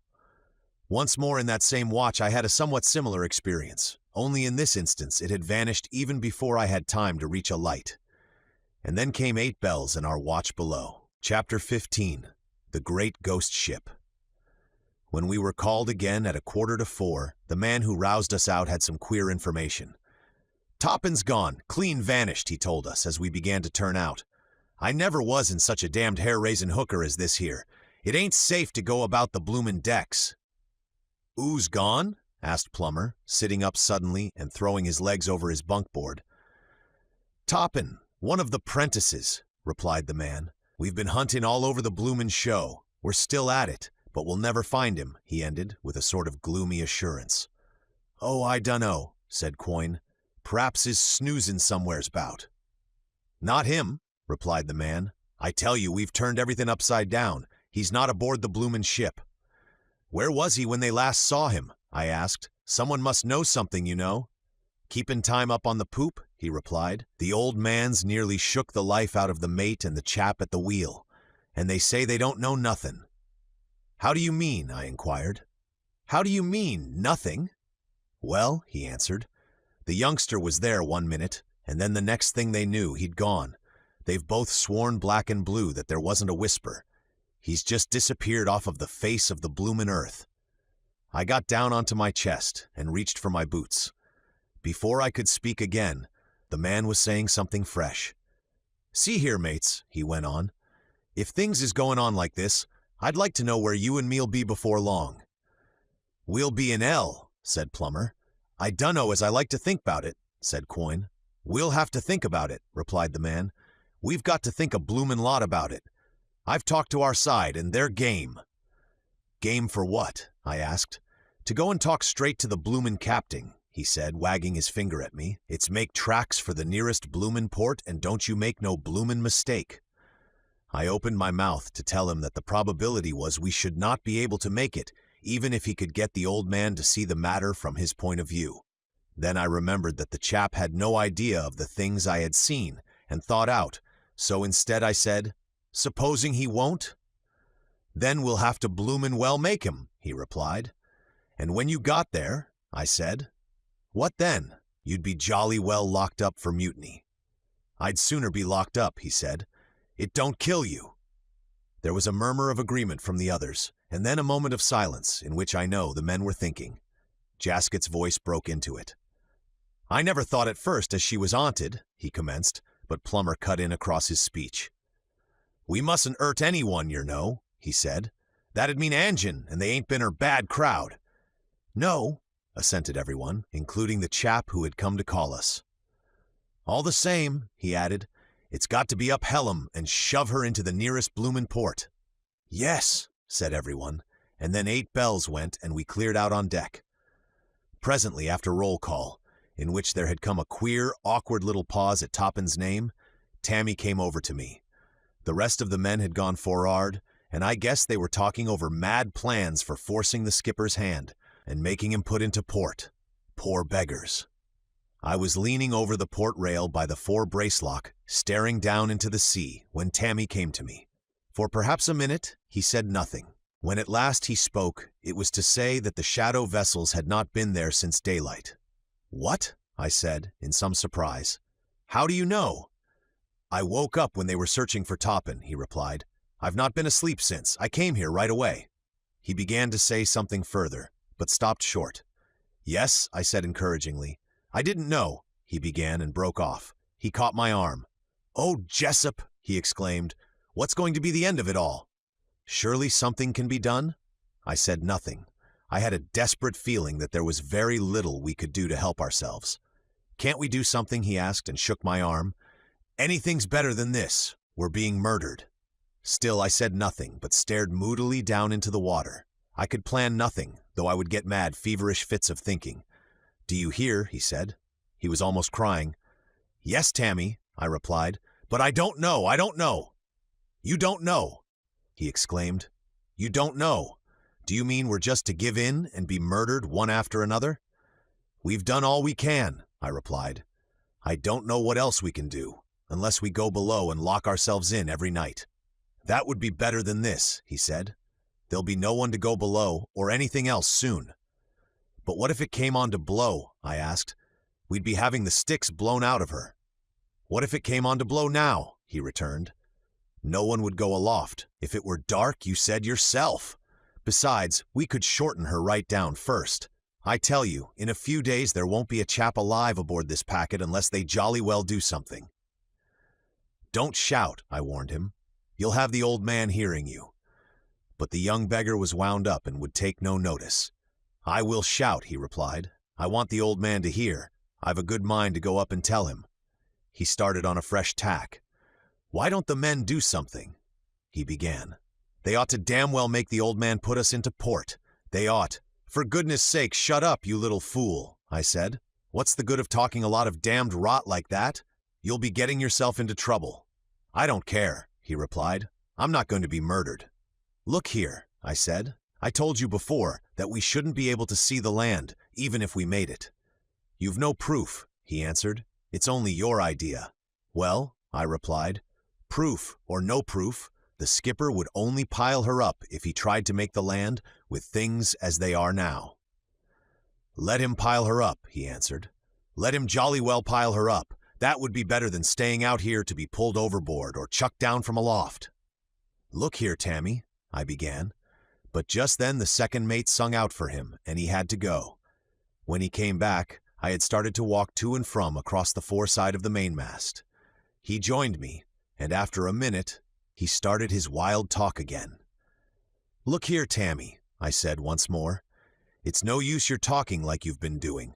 Things are as they are, and it's no one's fault, and nobody can help it. If you want to talk sensibly, I'll listen. If not, then go and gas to someone else." With that, I returned to the port side and got up on the spar again, intending to sit on the pin rail and have a bit of a talk with him. Before sitting down, I glanced over, into the sea. The action had been almost mechanical, yet after a few instants I was in a state of the most intense excitement, and without withdrawing my gaze, I reached out and caught Tammy's arm to attract his attention. "My God," I muttered. "Look, what is it?" he asked, and bent over the rail beside me. And this is what we saw. A little distance below the surface there lay a pale-colored, slightly domed disc. It seemed only a few feet down. Below it, we saw quite clearly, after a few moments staring, the shadow of a royal yard, and deeper, the gear and standing rigging of a great mast. Far down among the shadows, I thought presently that I could make out the immense, indefinite stretch of vast decks. "My God!" whispered Tammy, and shut up. But presently he gave out a short exclamation, as though an idea had come to him, and got down off the spar and ran forward onto the forecastle head. He came running back, after a short look into the sea, to tell me that there was the truck of another great mast coming up there, a bit off the bow, to within a few feet of the surface of the sea. In the meantime, you know, I had been staring like mad down through the water at the huge, shadowy mast just below me. I had traced out bit by bit, until now I could clearly see the jackstay running along the top of the royal mast, and, the royal itself was set. But what was getting at me more than anything was a feeling that there was movement down in the water there, among the rigging. I thought I could actually see at times, things moving and glinting faintly and rapidly to and fro in the gear. And once I was practically certain that something was on the royal yard, moving into the mast, as though, it might have come up the leech of the sail. And this way, I got a beastly feeling that there were things swarming down there. Unconsciously, I must have leant further and further out over the side, staring, and suddenly, good Lord, how I yelled, I overbalanced. I made a sweeping grab and caught the forebrace, and with that, I was back in a moment upon the spar. In the same second, almost, it seemed to me that the surface of the water above the submerged truck was broken, and I am sure now I saw something a moment in the air against the ship's side, a sort of shadow in the air, though I did not realize it at the time. Anyway, the next instant, Tammy gave out an awful scream and was head downwards over the rail in a second. I had an idea then that he was jumping overboard. I collared him by the waist of his breeches and one knee, and then I had him down on the deck and sat plump on him, for he was struggling and shouting all the time, and I was so breathless and shaken and gone to mush, I could not have trusted my hands to hold him. You see, I never thought then it was anything but some influence at work on him, and that he was trying to get loose to go over the side. But I know now that I saw the shadow man that had him. Only at the time I was so mixed up, and with the one idea in my head I was not really able to notice anything properly. But afterwards I comprehended a bit, you can understand, can't you, what I had seen at the time without taking in. And even now looking back, I know that the shadow was only like a faint seen grayness in the daylight, against the whiteness of the decks, clinging against Tammy. And there was I, all breathless and sweating and quivery with my own tumble, sitting on the little screeching beggar, and he fighting like a mad thing, so that I thought I should never hold him. And then I heard the second mate shouting, and there came running feet along the deck. Then many hands were pulling and hauling to get me off him. "Bly Cowyard," sung out someone. Hold him," I shouted. "He'll be overboard." At that, they seemed to understand that I was not ill-treating the youngster, for they stopped manhandling me and allowed me to rise, while two of them took hold of Tammy and kept him safe. "What's the matter with him?" The second mate was singing out. "What's happened?" "He's gone off his head, I think," I said. "What?" asked the second mate. But before I could answer him, Tammy ceased suddenly to struggle and flopped down upon the deck. "He's fainted," said Plummer with some sympathy. He looked at me with a puzzled, suspicious air. "What's happened? What's he been doing?" "Take him aft into the berth," ordered the second mate, a bit abruptly. It struck me that he wished to prevent questions. He must have tumbled to the fact that we had seen something about which it would be better not to tell the crowd. Plummer stooped to lift the boy. "No," said the second mate. "Not you, Plummer. Jessup, you take him." He turned to the rest of the men. "That will do," he told them, and they went forward, muttering a little. I lifted the boy and carried him aft. "No need to take him into the berth," said the second mate. "Put him down on the after hatch. I've sent the other lad for some brandy." Then the brandy came. We dosed Tammy and soon brought him round. He sat up with a somewhat dazed air. Otherwise, he seemed quiet and sane enough. "What's up?" he asked.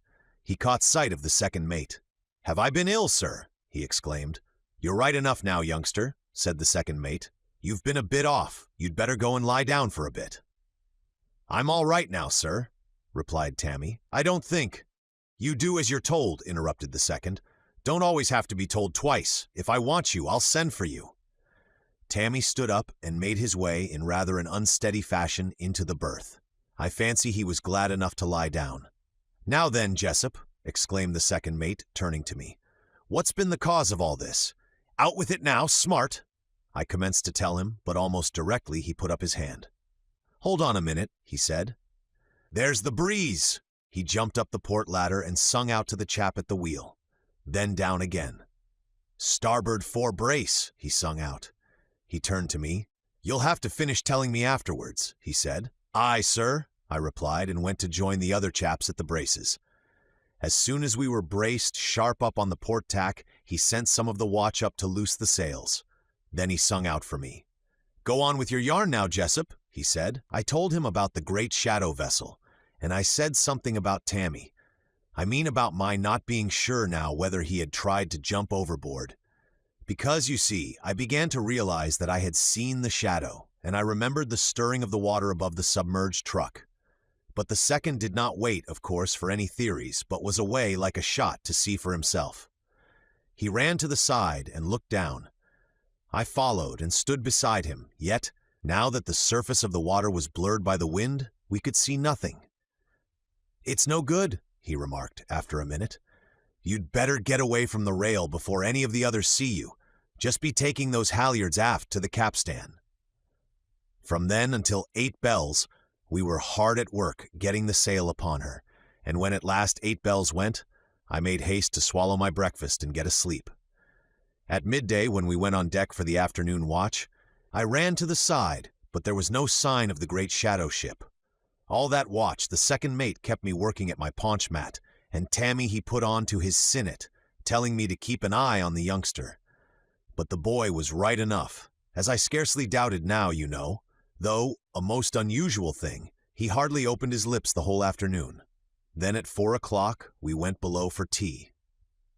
At 4 bells, when we came on deck again, I found that the light breeze, which had kept us going during the day, had dropped, and we were only just moving. The sun was low down and the sky clear.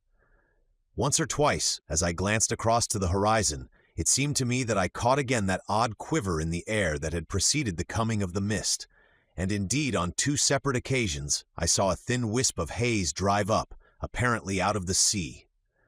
This was at some little distance on our port beam. Otherwise all was quiet and peaceful, and though I stared into the water, I could make out no vestige of that great shadow ship down in the sea. It was some little time after 6 bells that the order came for all hands to shorten sail for the night. We took in the royals and gallants, and then the 3 courses. It was shortly after this that a rumor went round the ship that there was to be no lookout that night after 8 o'clock. This naturally created a good deal of talk among the men, especially as the yarn went that the forecastle doors were to be shut and fastened as soon as it was dark, and that no one was to be allowed on deck. "Who's going ter take their wheel?" I heard Plummer ask. "I suppose they'll have us take 'em as usual," replied one of the men. "One of their officers is bound ter be on their poop, so we'll have company." Apart from these remarks, there was a general opinion that, if it were true, it was a sensible act on the part of the skipper. As one of the men said, "It ain't likely that there'll be any of us missin' in their mornin' if we stays in our bunks all their blessed night." And soon after this, 8 bells went. Chapter 16. The Ghost Pirates. At the moment when 8 bells actually went, I was in the forecastle, talking to 4 of the other watch. Suddenly, away aft, I heard shouting, and then on the deck overhead came the loud thudding of someone pomping with a capstan bar. Straightway I turned and made a run for the port doorway, along with the 4 other men. We rushed out through the doorway onto the deck. It was getting dusk, but that did not hide from me a terrible and extraordinary sight. All along the port rail there was a queer, undulating grayness that moved downwards inboard and spread over the decks. As I looked, I found that I saw more clearly, in a most extraordinary way, and suddenly, all the moving grayness resolved into hundreds of strange men. In the half-light, they looked unreal and impossible, as though there had come upon us the inhabitants of some fantastic dream world. My God! I thought I was mad. They swarmed in upon us in a great wave of murderous living shadows. From some of the men who must have been going aft for roll call, there rose into the evening air a loud, awful shouting. "Aloft!" yelled someone, but, as I looked aloft, I saw that the horrible things were swarming there in scores and scores. "Jesus Christ!" shrieked a man's voice, cut short, and my glance dropped from aloft to find 2 of the men who had come out from the forecastle with me, rolling upon the deck. They were 2 indistinguishable masses that writhed here and there across the planks. The brutes fairly covered them. From them came muffled little shrieks and gasps, and there I stood, and with me were the other 2 men. A man darted past us into the forecastle with 2 gray men on his back, and I heard them kill him. The 2 men by me ran suddenly across the fore-hatch and up the starboard ladder onto the forecastle head. Yet, almost in the same instant, I saw several of the gray men disappear up the other ladder. From the forecastle head above, I heard the 2 men commence to shout, and this died away into a loud scuffling. At that, I turned to see whether I could get away. I stared round hopelessly, and then with 2 jumps I was on the pigsty, and from there upon the top of the deck-house. I threw myself flat and waited, breathlessly. All at once, it seemed to me that it was darker than it had been the previous moment, and I raised my head very cautiously. I saw that the ship was enveloped in great billows of mist, and then, not 6 feet from me, I made out someone lying, face downwards. It was Tammy. I felt safer now that we were hidden by the mist, and I crawled to him. He gave a quick gasp of terror when I touched him, but when he saw who it was, he started to sob like a little kid. "Hush," I said. "For God's sake, be quiet." But I need not have troubled, for the shrieks of the men being killed down on the decks all around us drowned every other sound. I knelt up and glanced round and then aloft. Overhead I could make out dimly the spars and sails, and now as I looked I saw that the gallants and royals had been unloosed and were hanging in the buntlines. Almost in the same moment the terrible crying of the poor beggars about the decks ceased, and there succeeded an awful silence, in which I could distinctly hear Tammy sobbing. I reached out and shook him. "Be quiet! Be quiet!" I whispered intensely. "They'll hear us!"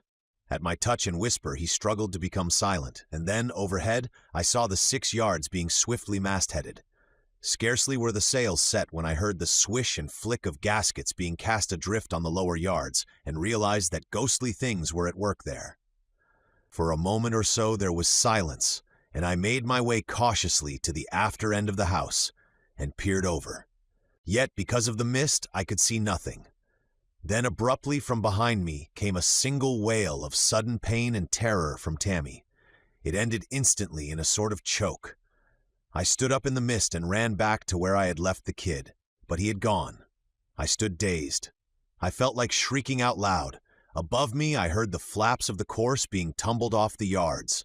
Down upon the decks there were the noises of a multitude working in a weird, inhuman silence. Then came the squeal and rattle of blocks and braces aloft. They were squaring the yards. I remained standing. I watched the yards squared, and then I saw the sails fill suddenly. An instant later, the deck of the house upon which I stood became canted forward. The slope increased so that I could scarcely stand, and I grabbed at one of the wire winches. I wondered, in a stunned sort of way, what was happening. Almost directly afterwards, from the deck on the port side of the house, there came a sudden, loud human scream, and immediately from different parts of the decks there rose afresh some most horrible shouts of agony from odd men. This grew into an intense screaming that shook my heart up, and there came again a noise of desperate, brief fighting. Then a breath of cold wind seemed to play in the mist, and I could see down the slope of the deck.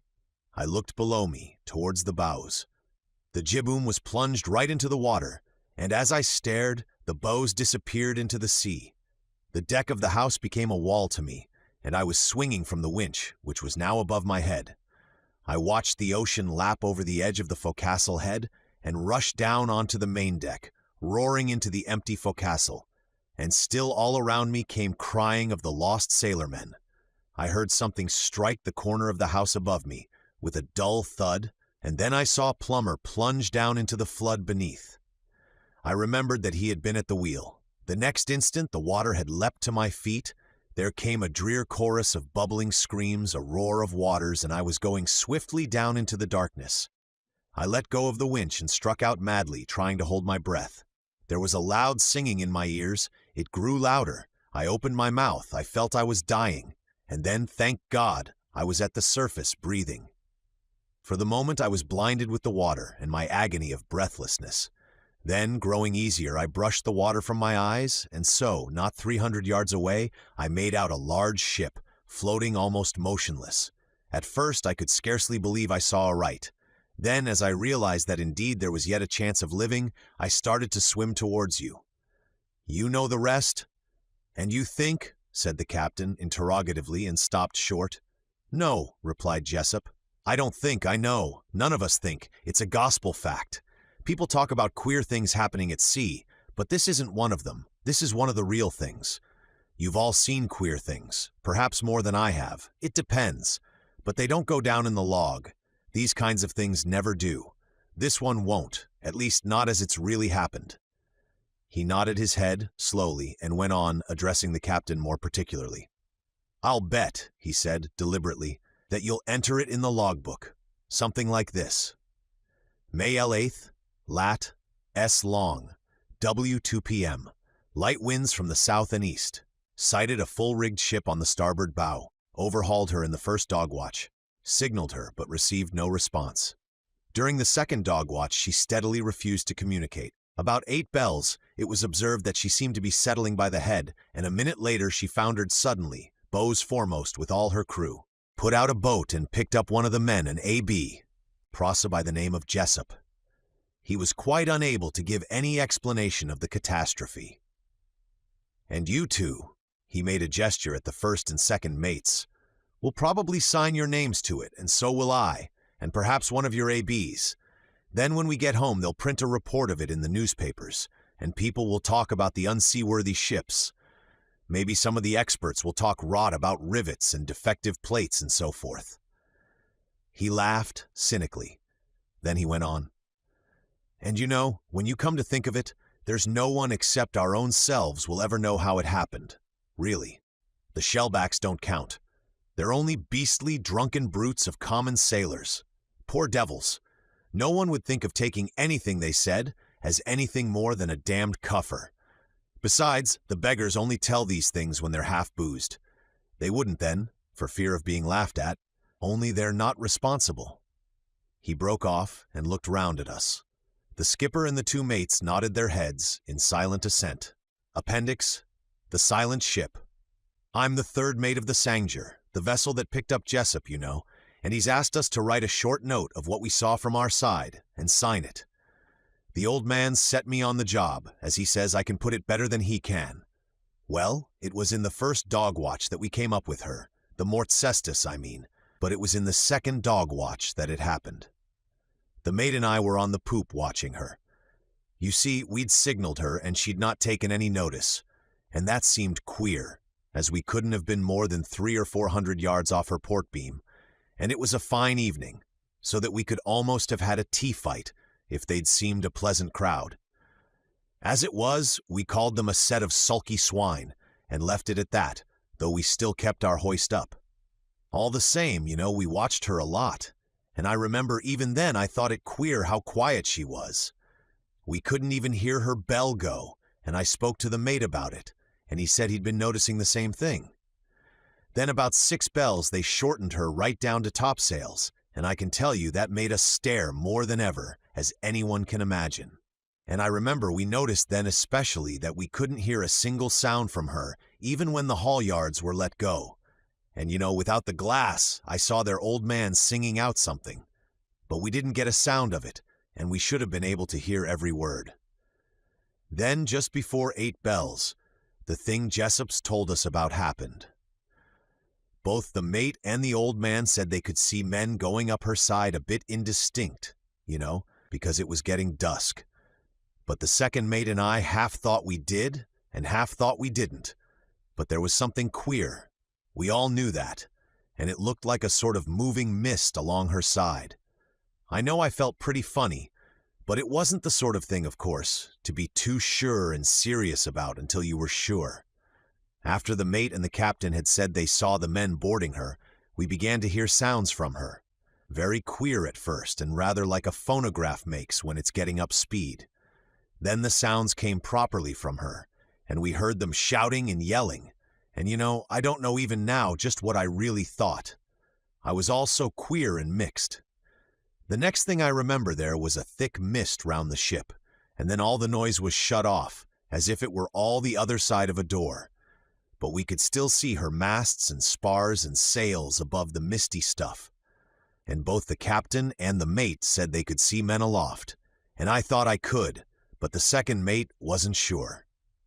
All the same, though, the sails were all loosed in about a minute, it seemed, and the yards mastheaded. We couldn't see the courses above the mist, but Jessup says they were loosed too and sheeted home along with the upper sails. Then we saw the yards squared, and I saw the sails fill bang up with wind, and yet, ours were slatting. The next thing was the one that hit me more than anything. Her masts took a cant for'ard, and then I saw her stem come up out of the mist that was round her. Then, all in an instant, we could hear sounds from the vessel again. And I tell you, the men didn't seem to be shouting, but screaming. Her stern went higher. It was most extraordinary to look at. And then she went plunk down head foremost, right bang into the mist stuff. It's all right what Jessup says, and when we saw him swimming, I was the one who spotted him. We got out a boat quicker than a windjammer ever got out a boat before, I should think. The captain and the mate and the second and I are all going to sign this. William Noston, master. J.E.G. Adams, first mate. E.D. Brown, second mate. Jack T. Evan, third mate. The end.